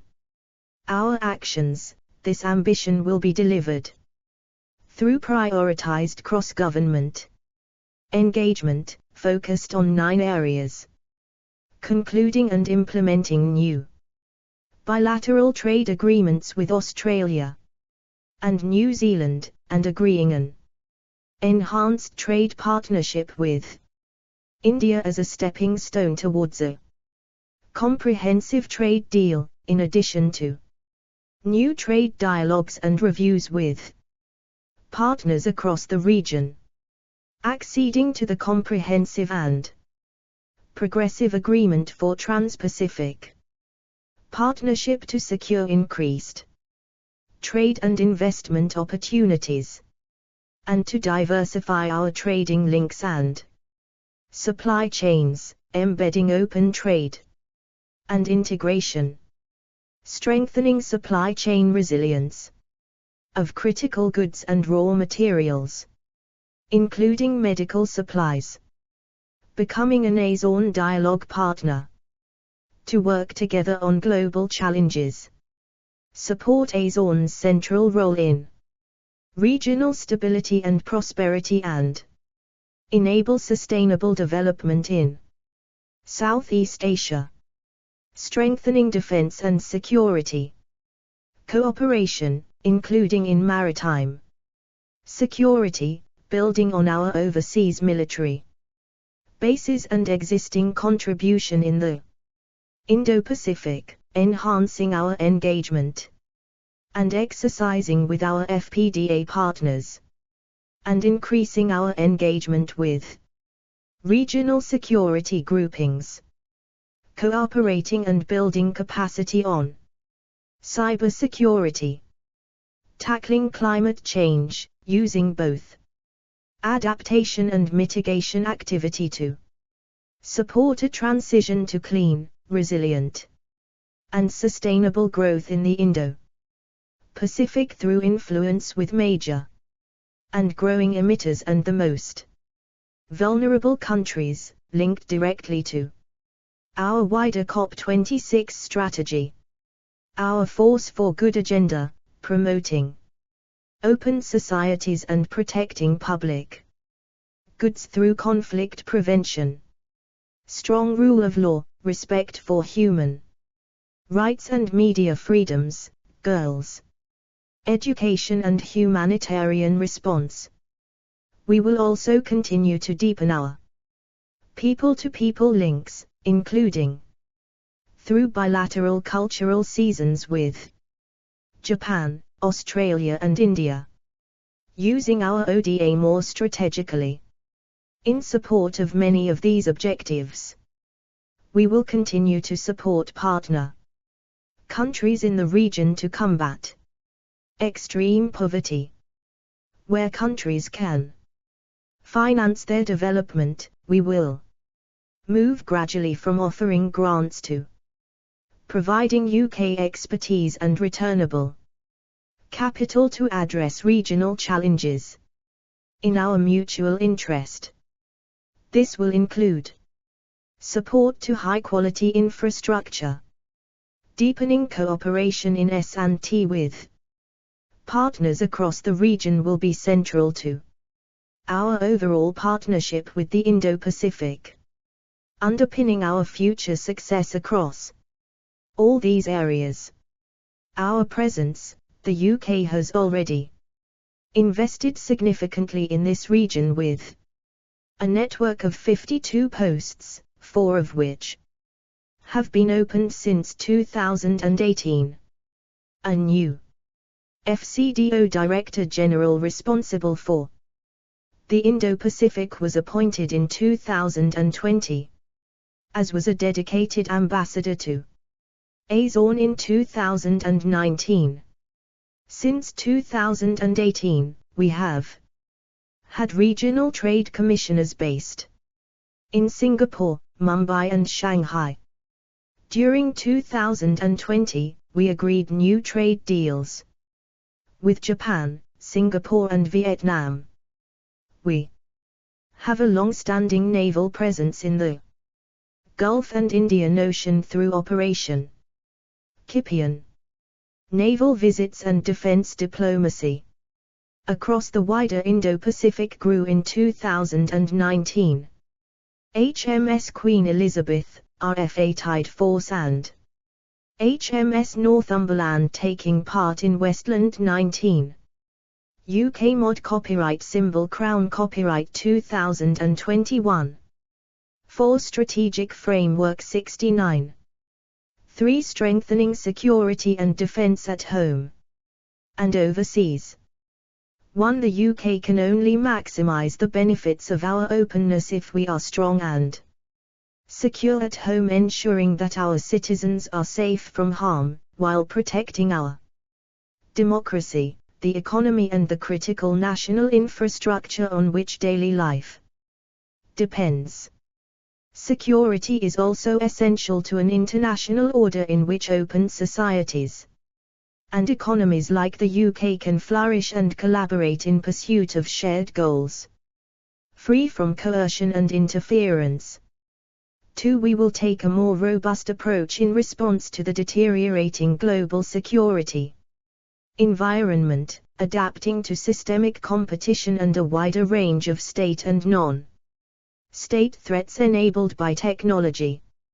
In doing so, we must improve our ability to detect, disrupt, defend against and deter the threats we face in the physical world and in cyberspace. These may be state threats above and below the traditional threshold of war, transnational security challenges such as terrorism and serious and organized crime, SOC, or a combination of these.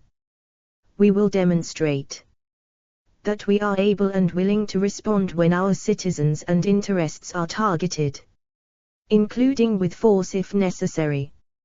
3. Equally, we must recognize that we cannot disrupt or deter every threat in our more interconnected world in which the distinction between domestic and international security is increasingly blurred.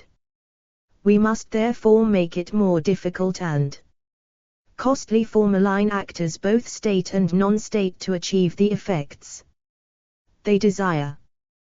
This will involve reducing our vulnerabilities and improving our resilience to persistent threats. We must also minimize the opportunity for others to exploit conflict and instability for their own gain, and reinforce the governance and international architecture that help to preserve peace. 4. Cooperation with allies and like-minded partners will be fundamental to this effort. As a 5P member, we have a responsibility to contribute to international security. As a European power with global reach, we are well placed to do so. Through a broad, integrated security approach that addresses the spectrum of challenges to our shared security and prosperity, we will tailor our presence and support according to the country and region, continuing to focus our security efforts primarily on the Euro-Atlantic region and providing support in Africa in particular, in East Africa and to important partners in West Africa such as Nigeria and in the Middle East. We will also place a greater emphasis than before on the Indo-Pacific, reflecting its importance to many of the most pressing global challenges in the coming decade, such as maritime security and competition linked to laws, rules, and norms. 5. Our first goal is to counter state threats at home and overseas. We must improve our ability and that of our allies and partners to detect, understand, attribute and act in response to the spectrum of state threats we face, sharing risk and pooling capabilities through collective security, using our armed forces to disrupt and deter. Through persistent engagement overseas, and building our collective capacity to counter state threats in the physical world and in cyberspace.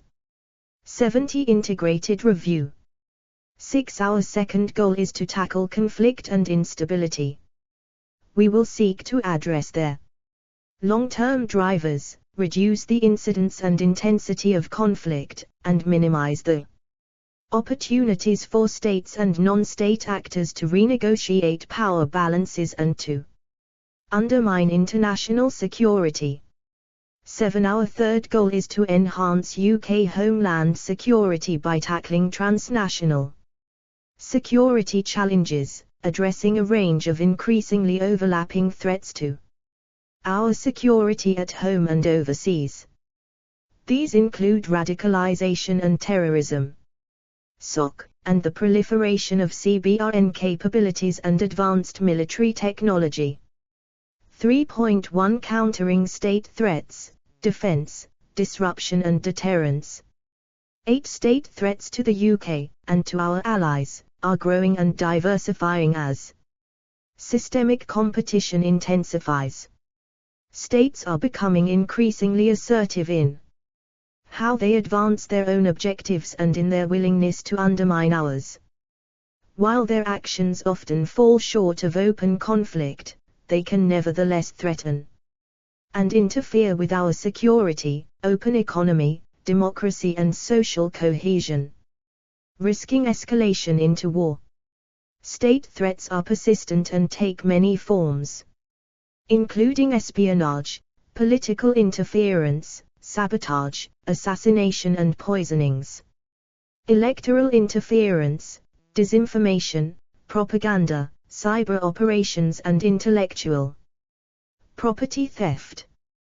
These tools of coercion and interference can also be used in hybrid combination with more traditional hard power methods.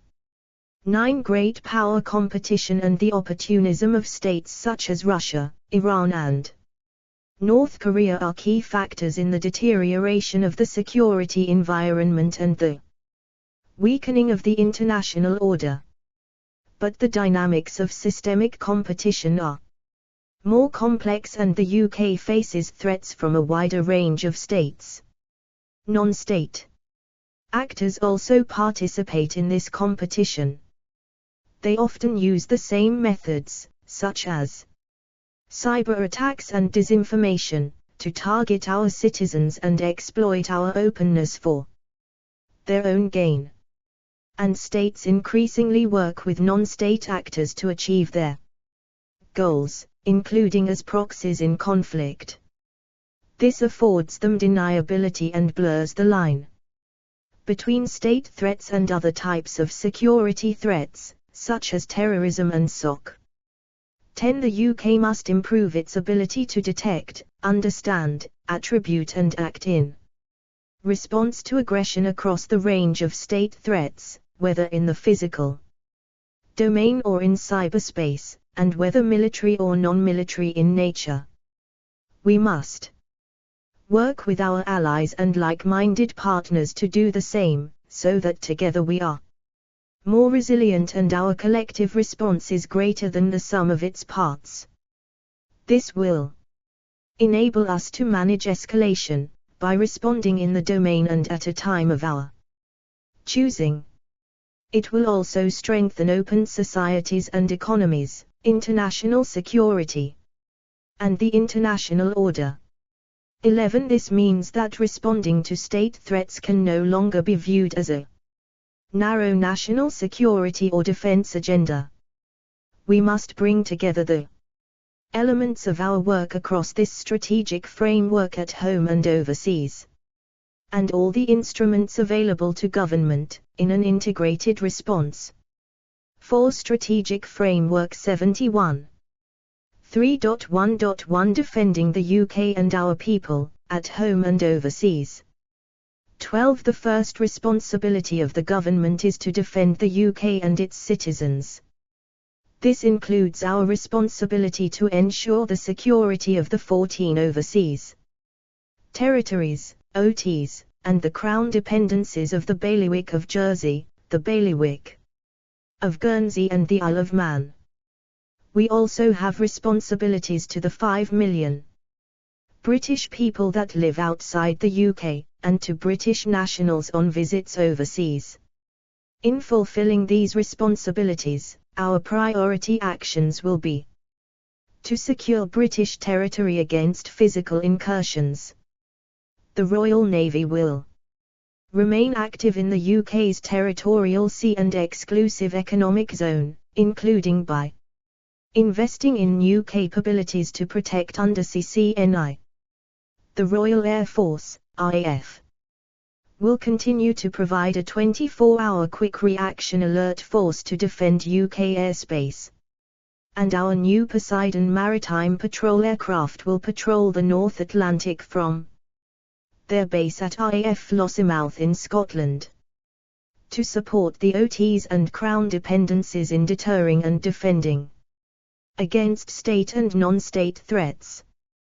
The armed forces will continue to deter and challenge incursions in British Gibraltar territorial waters.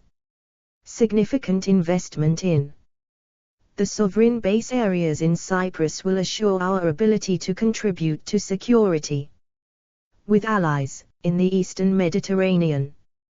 The armed forces will also maintain a permanent presence in the Falkland Islands, Ascension Island and the British Indian Ocean territory, and a permanent maritime presence in the Atlantic and Caribbean, contributing to counter-trafficking operations and delivering humanitarian assistance and disaster relief during the annual hurricane season.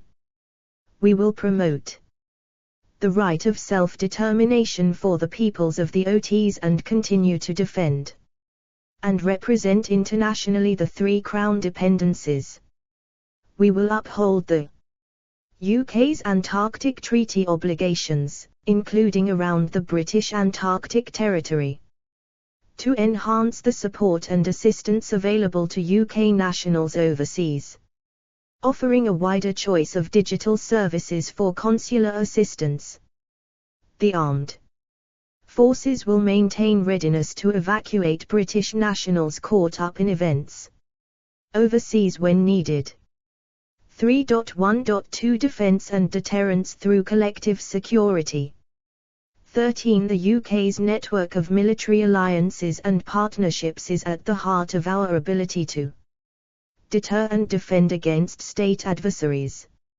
It is also a powerful demonstration of the collective commitment to the free association of sovereign nations and the willingness to share the burden in maintaining an open international order. 14 NATO is the foundation of collective security in the Euro-Atlantic area, where our commitment to Article 5 of the North Atlantic Treaty remains our most powerful deterrent. In an era of rapid developments in technology and doctrine, the alliance must be equipped to deal with the full range of possible threats. These include long-range precision strike weapons, cyber weapons and weapons aimed at degrading space-based infrastructure. They also include malign activity intended to test the boundary between peace and war, and our resolve in response. Russia is the most acute threat in the region, and we will work with NATO allies to ensure a united Western response, combining military, intelligence and diplomatic efforts. We will continue to support closer practical cooperation between NATO and the EU in pursuit of this goal. We will 72 Integrated review. Cooperate with the EU on matters of security and defence as independent partners, where this is in our interest. 15 To bolster collective security with our allies worldwide, especially in the Euro-Atlantic, and with a new emphasis on the Indo-Pacific. Our priority actions will be to reaffirm our commitment to leadership in NATO, supporting its adaptation to threats above and below the threshold of war under international law. We will increase our defence budget by over £24 billion over the next 4 years and remain the largest European spender on defence in NATO, with our expenditure now standing at 2.2% of GDP. We will continue to commit a full spectrum of forces to the alliance, from our nuclear deterrent to offensive cyber capabilities. Make a leading contribution to NATO's enhanced forward presence and response force, and ensure we are at the forefront of implementing NATO's new deterrence and defense concept. We will also continue to serve as a framework nation able to connect and coordinate NATO's forces effectively, while more UK equipment will be prepositioned in Germany to facilitate rapid response. Operating across the Euro-Atlantic region, and with a focus on the northern and southern flanks of Europe, we will support collective security from the Black Sea to the High North, in the Baltics, the Balkans and the Mediterranean. To improve interoperability with our Euro-Atlantic allies, we will strengthen bilateral relationships particularly, but not solely, with our key allies the United States, France, via the Lancaster House Treaties and the KJEF, and Germany, as well as multilateral groupings such as the Joint Expeditionary Force, which comprises the UK, Denmark, Estonia, Finland, Latvia, Lithuania, the Netherlands, Norway and Sweden. To modernize the UK armed forces, maintaining a full spectrum of capabilities, as set out in the Defence Command Paper, we will prioritize the development and integration of new technologies including those required for near-peer, high-tech warfighting and a digital backbone to enable multi-domain operations and interoperability with allies and partners. In the Euro-Atlantic, the UK will be one of only 2 NATO allies to bring to bear nuclear, offensive cyber, precision strike weapons and 5th-generation strike aircraft. We will also contribute to missile defense, to space awareness and resilience, including through a new space command, and to CBRN resilience. A new generation of warships will support our historic role in keeping the North Atlantic open. Our highly mobile airborne and amphibious forces will be able to reinforce allies at short notice. Our land force will undergo its most comprehensive modernization for 2 decades, becoming better integrated with other domains, better able to intervene quickly and effectively over large distances, better protected from electronic, air and unmanned aerial vehicle threats, and better able to engage an adversary at long range. Our special forces will be ready to operate in the most hostile environments and against our most sophisticated adversaries. With international partners including Italy and Sweden, we will continue to develop FCAS as a replacement for our Typhoon fast jets, drawing on groundbreaking technologies from the defense sector and beyond, to improve our ability to manage and de-escalate a multi-domain crisis, reflecting the increased intensity of competition from our potential adversaries and the more complex range of routes for escalation, including to nuclear coercion. The UK will run a series of national, strategic-level exercises to test resilience and our ability to navigate crises.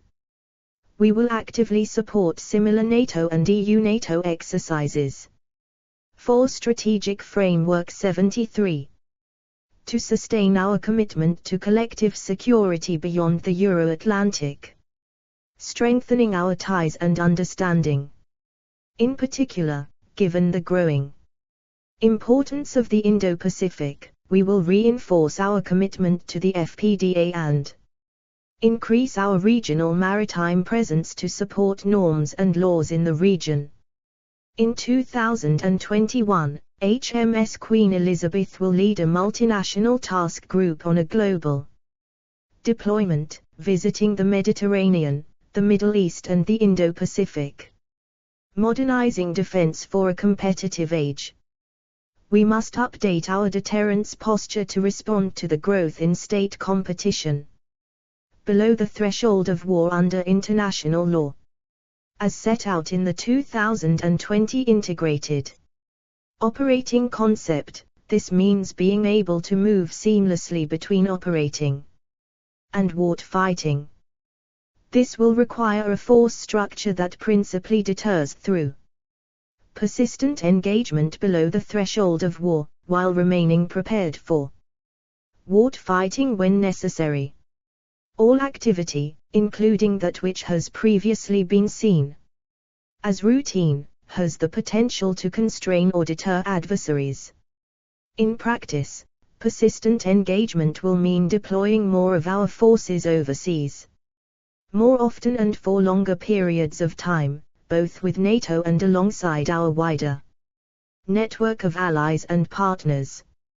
Greater global presence will improve our understanding of events, help us to detect and tackle problems earlier, and give us a foundation to respond more assertively to threats. Our armed forces will remain ready to fight major wars but will operate as a flexible campaigning force. To provide a more solid overseas foundation, we will invest in the strategic hubs that give our forces reach, access, influence and insight. As well as investing in our facilities and infrastructure in Cyprus, Gibraltar and Germany, we will improve those in Oman, Singapore and Kenya. We will also invest around £60 million in expanding and improving our global network of British defence staffs, increasing it by nearly a third. We will place greater priority on identifying, funding, developing and deploying new technologies and capabilities faster than our potential adversaries, under the MOD Science and Technology Strategy 2020. This will allow our forces to be decisive, at greater reach, to integrate better with allies and to be more efficient and cost-effective, reversing the trend of fewer and increasingly costly platforms.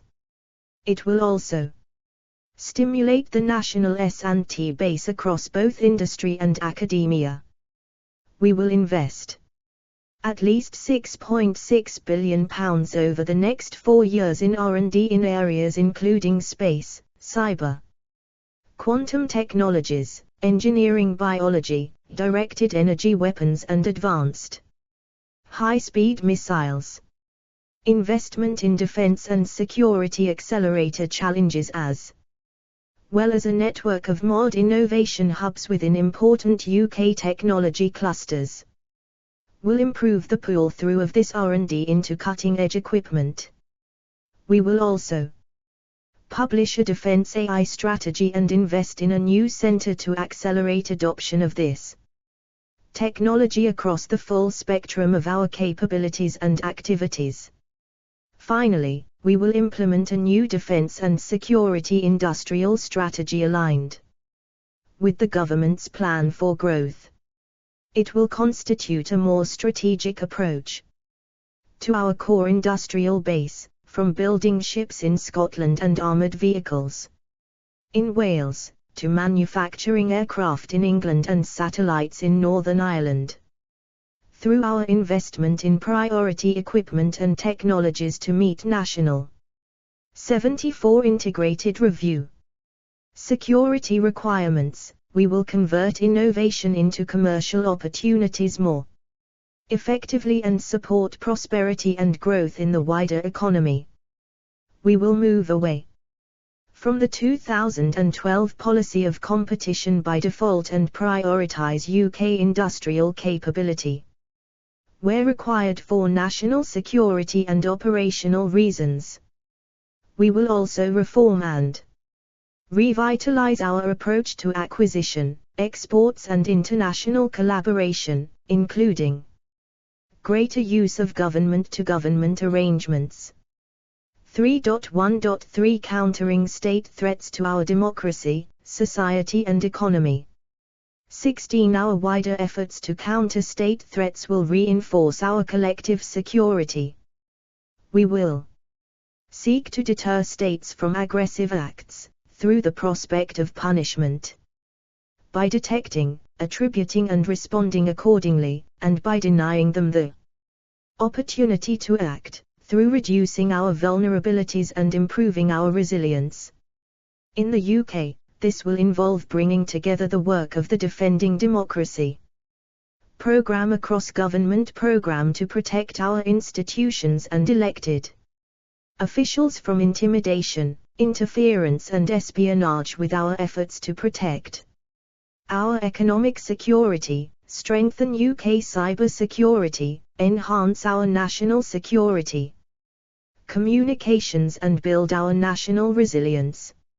17. The experience of the 2018 Salisbury attack demonstrated the value of a collective response to aggression. Equally, some threats such as cyber attacks and disinformation easily cross borders and require international action.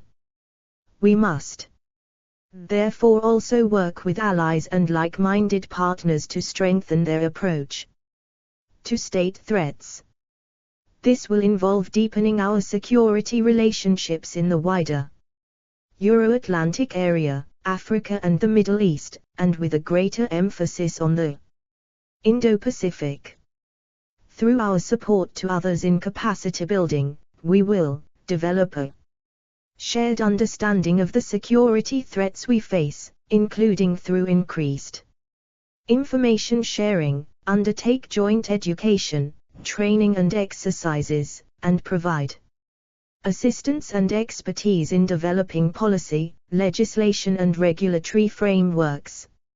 18. Our priority actions will be to take a whole-of-government approach to protecting democracy in the UK, supporting a democratic system that is fair, secure and transparent. Our goal under the Defending Democracy programme is to ensure the integrity of the UK's democratic processes and sustain public confidence in them.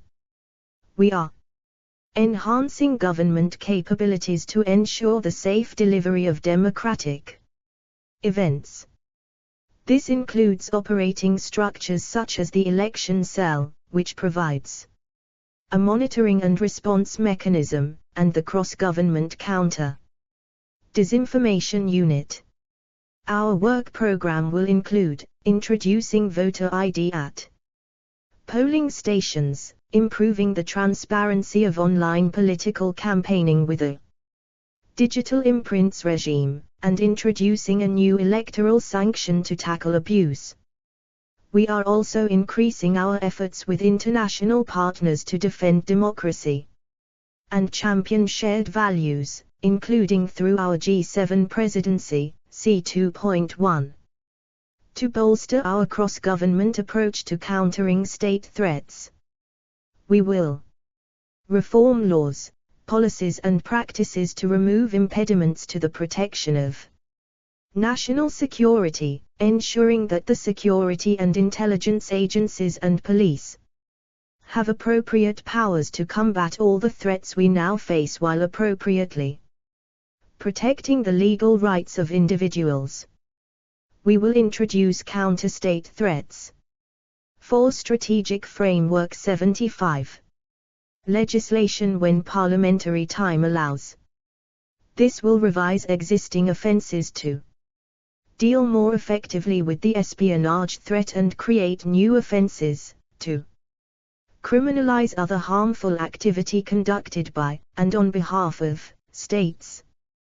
The legislation will also introduce a form of UK foreign agent registration scheme, where legislation engages the Sewell Convention. We will seek legislative consent, as well as taking on board views from and working with the devolved administrations to ensure the future security of the UK telecoms network as the basis for secure and safe CNI.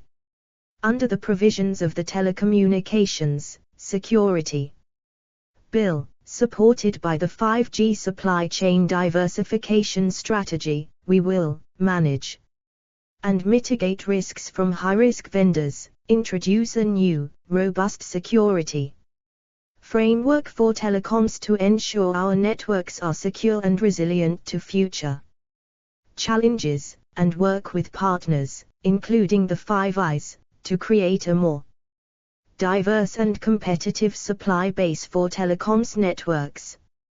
To strengthen cybersecurity capacity and cooperation with like-minded partners. Our bilateral capacity building programs will draw on the UK's thought leadership and expertise in cybersecurity, in government and the private sector. They will enhance partners' political resilience to common state-related and other advanced persistent threats in cyberspace, build the resilience of overseas infrastructure, share information about supply chain threats and risks, and increase the capacity of cyber law enforcement partners. We will continue to extend our Five Eyes cooperation on cybersecurity policy and strengthen regional and multilateral platforms for capacity building. To enhance efforts to counter disinformation at home and overseas, we will increase societal resilience in the UK to all forms of disinformation through a new regulatory framework under the Online Safety Bill and a media literacy strategy. Investment in the government's behavioral science expertise, horizon scanning, and strategic communications will also help us to improve our response to disinformation campaigns. In addition to bilateral capacity building programs for priority partners overseas, the Counter-Disinformation and Media Development Program will fund initiatives to understand and expose the disinformation threat, and to support independent media, especially in Russia's near abroad. We will also strengthen international cooperation through multilateral groups such as the G7. To use our armed forces to detect, understand and deter state threats below the threshold of war through persistent engagement overseas, see Defence Text box.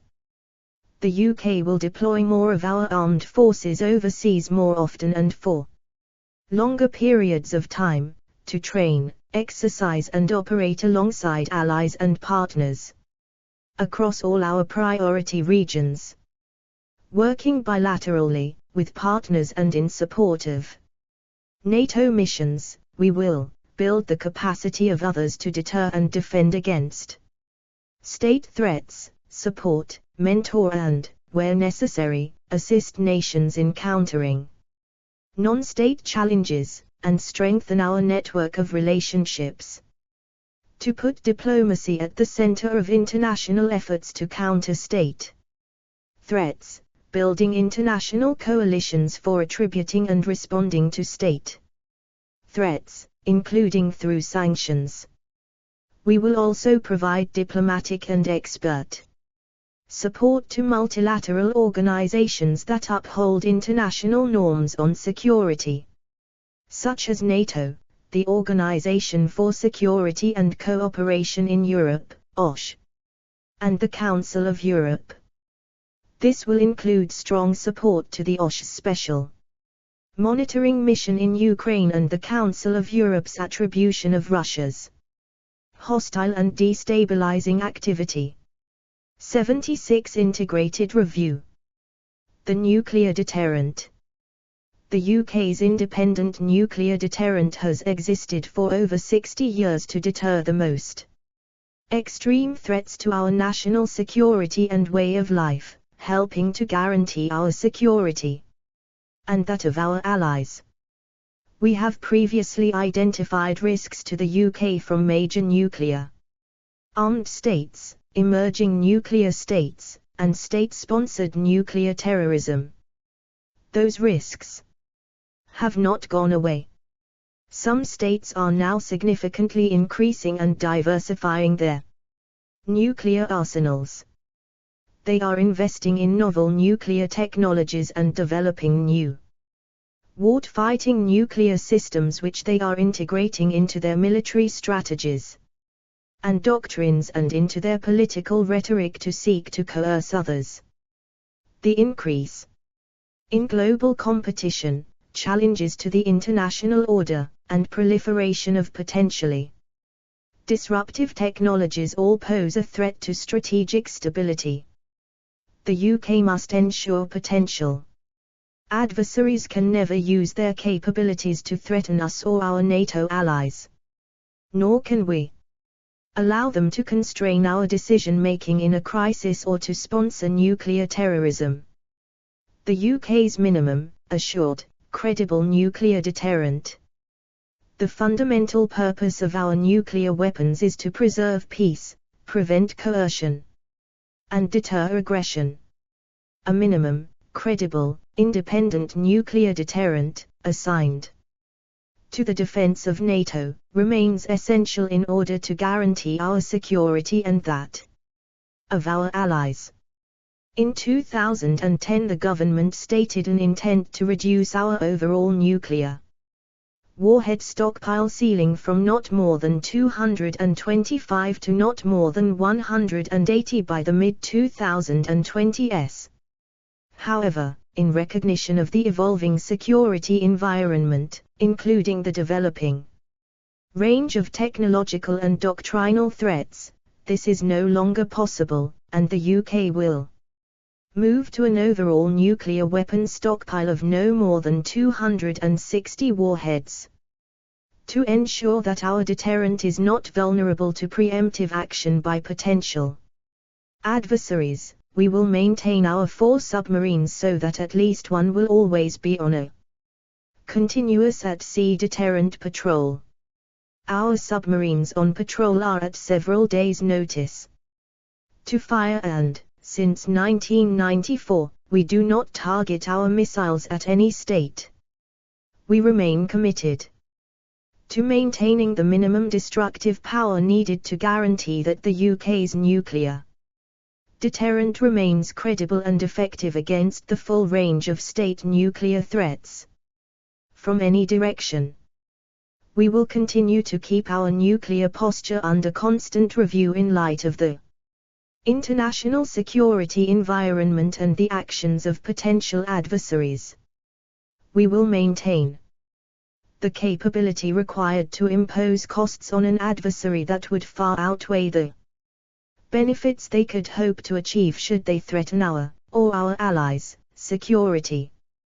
UK nuclear weapons policy. The UK's nuclear weapons are operationally independent and only the Prime Minister can authorize their use. This ensures that political control is maintained at all times. We would consider using our nuclear weapons only in extreme circumstances of self-defense, including the defense of our NATO allies.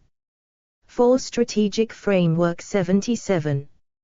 While our resolve and capability to do so if necessary is beyond doubt, we will remain deliberately ambiguous about precisely when, how and at what scale we would contemplate the use of nuclear weapons. Given the changing security and technological environment, we will extend this long-standing policy of deliberate ambiguity and no longer give public figures for our operational stockpile, deployed warhead or deployed missile numbers.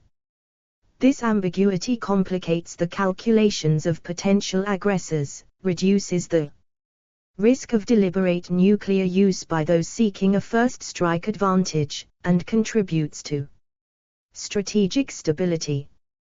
The UK will not use, or threaten to use, nuclear weapons against any non-nuclear weapon state party to the Treaty on the Non-Proliferation of Nuclear Weapons 1968, NPT. This assurance does not apply to any state in material breach of those non-proliferation obligations. However, we reserve the right to review this assurance if the future threat of weapons of mass destruction, such as chemical and biological capabilities, or emerging technologies that could have a comparable impact, makes it necessary. Working with NATO, the US and France, NATO recognizes that any employment of nuclear weapons against NATO would fundamentally alter the nature of a conflict. Therefore, as long as nuclear weapons exist, NATO will remain a nuclear alliance. Since 1962, the UK has declared our nuclear capability to the defense of the alliance. We will continue to do so, safeguarding European and Euro-Atlantic security. We will work with allies to ensure that NATO's nuclear deterrent capabilities remain safe, secure and effective, adapt to emerging challenges including the growing and diversifying nuclear threats that the alliance may face, and contribute to the indivisible security of the alliance. Nuclear cooperation remains an important element of the relationship between the United States and the United Kingdom, enhancing transatlantic security. We will continue to work closely with the United States on nuclear matters, including nuclear deterrence policy. The 1958 Mutual Defense Agreement, MDA, has been central to our shared nuclear security goals, and we are committed to its renewal in 2024. Since 1995, France and the United Kingdom, Europe's only nuclear powers, have stated that they can imagine no circumstances under which a threat to the vital interests of one would not constitute a threat to the vital interests of the other. We will continue our daily and unprecedented cooperation on nuclear issues, including our collaboration under the 2010 Tutates Treaty. Our future capability. Our independent nuclear deterrent is relevant not only for today but will also remain relevant for the immediate future. It is for these reasons that we have committed to a once-in-two-generations program to modernize our nuclear forces. This investment in the future security of both the UK and our allies demonstrates that the UK's nuclear commitment remains undiminished. Parliament has voted to renew our nuclear deterrent and replace the Vanguard-class submarines with 4 new Dreadnought-class submarines. The program remains within budget and on track for the first of class to enter service in the early 2030s. 78 Integrated Review. To ensure we maintain an effective deterrent throughout the commission of the Dreadnought class, we will replace our existing nuclear warhead. We will work with the Atomic Weapons Establishment to build the highly skilled teams, facilities and capabilities needed to deliver this, while also sustaining the current warhead until it is withdrawn from service. We will continue to work closely with the United States to ensure our warhead remains compatible with the Trident strategic weapon system. Our cooperation, underpinned by both the MDA and the 1963 Polaris Sales Agreement. Delivery of the modernization of the deterrent will be subject to the government's major program approvals and oversight. We will continue to provide updates through an annual report to Parliament. We will work collaboratively across the defense and civil nuclear sectors to optimize the defense nuclear enterprise for the future. This will ensure that the UK has a minimum, credible, independent nuclear deterrent for as long as is necessary. Arms control, disarmament and non-proliferation, our commitment to international treaties. We remain committed to the long-term goal of a world without nuclear weapons. We continue to work for the preservation and strengthening of effective arms control, disarmament and non-proliferation measures, taking into account the prevailing security environment. We are strongly committed to full implementation of the NPT in all its aspects, including nuclear disarmament, non-proliferation, and the peaceful uses of nuclear energy. There is no credible alternative route to nuclear disarmament. The UK has taken a consistent and leading approach to nuclear disarmament. The UK possesses the smallest stockpile of any of the nuclear weapon states recognized by the NPT. We are alone amongst those states in only operating a single nuclear weapon system. We will Continue to press for key steps towards multilateral disarmament, including the entry into force of the Comprehensive Nuclear Test Ban Treaty and successful negotiations on a fissile material cut-off treaty in the Conference on Disarmament. We will continue to take a leading international role on nuclear disarmament verification. This is an essential step for nuclear disarmament under strict and effective international control. The UK will continue to work internationally to reduce the risk of nuclear conflict and enhance mutual trust and security.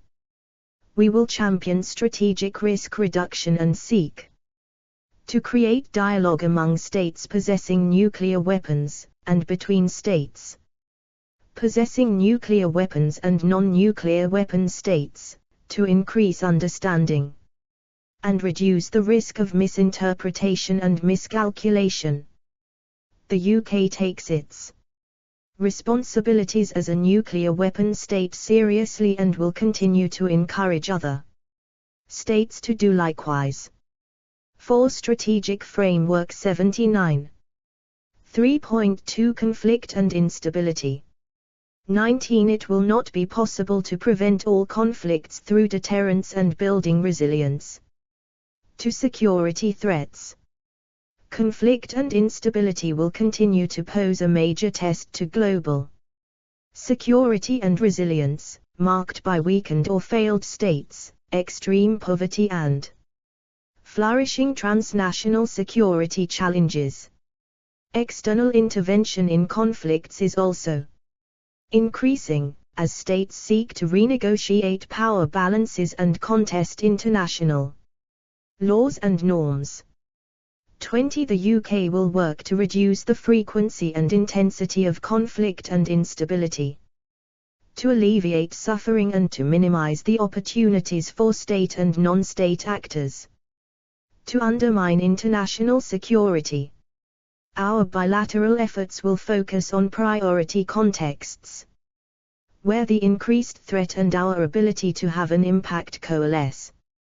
We will also continue to support global efforts, including through championing international humanitarian law, contributing specific capabilities in partnership with allies and multilateral organizations, our work at and with the UN, and as a financial and military contributor to UN peacekeeping missions.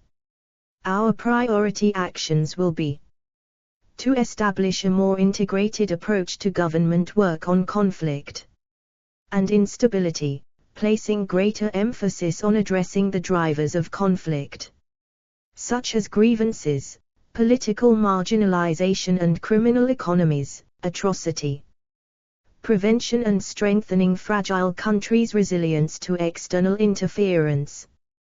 We will focus on political approaches to conflict resolution, harnessing the full range of government capabilities, with clearly defined political goals and theories of change. This will enhance our impact and reduce the risk of mission creep or of inadvertently doing harm. To establish a new conflict center within the FCDO. This center will draw on expertise from across government and beyond to develop and lead a strategic conflict agenda, harnessing the breadth of conflict and stability capabilities, and working with partners to increase our impact in preventing, managing and resolving conflict in priority regions. To build momentum on efforts to prevent sexual violence in conflict. In particular, we will work with others to strengthen justice for survivors of conflict related sexual violence, as well as providing support to survivors and children born of conflict-related sexual violence. In doing so, we will continue to follow the do no harm principle and take a survivor-centered approach to tighten the focus of the cross-government conflict, stability and security fund.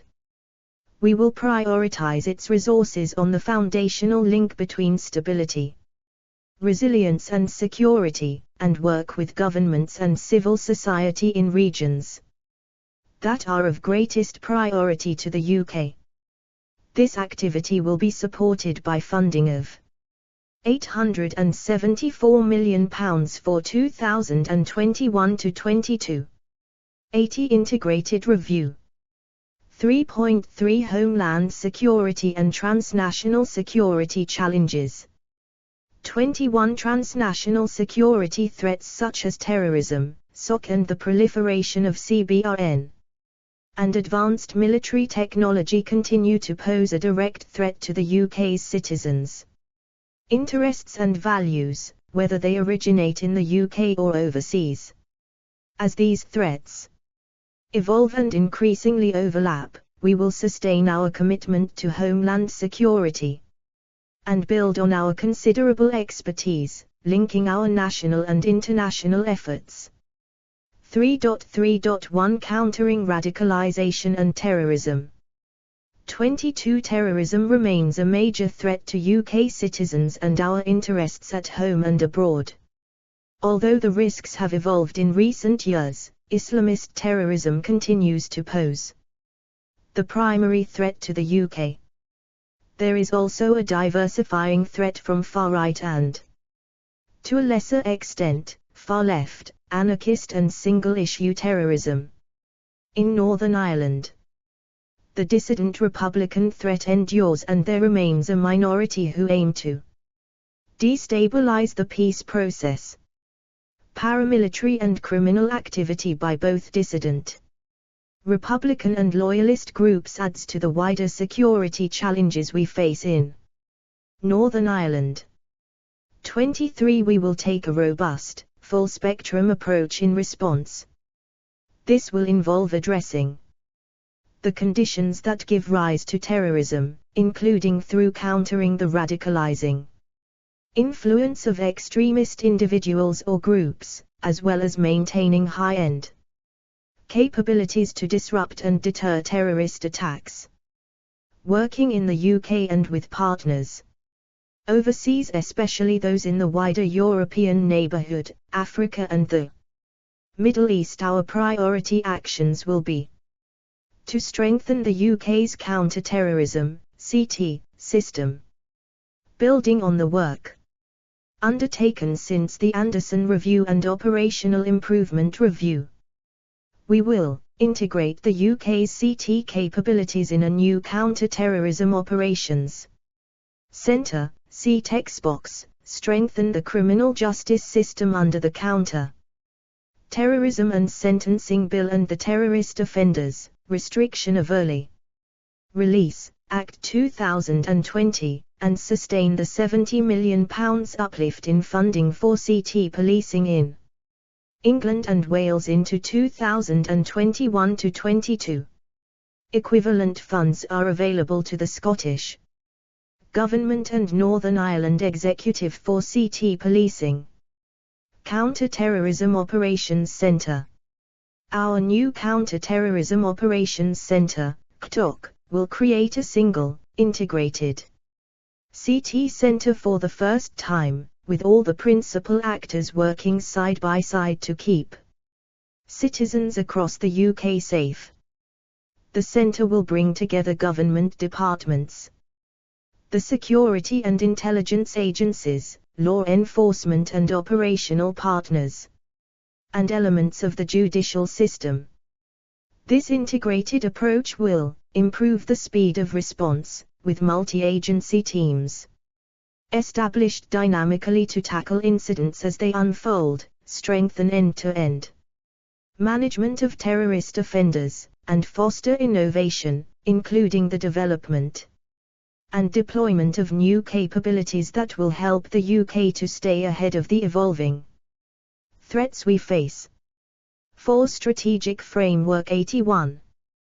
To reinforce our approach to countering radicalization and terrorism in the UK, we will continue to improve the delivery of the PREVENT programme to safeguard people vulnerable to radicalization, including through an independent review of its effectiveness and a refreshed training package for policymakers and practitioners in 2021.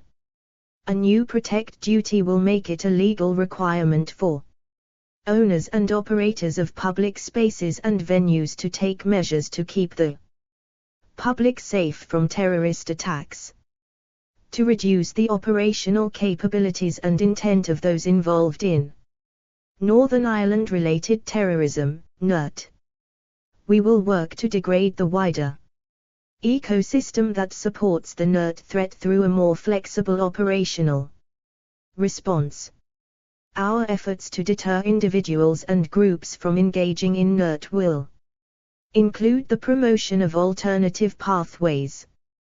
We will also support improvements in offender management to reduce the likelihood of reoffending. To address the conditions that give rise to terrorism overseas through our support to open societies and our efforts to tackle conflict and instability.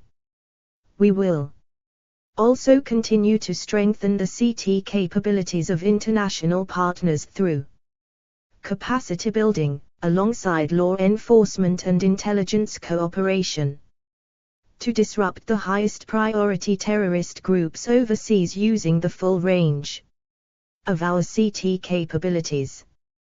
These include our high-end pursue capabilities, through targeted military activity, intelligence sharing and cooperation with international partners. Under persistent engagement, our armed forces will continue to contribute to the global coalition against Daesh in Iraq and Syria, provide support to the government of Afghanistan and support French operations in the Sahel to prevent terrorist activity online.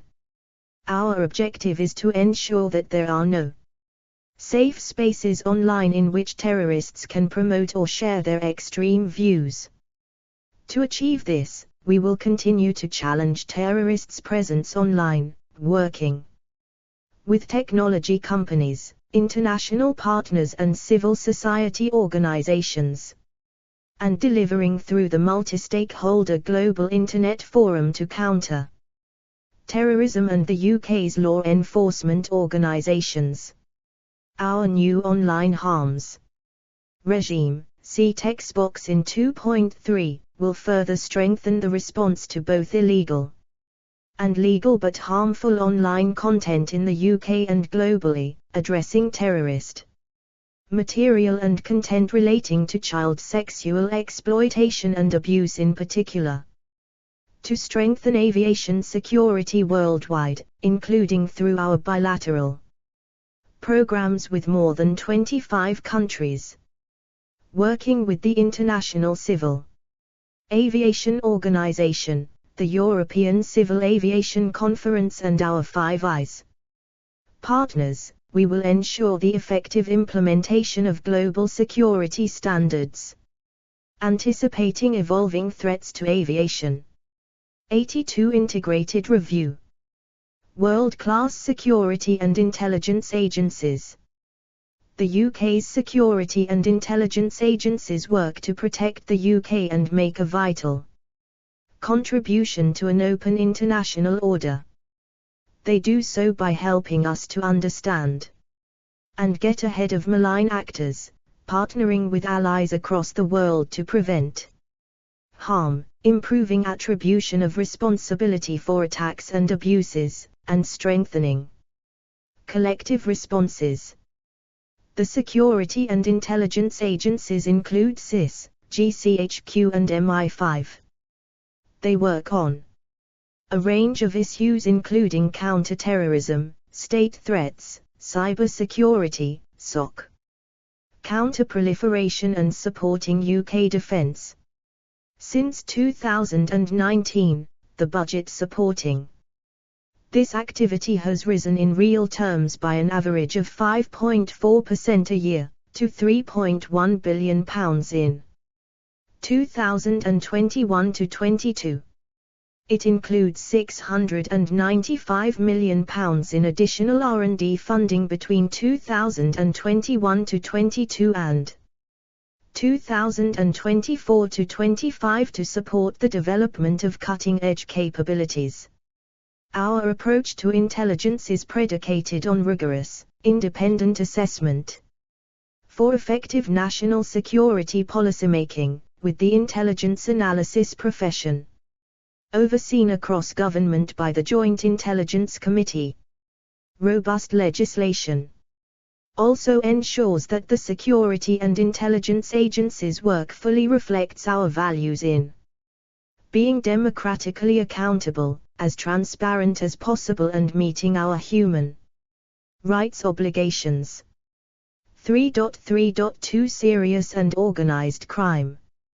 24 SOC 2 directly undermines the safety of UK citizens, the integrity of the state and confidence in our financial system, costing the UK at least £37 billion each year.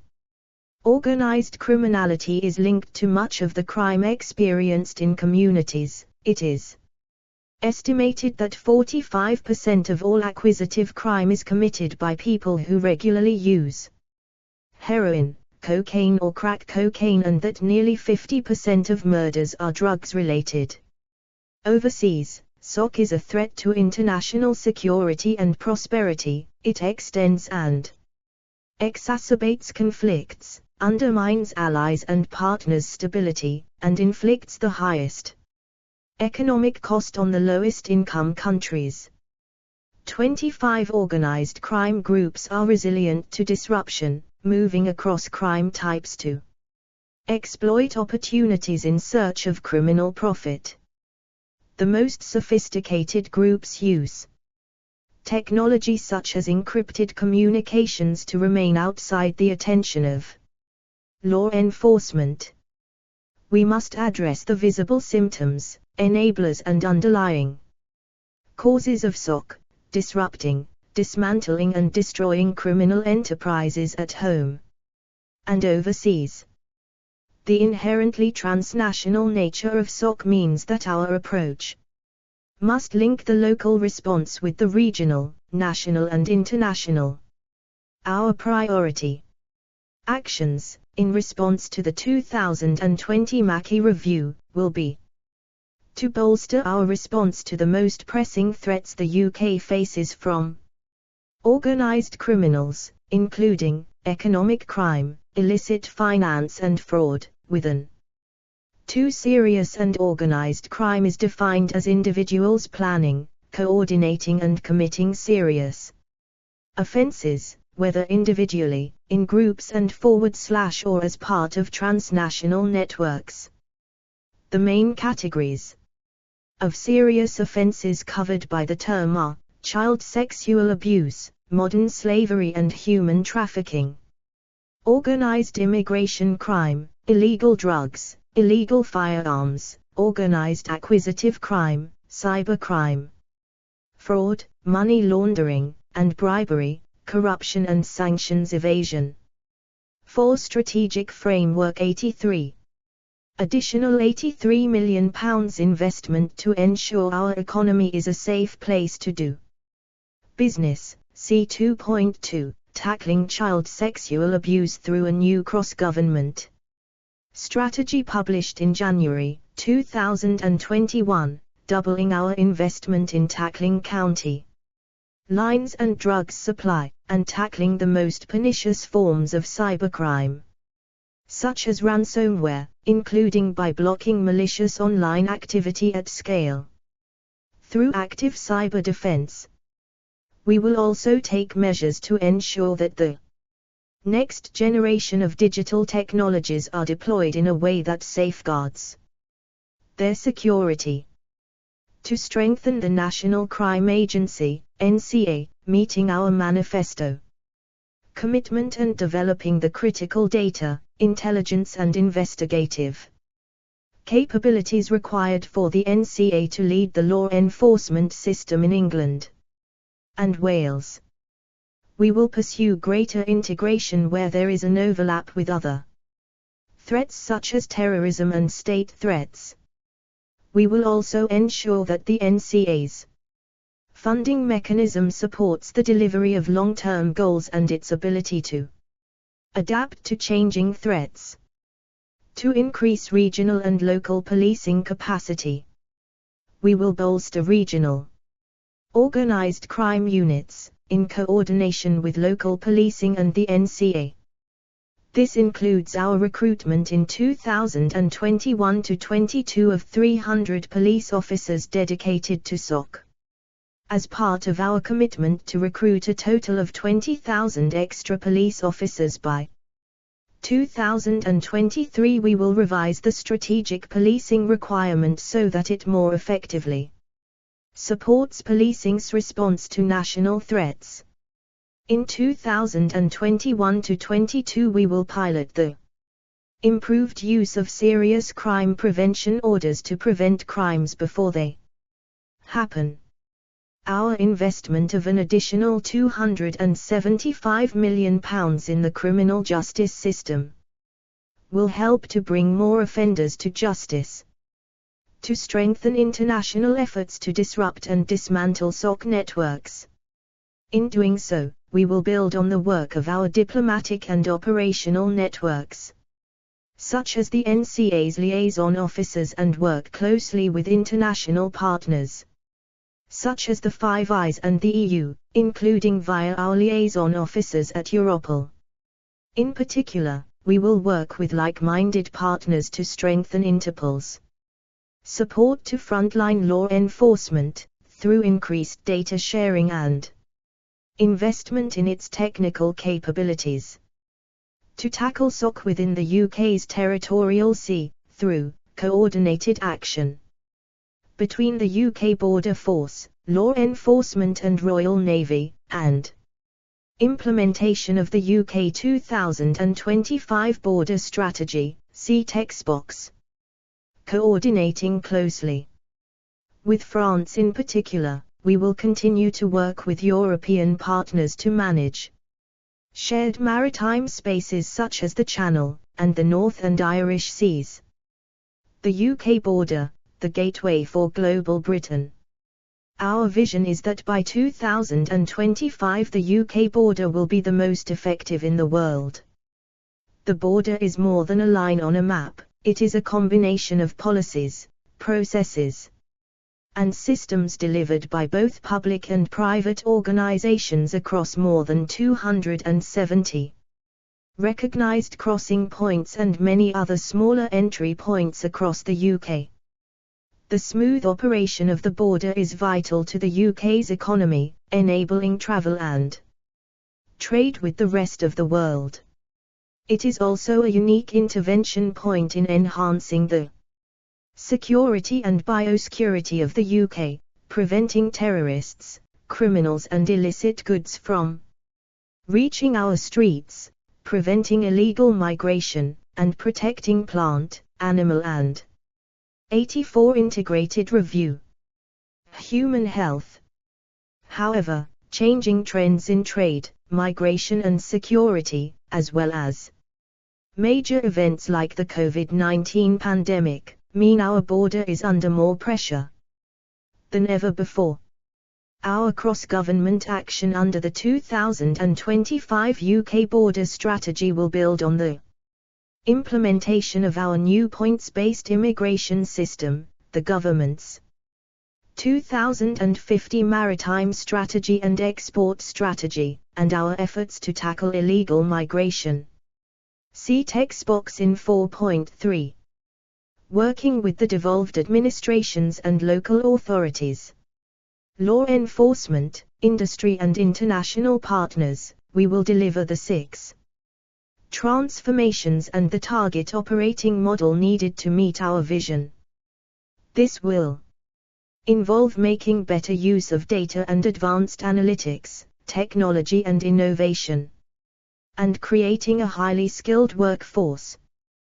We will increase the effectiveness of the UK's border with 6 transformative changes, which will promote prosperity and enhance security. The 2025 UK Border Strategy. 1, 2, 3, 4, 5, 6. Develop a coordinated approach to border design and delivery which enables border innovation. Bring together governments, collection, assurance, and use of border data. Establish resilient ports of the future at border crossing points. Use upstream compliance to move processes away from the actual frontier where appropriate.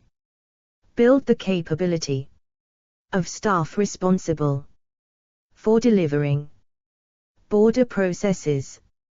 Shape the future development of borders worldwide to facilitate end-to-end trade and travel.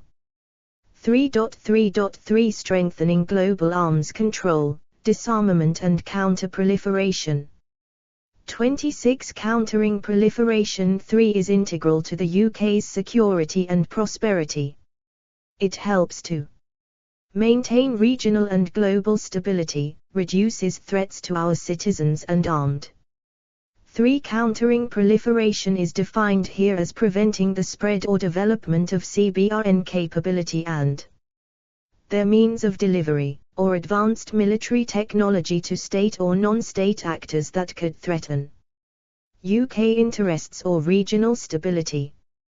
4. Strategic Framework 85 Forces facilitates safe trade for our industry and protects high-skilled jobs across the UK. Our successes in the past 5 years, including the response to Russia's Salisbury attack and the attribution of chemical weapons use in Syria, have contributed to our global reputation as a force for good and an S&T power. 27 To protect these gains, we must address growing threats from states such as Iran, Russia and North Korea, respond to emerging threats such as the illicit acquisition of advanced and dual-use technologies, and reinforce the global counter-proliferation architecture against growing pressures, shaping its future in our interest. Our priority actions will be to reinforce international governance of state access to CBRN weapons, materials or related technology through our work with the relevant treaty bodies, especially the Organization for the Prohibition of Chemical Weapons and International Atomic Energy Agency, whose nuclear safeguards system we will strengthen. In particular, we will do more to expose non-compliance with governing treaties, see Nuclear Deterrent section. Alongside our allies, the UK will hold Iran to account for its nuclear activity, remaining open to talks on a more comprehensive nuclear and regional deal. We will also remain the most engaged non-regional partner on North Korea's denuclearization and on sanctions enforcement, to reduce tensions in South Asia, by encouraging regional dialogue on nuclear responsibilities, and by working with states there to understand and respond to safety and security threats to the region. To counter proliferation to states. Using intelligence analysis, we will increase our knowledge of those who seek access to CBRN and advanced military and dual-use technology. We will tackle proliferation networks and proliferation finance by identifying hot spots, routes and mechanisms for their transfer. Improvements to the Academic Technology Approval Scheme will help to stop states from using research relationships with UK academia to steal intellectual property and obtain knowledge that could be used to develop CBRN weapons and their means of delivery, or advanced military technology. To counter proliferation to non-state actors, strengthening the security and safety of nuclear materials in priority countries. We will also reduce the risk of terrorist acquisition of biological agents through our international biological security Program and the G7 Global Partnership Against the Spread of Weapons and Materials of Mass Destruction. To balance the opportunities of new technologies with controls, sustaining our own legitimate investment and supporting other responsible states' use of new technologies through technical cooperation. Working with experts, industry and allies, the UK will maintain an efficient export control system on weapons and dual-use technology that adapts with technological change. We will also recommend changes to counter-proliferation regimes and international governance that take account of new routes to CBRN and advanced weapons enabled by technology. Iceberg A68, one of the largest ever recorded icebergs, floating near the island of South Georgia, South Atlantic. UK mod copyright symbol Crown copyright 2021. 4 Strategic Framework 87. 4 Building resilience at home and overseas. 1 COVID-19 is unlikely to be the last global crisis of the 2020s. As the world becomes both more interconnected and contested, incidents in one region, a novel virus, the loss of habitats or a cyber attack can have systemic consequences worldwide, which we cannot always predict or avert. This means that as well as strengthening our security, we need to build our resilience across England, Scotland, Wales and Northern Ireland, addressing the root causes of risks, and increasing the UK's preparedness to withstand and recover from crises when they occur. 2. The UK's resilience is intertwined with global resilience. The transnational nature of many challenges, from climate change and biodiversity loss to biosecurity and energy security crises, means that no single government can address them alone. Yet COVID-19 has shown how quickly international cooperation can falter under stress. It has also highlighted the vulnerabilities that have resulted from the global trend towards optimizing governance and processes for efficiency, rather than for resilience.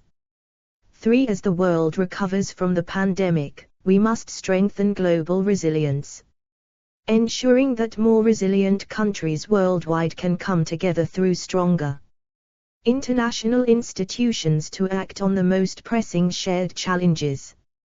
Alongside our efforts to respond to a more challenging security environment, greater resilience is essential if we are to ensure an international order in which open societies and economies can flourish. 4. Our first goal is to build our national resilience, so that we are able to reduce the impact of acute shocks and longer-term challenges on lives and livelihoods in the UK. National resilience is the product of multiple factors, including effective and trusted governance, government capabilities, social cohesion, and individual and business resilience. Achieving this goal therefore requires a national effort, supported by the government's wider domestic agenda. In particular, we will adopt a new approach to preparedness and response to risks, which fully recognizes that natural hazards and other risks can cause as much disruption to the UK's core interests as security threats. 5. Our second goal is to tackle climate change and biodiversity loss, which require immediate and concerted action worldwide. This will be the UK's foremost international priority, building on our domestic commitment to reach net zero by 2050. We will work to accelerate the transition to a zero-carbon global economy, protect and restore biodiversity, and support adaptation and resilience, particularly for the most vulnerable worldwide. 6. Our third goal is to build health resilience at home and at the international level. Recognizing the interconnected nature of our global health system. In particular, we will bolster our efforts to improve pandemic preparedness, taking a One Health approach, and to reform the WHO, applying the lessons of COVID-19. 88 Integrated Review. 4.1 Building the UK's national resilience. 7. Resilience has long been part of the UK's approach to national security.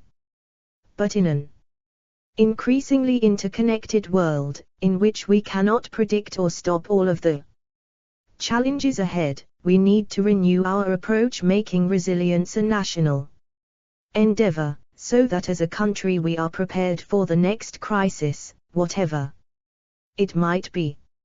8. The government will continue to prepare for and respond to individual risks, whether terrorism, flooding or a new pandemic.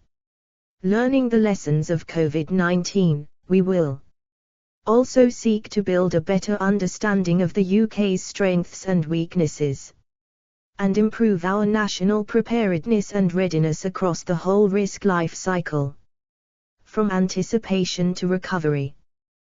To do so, the government will start developing a comprehensive national resilience strategy in 2021, in partnership with the devolved administrations and English regions, local government, the private sector, and the public.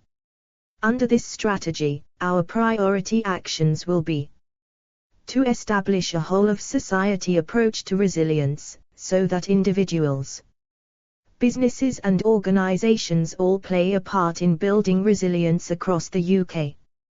We will seek to develop an integrated approach, bringing together all levels of government, CNI operators, the wider private sector, civil society and the public. As part of this, we will improve government communications to the public. On preparedness, consider strengthening the role and responsibilities of local resilience forums, LRFs, in England, and consider the scope and responsibilities of CNI owners and operators to ensure a consistent resilience standard across CNI sectors. This is in addition to any necessary sector-specific legislation, such as the Telecommunications Security Bill. The new cyber strategy will contribute to this overall approach, increasing the UK's resilience to cyber risks. This will include raising the level of cyber security across CNI sectors and increasing the adoption of the NCSC's cyber assessment framework to consider threats and hazards in the round, so that we can build national resilience across the diverse range of risks facing the UK, malicious and non-malicious, direct and indirect, and acute and chronic, including low probability catastrophic impact events. This means integrating national security with economic, health and environmental policy, and taking an approach that covers the full life cycle of risk, anticipation, prevention, preparation, response and recovery. As part of this, we will more closely link our domestic and international action, putting more emphasis on acting upstream to tackle risks at source. From climate action to cyber capacity building and efforts to disrupt transnational organized crime groups. To develop more capabilities, people, skills and equipment that can be used across a range of scenarios. We will improve our ability to test and develop our capabilities through contingency planning and regular exercises. Bringing together government, the emergency services, the armed forces, other local responders and industry. The armed forces will also continue to provide support to emergency responses such as COVID-19 through military aid to the civil authorities, MACA, and we plan on making greater use of the military reserves in supporting domestic national security priorities. We will also consider how to extend this to a civilian reservist cadre for support in times of crisis. For Strategic Framework 89.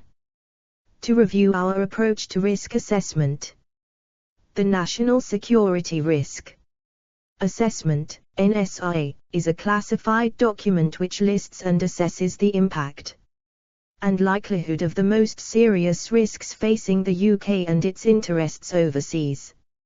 It is produced in conjunction with all risk-owning departments and agencies, and its findings were reviewed in light of the COVID-19 pandemic.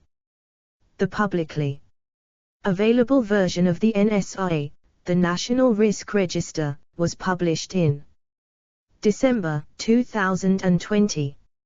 A review of the NSI methodology is currently underway, which will address all aspects of the underlying methodology, including how we account for interdependencies, cascading and compound risks, to strengthen our analytical, policy and operational tools, including the collection and use of data to better assess cross-cutting, complex risks.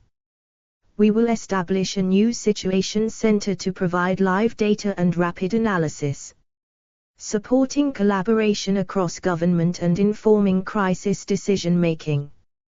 We will also invest in the digital transformation of the security and intelligence agencies and in all source assessment that brings this intelligence together with open source information. 4.2 Tackling climate change and biodiversity loss. 9. The window of opportunity the world has to tackle the climate and biodiversity crisis is shrinking. Urgent action is needed to limit global warming to 1.5 degrees Celsius and to end species decline and environmental destruction. Without it, nature loss could result in a cumulative economic cost of up to $10 trillion between 2011 and 2050. In particular, we must accelerate the global transition to net zero, laying the foundations for future growth and creating new, sustainable employment in the industries of the future. We must also increase our collective resilience to the damage that has already been done, in particular supporting the most vulnerable worldwide in adapting to climate effects and nature loss.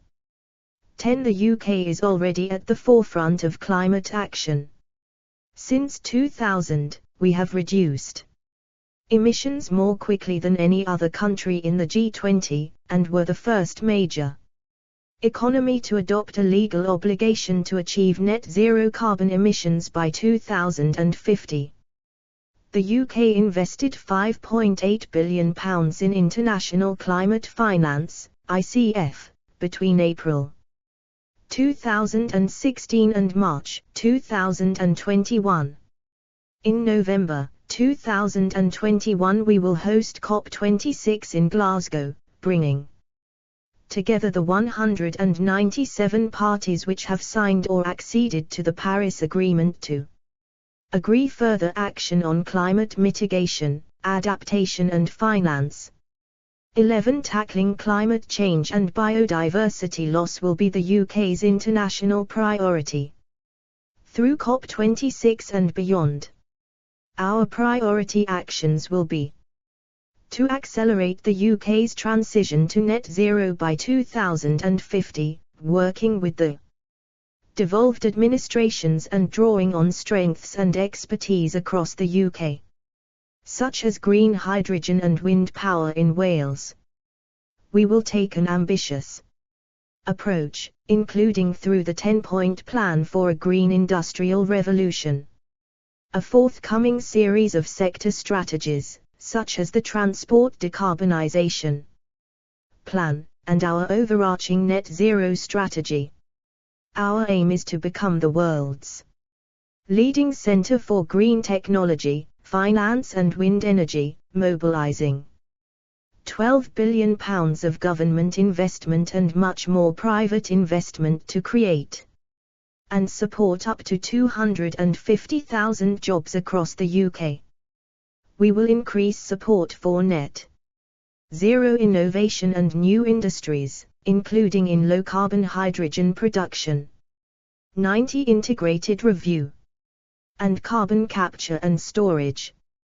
Through the proposed North Sea Transition Deal, we will support the UK's oil and gas hubs to diversify into new energies, protecting and creating new jobs in areas such as the northeast of England and Scotland.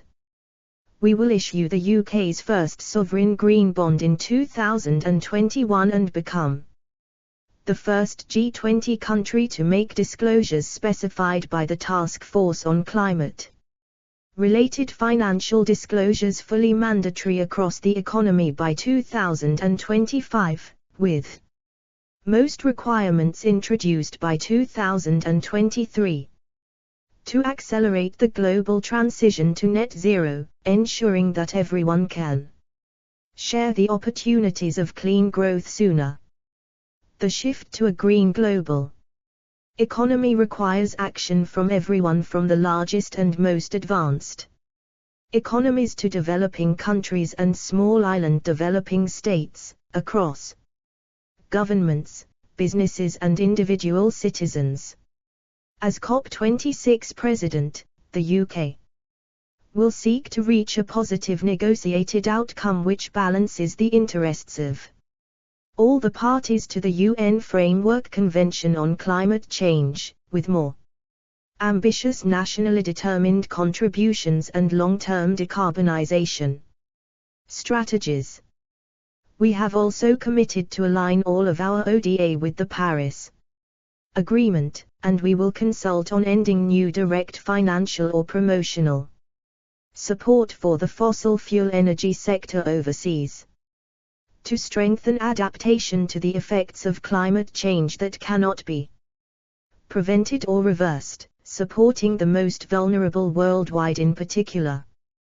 We will seek ambitious commitments on finance for adaptation and resilience at COP26. The UK has already committed £11.6 billion to ICF between 2021 and 2025 and doubled our contribution to the Green Climate Fund, to £1.44 billion. At home, the second National Adaptation Programme, 2018, sets out a 5-year strategy to make the UK more resilient to climate change, including action on the most pressing risks such as flooding. We will also seek nature-based solutions, such as the £80 million Green Recovery Challenge, which funds projects that restore nature, and the £640 million Nature for Climate Fund for tree planting and peat restoration, to reverse biodiversity loss by 2030, delivering the goals set by the Paris Agreement, the commitments of the Convention on Biological Diversity, and the 2020 Leaders' Pledge for Nature. We will protect and restore nature, including by driving support for ambitious new global targets for nature at the UN Biodiversity Conference, CBD COP15, in Kunming in 2021, to improve ecosystem resilience and species recovery, and to tackle the causes of nature loss. We will continue to campaign for global agreement to protect at least 30% of the world's land and ocean globally by 2030, through our Global Ocean Alliance and as co-chair, with Costa Rica and France, of the High Ambition Coalition for Nature and People, and lead the Global Ocean Alliance. The UK will lead by example, protecting 30% of our own land and sea by 2030. To drive sustainable and legal use of natural resources, the UK will promote Agriculture that regenerates ecosystems and provides healthier and more sustainable food. We will convene the forest, agriculture and commodity trade dialogue, bringing together the world's largest producer and consumer countries of forest risk commodities to agree collaborative actions that will protect forests, whilst promoting trade and development. At home, we will introduce a new law to prevent trade of products in the UK that contribute to illegal deforestation. We will also continue working to end the market for illegal wildlife products, strengthening law enforcement efforts and supporting sustainable alternative livelihoods. For Strategic Framework 91. To invest in nature and a nature-positive economy, integrating biodiversity into economic decision-making in response to the findings of the Dasgupta Review. We will increase finance for nature and for nature-based solutions to climate change, including by spending at least £3 billion of our ICF on nature over the next 5 years, and supporting the protection and restoration of critical habitats, including through our Biodiverse Landscapes Fund and Blue Planet Fund. The 10-point plan for a green industrial revolution. £12 billion of HMG investment, supporting up to 250,000 highly skilled green jobs by 2030, unlocking 3 times as much private sector investment in the green economy by 2030. Offshore wind, producing 40 GW. Enough offshore wind to power every home in the UK. Low carbon hydrogen, aiming for 5 GW of production by 2030. And pioneering hydrogen heating trials, delivering new and advanced nuclear power, investing in the next generation of nuclear technology, large and smaller scale plants and advanced modular reactors, zero-emission vehicles, ending the sale of new petrol and diesel cars and vans by 2030, while backing our automotive sector, supported by £2.8 billion. Green public transport, cycling and walking, investing £5 billion in zero-emission public transport, jet zero and green ships, researching projects for zero-emission planes, ships and sustainable aviation fuels, greener buildings, £1 billion to make homes, schools and hospitals greener, warmer and more energy efficient. Carbon capture, £1 billion to become a world leader in technology to capture and store harmful emissions. Nature, protecting and restoring our natural environment, including £5.2 billion for food defences, innovation and NANS, developing cutting-edge, low-carbon technologies, and a new sovereign green bond. 92 Integrated review. Energy security. Ensuring the supply of secure, affordable and clean energy is essential to the UK's national interests. In the years ahead, our focus will be on the transition to clean energy. As set out in the Energy White Paper, we will decarbonize our energy system, boosting the production of clean energy and seeking to reduce the costs of new technologies by deploying at scale As we make this transition, oil and gas will remain an important, if diminishing, part of the UK's energy supply. We will work with our international partners to maintain secure global oil supplies, particularly in the Middle East. As a member of the International Energy Agency, the UK continues to hold international oil stocks that can be released in the event of major disruption. We will also support efforts to ensure European gas security, seeking to avoid disruption which could have knock-on impact for prices and supply. More widely, we will protect the UK's energy CNI, which remains an attractive target for attacks by states and non-state actors such as terrorists and criminals. This will involve ensuring adequate defense against new cybersecurity risks as our energy system becomes increasingly reliant on digital technologies. We will also promote nuclear safety, high standards and safeguards both through our participation in the International Atomic Energy Agency and bilaterally supporting a resilient ocean.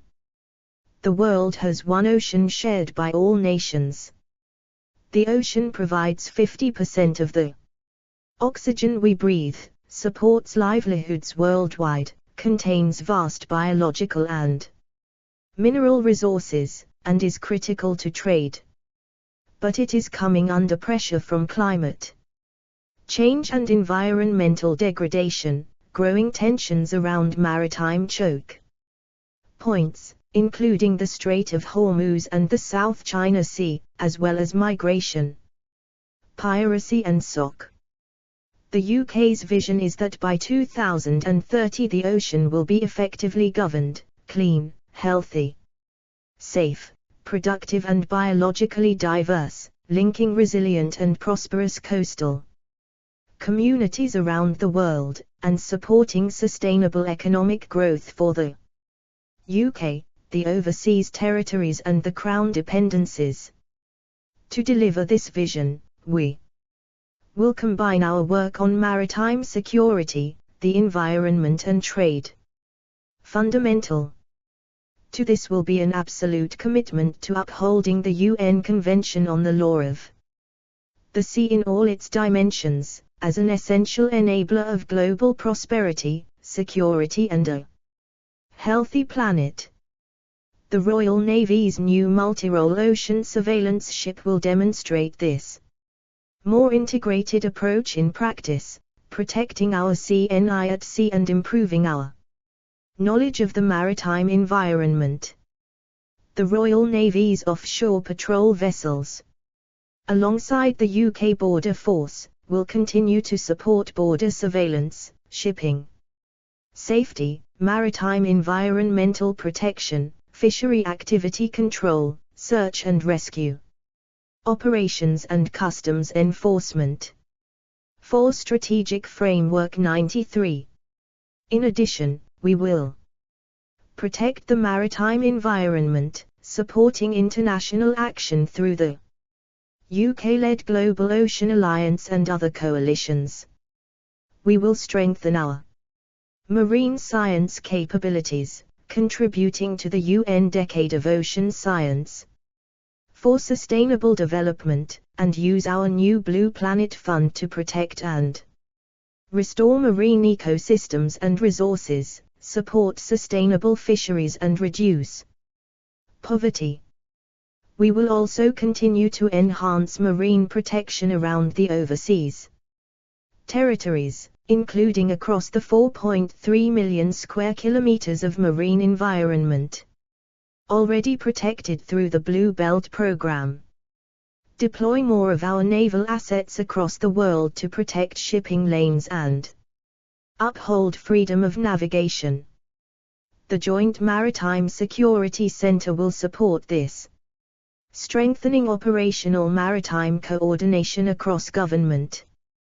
The Royal Navy's Maritime Component Command in Bahrain will continue to ensure the flow of trade in the Gulf, including through support to part of the new international maritime security construct. Contribute to wider maritime security, including in tackling piracy off the coast of West Africa as co-chair of the G7 Friends of the Gulf of Guinea Group in 2021. 4.3 Building health resilience. 12 Infectious disease outbreaks are likely to become more frequent in the coming years. While antimicrobial resistance, AMR, remains a long-term challenge to human health. As COVID-19 has shown, such health crises can have devastating human, economic, and social consequences, testing national responses and the global health system, and straining international cooperation. 13 We must learn the lessons of COVID-19, bolstering our domestic and international action to address global health risks as part of our wider approach to biosecurity. 4. In doing so, we will build on our One Health approach, which recognizes the close connection between the health of people, animals and the environment. Reflecting the interconnected nature of our global health system, we will sustain our support to health programs in developing countries. We will also continue our collaboration with partners including the EU and the multilateral development banks on issues such as AMR, AIDS, tuberculosis and malaria. Our priority actions will be to accelerate equitable access to COVID-19 vaccines, therapeutics and diagnostics, VTDs, worldwide as the fastest route to national and global recovery from the current crisis. Our goal is to have offered the entire UK adult population the first dose of a coronavirus vaccine by the end of July 2021 under our domestic vaccination program, which also extends to our overseas territories. The UK will continue to support developing countries' access to 4. Biosecurity is defined as the protection of the UK and our interests from biological risks, particularly significant disease outbreaks, whether these arise naturally, through the less likely event of an accidental release of hazardous biological material from laboratory facilities, or as the result of a deliberate biological attack. These risks could affect humans, animals or plants. 94 Integrated Review.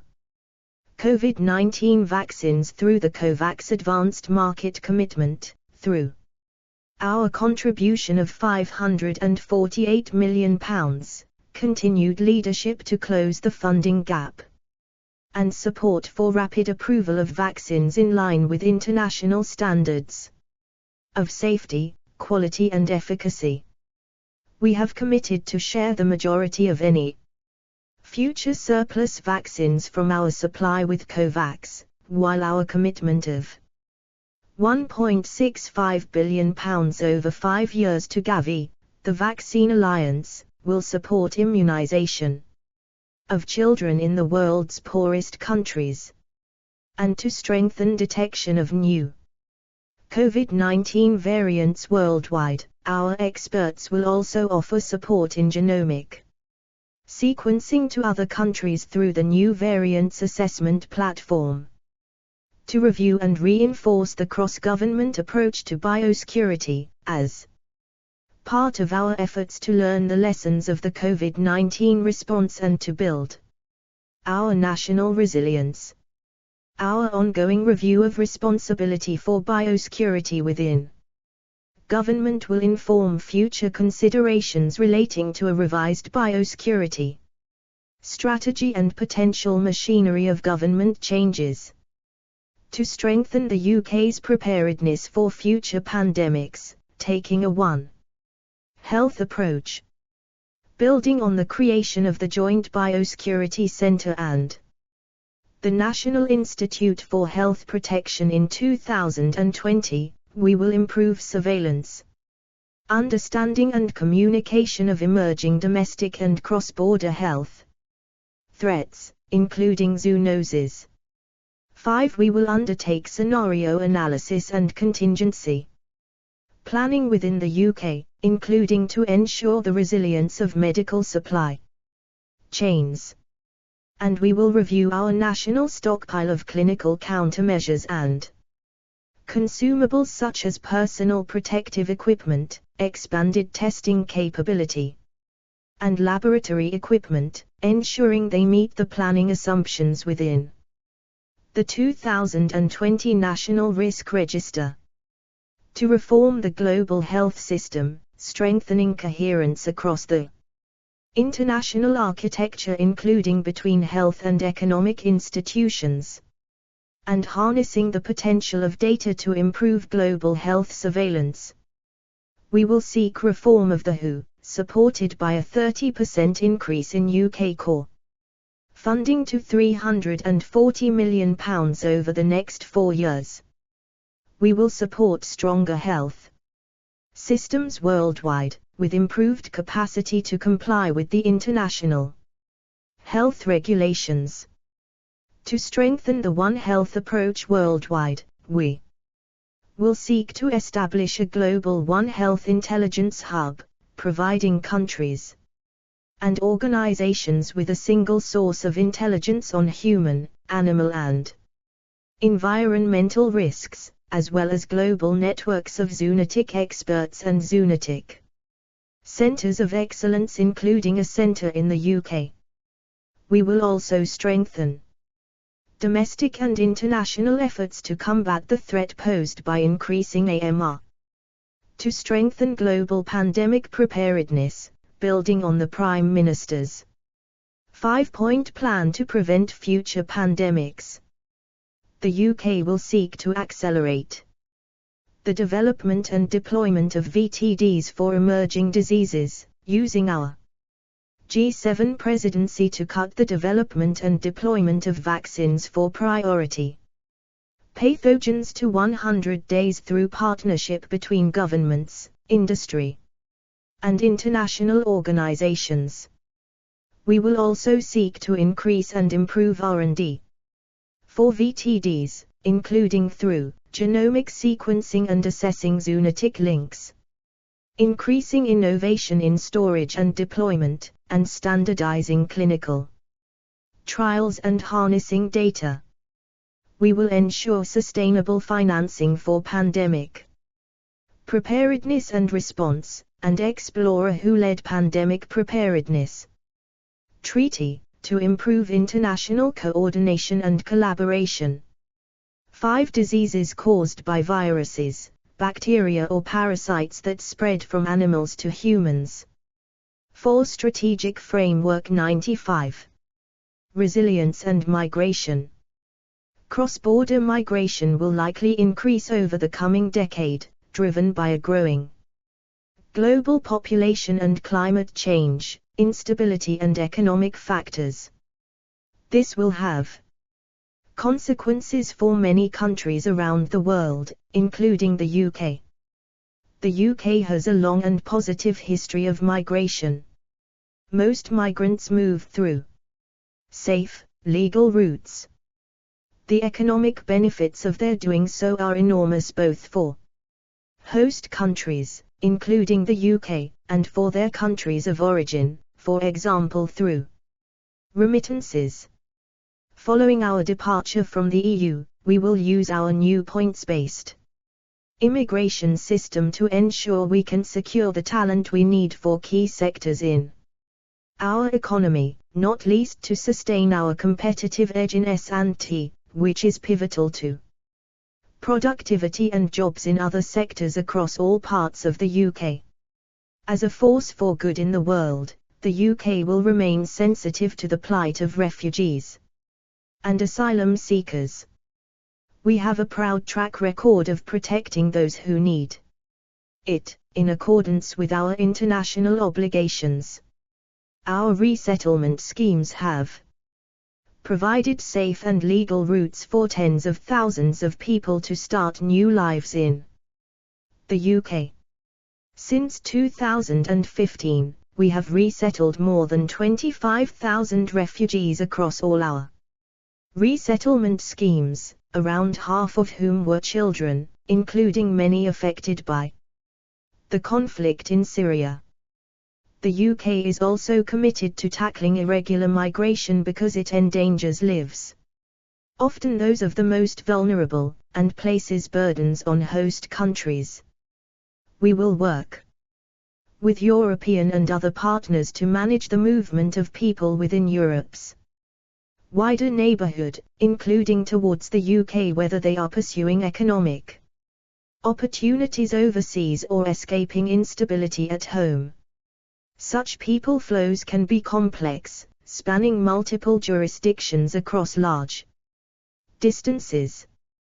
We will take a whole-of-route approach, working through our diplomatic and development network along key migration routes from Africa via the Mediterranean, from the Middle East via Eastern Mediterranean, and from Asia via Eastern Europe.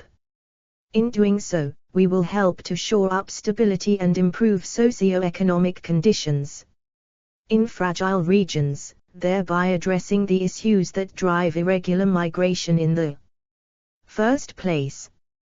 We will also build capacity upstream for enforcement, including to address organized immigration crime, which exploits the vulnerable. We will protect the most vulnerable, including by offering support to the victims of trafficking, modern slavery, and exploitation. We will return people without the right to remain in the UK to their countries of origin or another safe country, rebalancing the asylum system to disincentivize specific illegal routes and strengthening the returns process. We will also increase our capability to tackle the migrant challenge in the Channel, including ending the dangerous, illegal, and unnecessary small boat crossings, through collaboration with France and other near neighbors. Implementing the Integrated Review. Implementing the Integrated Review 97. 1. The Integrated Review has established new and demanding ambitions for the UK's national security and international policy in an increasingly complex, contested and interconnected global context. Success will depend on more integrated, adaptive, and innovative structures and capabilities, reaching beyond central government where necessary.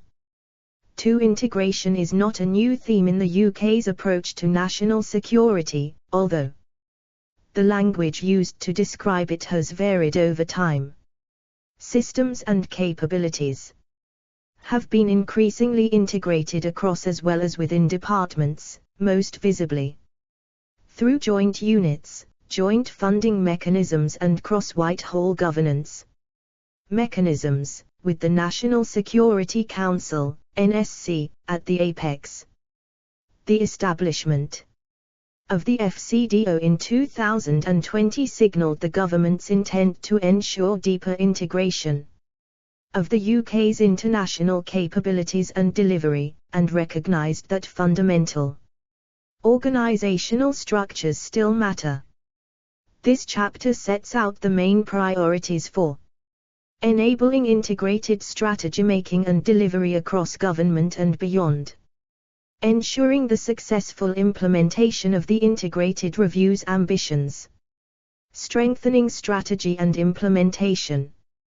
3. The NSC will remain the key formal mechanism through which ministers collectively set national security strategy and policy, and oversee implementation. The 2018 National Security Capability Review reformed the structures that support the NSC and introduced new cross-Whitehall mechanisms for providing advice and supporting implementation of its priorities.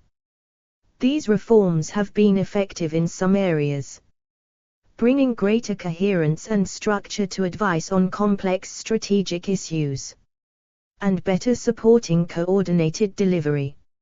Overall, however, more flexibility and agility is needed in the way in which departments tackle cross-cutting challenges.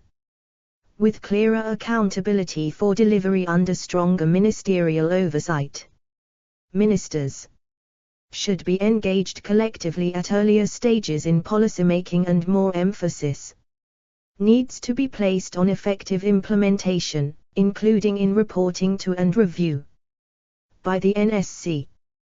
The National Security Advisor will therefore review national security systems and processes to ensure that integrated review objectives and priority actions, as well as future policy decisions, are implemented swiftly and effectively, and to establish systems that better support the NSC reform priorities. 5. Strategy capability. Stronger collective strategy capability is fundamental to successful, integrated implementation. During the integrated review process, we have developed or employed a number of tools and techniques for strategic analysis, assessment and challenge, as well as better links with a range of external bodies to support policy development. Some of this capability will be developed further for ongoing support to strategy implementation and development. This includes better technological skills and capability within strategy functions, strategic communications and public engagement capability, enhanced access to evidence, including the use of futures, foresight techniques, data and challenge. 98. Integrated review. The new net assessment function within the MOD is an example of the type of capability we will create to support cross-government strategy making. 6. Digital and data. A continuing focus on interoperability through architectures, standards and development methods will be required so that teams across government can work effectively together across all levels of security. This will need to be underpinned by investment in next-generation secure digital, data and technology platforms, skills, and a strong focus on improving knowledge and information management practices. We will focus on the responsible use of new data platforms, digital tools and participative processes to support policymaking and improve inclusivity and transparency.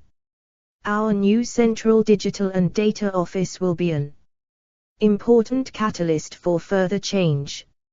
7. Culture, diversity and inclusion. Achieving a culture that supports integration, adaptation and innovation is critical.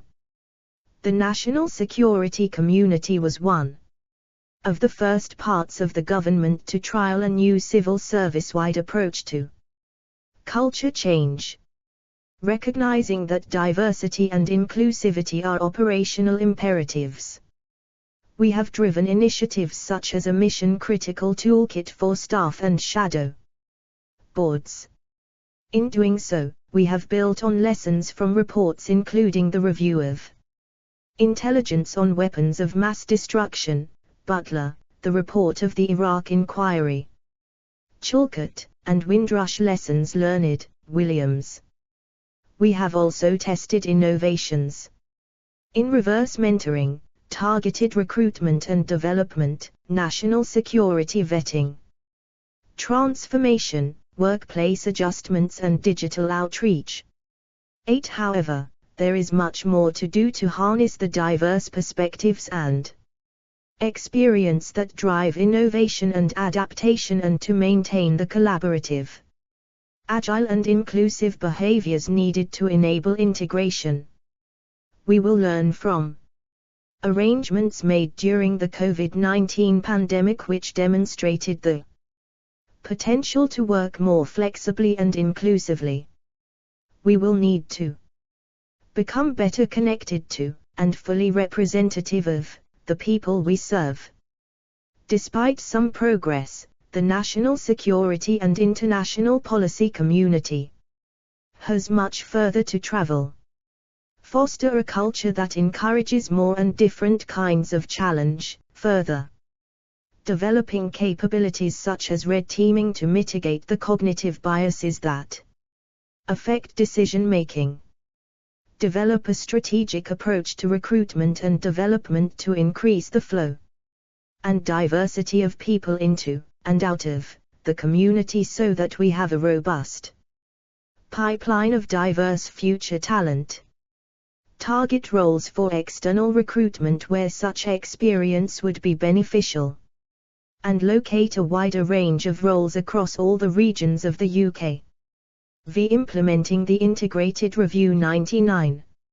9. Professionalisation, training and skills. Delivering the Integrated Review will depend on the availability of people with the right skills, experience and security clearances to form flexible, diverse and multidisciplinary teams.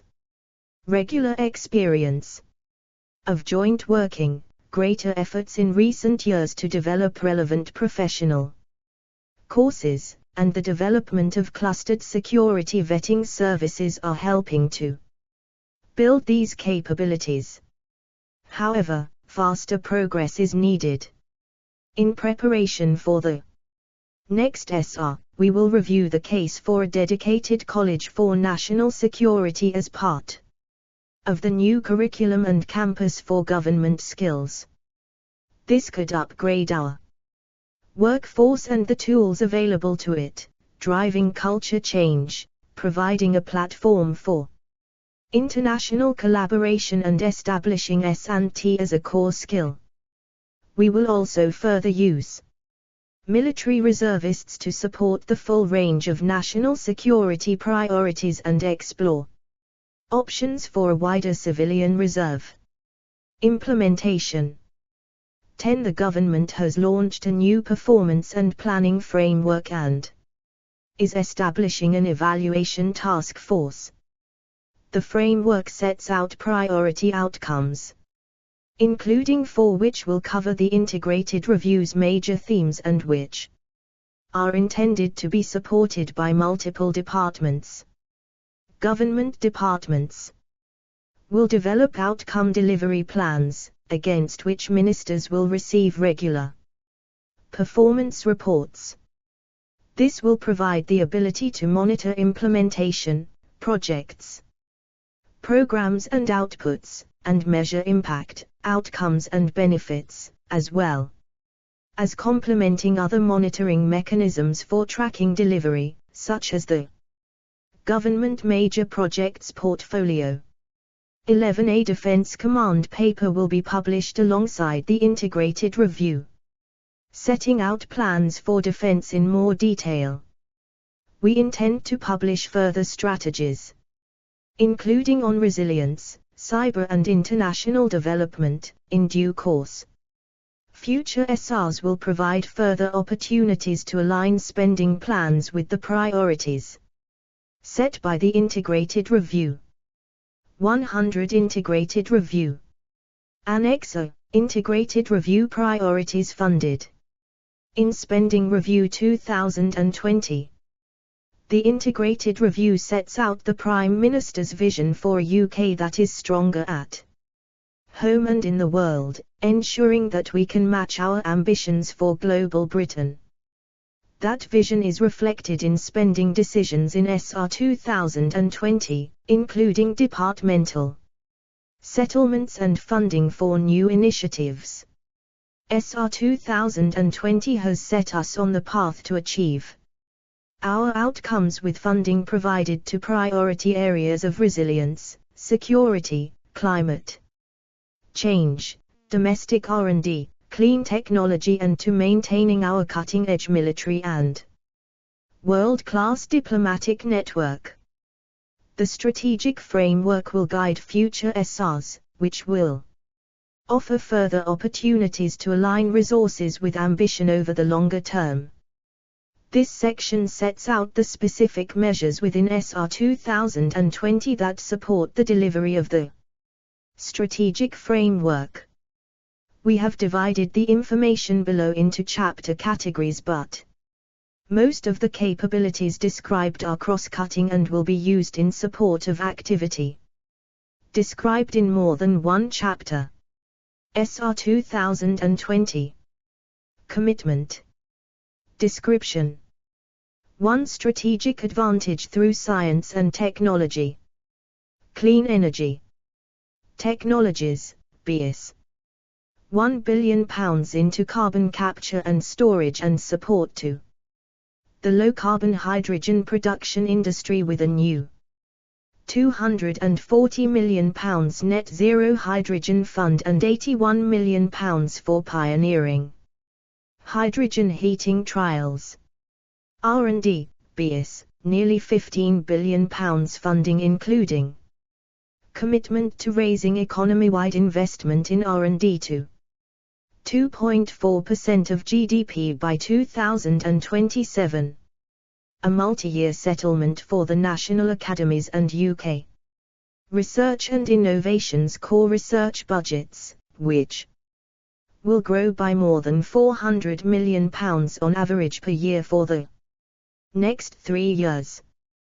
By 2023 to 24, the government will be investing £1.4 billion more per year in core funding for its world-leading research base, up to £17 million in 2021 to 22 to establish a new unit and fund that will focus on the last mile of innovation to help ensure that public sector knowledge assets, R&D, intellectual property, and other intangible assets, translate into new high-tech jobs, businesses and economic growth.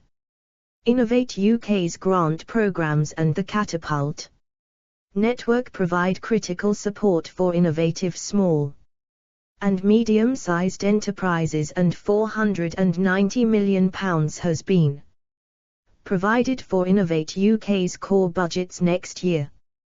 This will support high-tech firms across the UK in developing the technologies of the future. Annex A, Integrated Review Priorities funded in Spending Review 2020 101. SR 2020. Commitment. Description.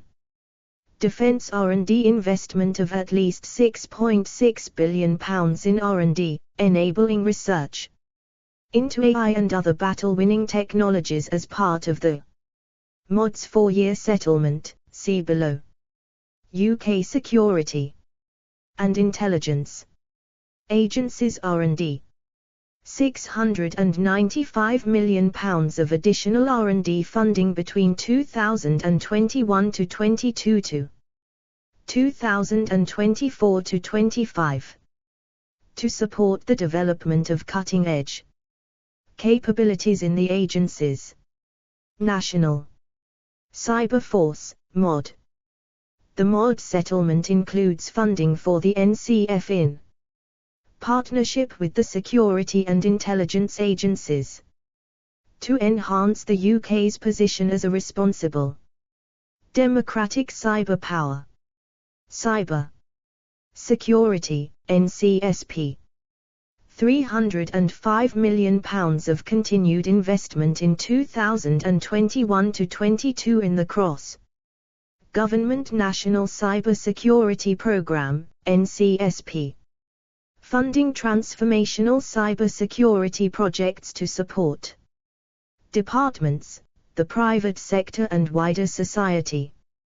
This investment will enable the UK to stay at the forefront of global action to secure a safe digital future and successfully adopt new technology to drive resilience and economic growth. There is a further £18 million in 2021 to 22 for international cyber, digital and data capacity building programs, and projects from the Conflict, Stability and Security Fund. Digital and Data,— £45 million for programs to drive growth through digital technologies and data, while improving online safety and security. 2. Shaping the open international order of the future. Diplomatic network, FCDO. Investment in FCDO priority estates projects to deliver a safe, modern platform for our overseas network. Trade, DIT, continued implementation of the UK's new independent trade policy, including ongoing trade negotiations with the United States, Australia and New Zealand, and the UK's accession to CPTPP with the aim of enabling 80% of UK trade to be covered by trade agreements by the end of 2022. Soft power. FCDO/DCMS/DFE. Continued support for the British Council, £150 million of ODA and £39 million non-ODA grant funding from FCDO for 2021-22, and further financial support to allow the Council to reform and invest over £284 million for galleries and museums. Over £150 million to continue to strengthen our cultural and heritage infrastructure, including through the Cultural Investment Fund and Museums Infrastructure Fund. 102. Integrated Review. SR 2020. Commitment. Description. Soft power. FCDO/DCMS/DFE. More than £100 million in capital investment for DCMS-supported bodies working across culture, heritage and sports. £72 million in 2021-22 to support the commitment to build 20 institutes of technology. Over £42 million for Visit Britain to promote the UK to visitors from around the world, promoting familiarity with UK values. Economic crime, HO, £63 million to tackle economic crime, including the reform of the Suspicious Activity Reports System, and to grow the NEC, which coordinates law enforcement's response to money laundering. £20 million to support the reform of the Companies House Register. 3. Strengthening security and defence at home and overseas. Defence, MOD, over £24 billion increase in cash terms over 4 years, including at least £6.6 billion of R&D, as mentioned above, to maintain a cutting-edge military. This reaffirms the UK's commitment to its allies, making the UK the largest European spender on defence in NATO and the second largest in the alliance. The additional funding in this settlement will enable research into AI and other battle-winning technologies, reshape the UK's armed forces for a more competitive age, establish a new space command and enhance the breadth of our space capabilities, continue the renewal of the UK's nuclear deterrent, develop the next generation of naval vessels, including Type 32 frigates and Fleet Solid Support ships, and deliver our plans for 8 Type 26 and 5 Type 31 frigates. Progress our carrier strike capabilities, with at least 48 F-35s by 2025. Develop the Future Combat Air System for the RAF, along with delivering upgraded Typhoon radars. Enhance the UK's position as a responsible, democratic cyber power, as mentioned above. Annex A. Integrated Review Priorities funded in Spending Review 2020 103. SR 2020. Commitment. Description: CBRN Nuclear. Detection. Capability: HO. £22 million resource funding in 2021-22 and £329 million capital funding from 2021-22 to 2024-25 to enhance nuclear detection capability, conflict, stability and security fund. £874 million to support the UK's national security and resilience through overseas engagement. This is focused on tackling instability, preventing conflict and supporting capacity building. Borders, HO/CO, £217 million for HO to deliver the future border and immigration system, a new points-based immigration system in line with the government's ambition to have the most effective border in the world by 2025.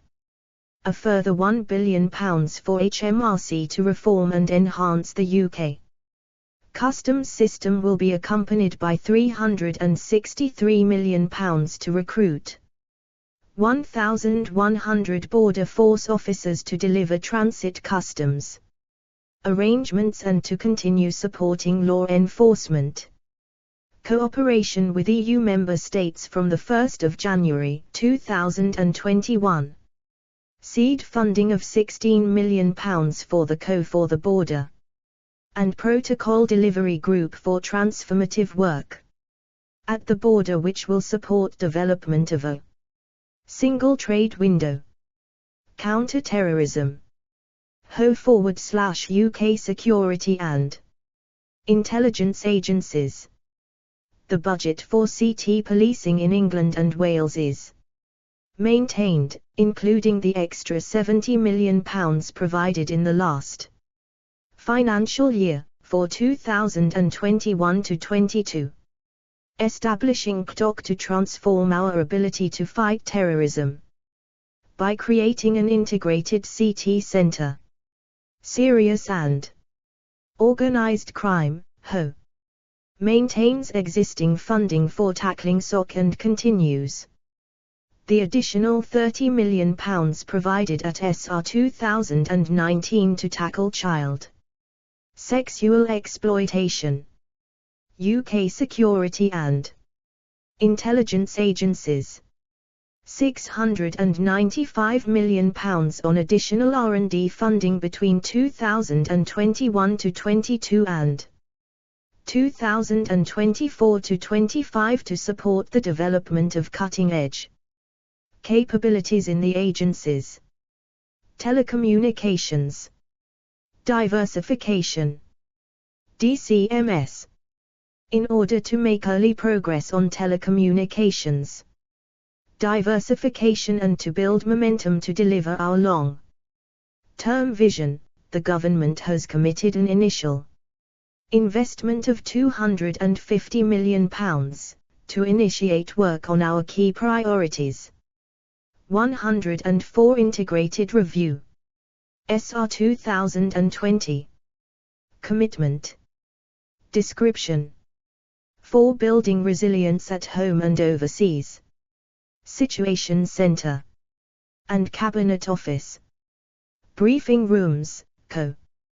£9.3 million to provide continued support to the COB crisis suite and establish a situation center which will provide live data, analysis and insights to decision makers on what is happening in the UK and around the world, strengthening our ability to identify, understand and respond to national security issues and crises.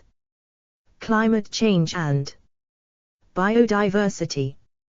£12 billion investment to support a green industrial revolution, including innovative clean energy technologies, low hydrogen carbon production, carbon capture and storage, offshore wind and nuclear power. Provides funding for The Prime Minister's 10-point plan, which has set out the government's vision to tackle climate change while simultaneously supporting hundreds of thousands of jobs across the UK. The Prime Minister committed in 2019 to double the UK's public ICF to at least £11.6 billion between 2021 and 2025. ICF will help developing countries limit their greenhouse gas emissions and adapt to the impacts of climate change. £5.2 billion in the next 6-year flood and coastal defence programme, and £200 million on innovative resilience measures over the same period. This is to better protect homes and communities across England from flooding and to ensure they are better prepared for when it does happen. This accompanies allocations for the Nature for Climate Fund, £92 million, Green Recovery Challenge Fund, £80 million, and an additional £7 million for biodiversity conservation in the overseas territories. Health Resilience, DHSC, BS, MHCLG, FCDO. £6 billion to develop and procure COVID-19 vaccines, as well as over £5.4 billion to help local authorities respond to COVID-19 in 2020-21. £1.3 billion to DHSC for R&D to continue the world-leading work of the National Institute for Health Research and Genomics England and their research into better patient outcomes, including on COVID-19 research, as well as supporting the wider UK life sciences sector. £548 million available through the COVAX Advance Market Commitment to support developing countries' access to COVID-19 vaccines. Annex O, Integrated Review Priorities funded in Spending Review 2020-105. SR 2020. Commitment. Description.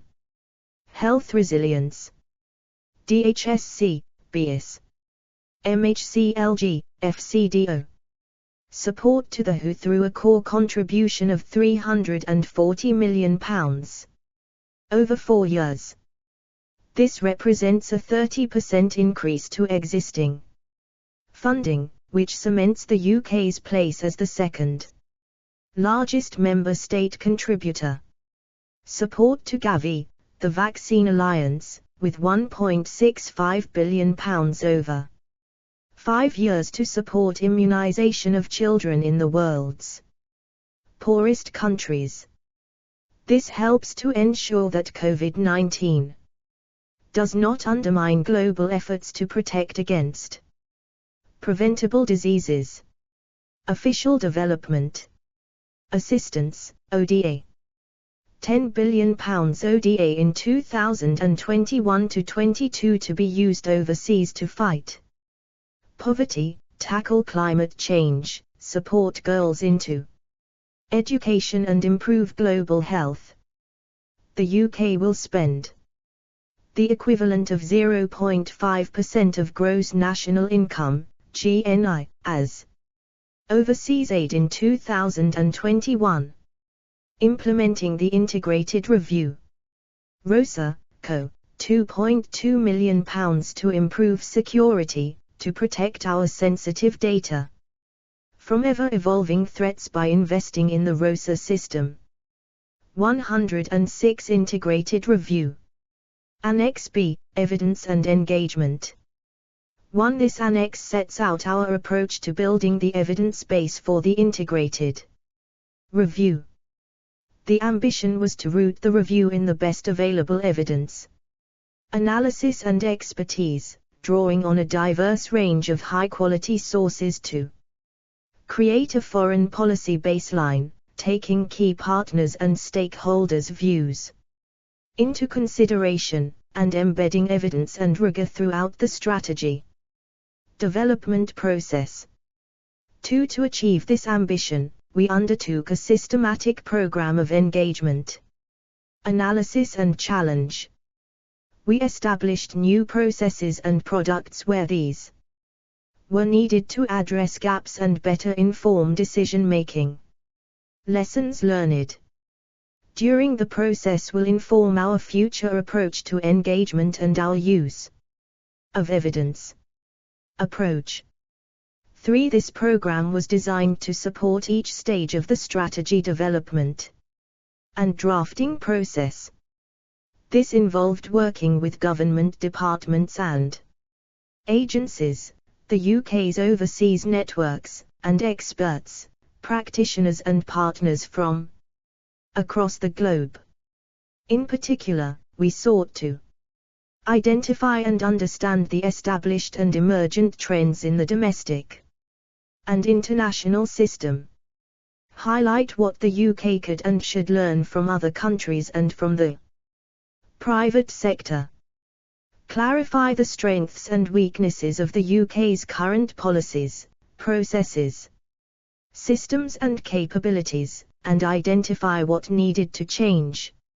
4. New mechanisms were established to integrate efforts across government so that the review benefited from the full range of expertise and resources available, including extensive domestic and overseas networks and research and assessment capabilities. 3 programs of activity were developed: engagement, analysis and assessment, and challenge and assurance. Engagement. 5. We designed engagement to bring in different perspectives and policy ideas from across the UK and around the world. We adapted the program in light of COVID-19 to make full use of online platforms, and we issued a public call for evidence. 6. International partners and stakeholders, the Cabinet Office and Foreign and Commonwealth Office, and later the FCDO, designed and delivered a virtual international engagement program to which heads of mission, ministers and senior officials contributed. In particular, senior officials including the Deputy National Security Advisor for the Integrated Review and the Prime Minister's Special Advisor on Foreign Policy held more than 100 engagements with over 20 countries across 6 continents, with a particular focus on key allies and partners. With support from Annex B, Evidence and Engagement 107. Wilton Park, we convened 22 young leaders and emerging experts from 14 different countries to better understand young people's perspectives on, and ambitions for, the future. 7. Departmental engagement, government departments and agencies consulted networks and stakeholder groups across the UK and the world to inform inputs to the integrated review. For example, the FCDO established a group of experts and hosted roundtables on key themes, and GoScience consulted established networks, such as the UK Science and Innovation Network, SIN, to coordinate a range of inputs from external experts. Chief scientific advisors across government also played an important role in improving the standards of evidence used throughout the integrated review.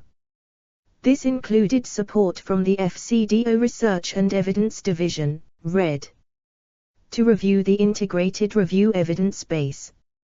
8. Public engagement, gaining perspectives from the public was vital to informing the integrated review, although the process was necessarily restricted due to COVID-19.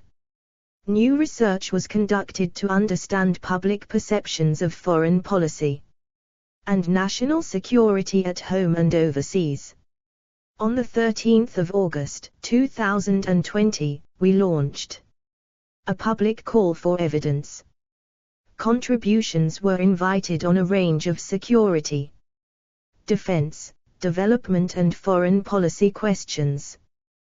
We received more than 450 submissions from individuals and organizations. Organizational respondents included representatives of a range of industries, non-governmental organizations, international organizations, academia, think tanks, local government, LRFs, the media, religious organizations and fire and police organizations. We reviewed and catalogued the submissions, which we then shared with policymakers and senior officials across government. 9. Parliamentary engagement. We made extensive use of reports by the relevant parliamentary committees. During the integrated review process, officials briefed the House of Commons Select Committees on Defence, Foreign Affairs and International Development. The Prime Minister gave evidence to the Liaison Committee on the integrated review. The Foreign Secretary and Defense Secretary also gave evidence to the relevant departmental select committees. The then National Security Advisor gave evidence to the Joint Committee on the National Security Strategy and Defense. Minister, Lords, led briefing sessions for members of the House of Lords. 10 experts and practitioners, with support from the government's Open Innovation Team and Wilton Park, we engaged academics and experts from more than 30 different institutions and 20 countries. This included 5 facilitated discussion sessions and 3 roundtables with senior officials. Senior officials conducted a virtual tour of established think tanks and new research bodies. During the integrated review, we closely tracked work in relevant journals, think tanks and other research bodies from across the world. This work included 2 focused reviews of expert opinion, involving input from 45 academics and practitioners, to gather perspectives on the UK's role in the world over the next 10 years, UK capabilities in relevant areas, and the extent to which current systems support their effective use. 108 Integrated Review. Analysis and Assessment. 11 We commissioned new analyses and assessments to address gaps, updated existing analyses, and developed new analytical products to inform decision-making and strategy development. 12 Global Strategic Outlook. The assessment community coordinated across government analysis of global trends up to 2030. This analysis drew on a range of expertise, including horizon scanning and futures analysis work by the MODS Development, Concepts and Doctrine Center, GoScience and the FCDO. It outlined the most significant global trends, drivers and changes, and their implications for national security and foreign policy over the coming decade. 13 Capabilities and systems. We sought to develop a detailed understanding of UK capabilities and systems to inform strategy and resourcing decisions. We carried out a cross-government assessment to provide an overview of government spending. We also compared the UK's capabilities with those of key partners and undertook analysis of the culture of the national security community. 14 Risk Assessment. The NSIA is a classified document that lists and assesses the impact and likelihood of the most serious risks facing the UK and its interests overseas. It is produced collaboratively with all departments and agencies, and its findings were reviewed in light of COVID-19. The publicly available version of the NSIA, the National Risk Register, was published in December 2020. 15 products to support decision-making and strategy development. We sought to improve the accessibility of the evidence base, synthesizing inputs where appropriate. This included regular sharing of insights from the evidence base. Challenge and assurance. 16. We put in place challenge and assurance processes to test our assumptions and emerging thinking during the strategy development process. These drew from a range of tools and methods, which included research into mitigating cognitive biases in national security and international policy. The Open Innovation team looked at a range of alternative analysis approaches, audited existing initiatives and interviewed 10 officials and 17 external experts including academics. Red teaming to challenge and test emerging thinking from the perspective of third parties including, but not limited to, allies and adversaries. Reading groups of senior officials with specific subject matter expertise from across government departments and agencies to contribute to and provide feedback on the emerging strategic framework.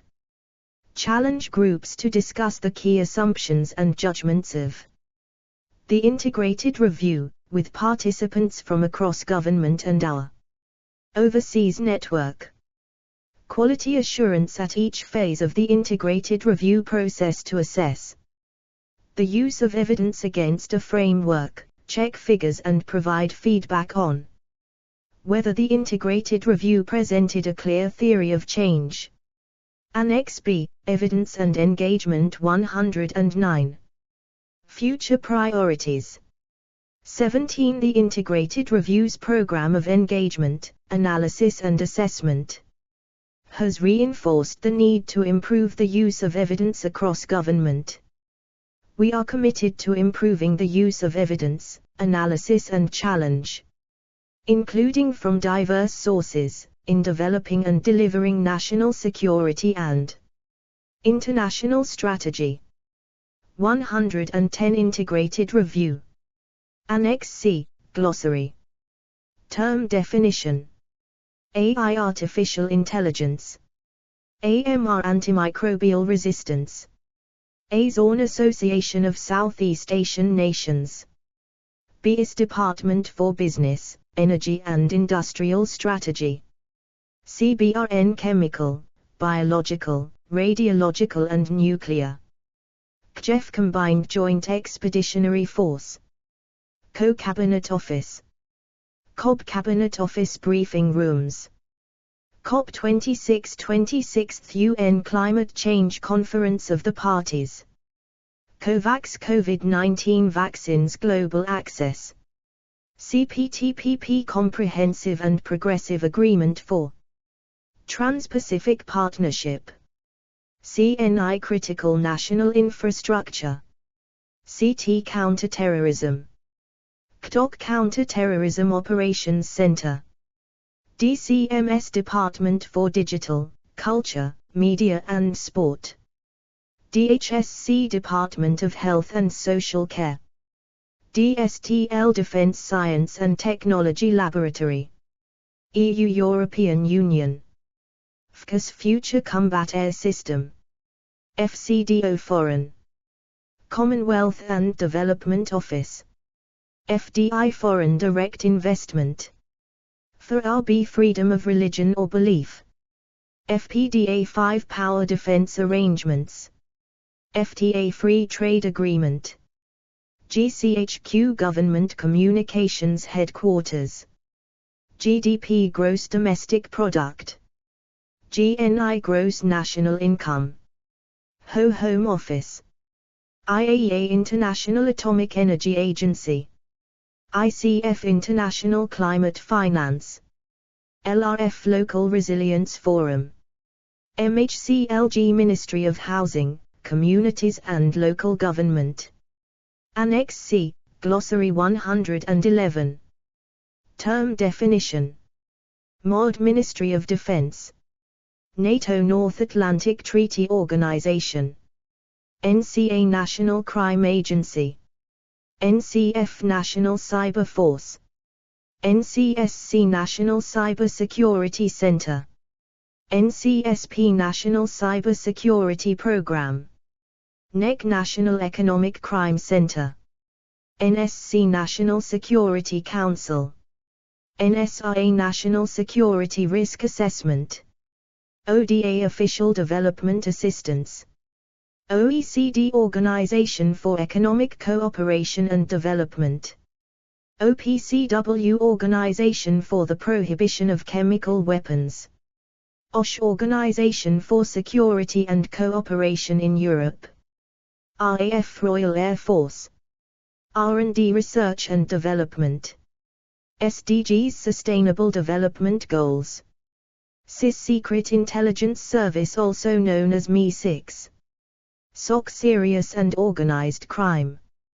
SR Spending Review, S Anti-Science and Technology, UN United Nations, UNCA the UN Refugee Agency, VTD Vaccines, Therapeutics and Diagnostics, WHO World Health Organization, WTO World Trade Organization, CCS, CCS 0221035122, ISBN 978-1-5286-2453-4.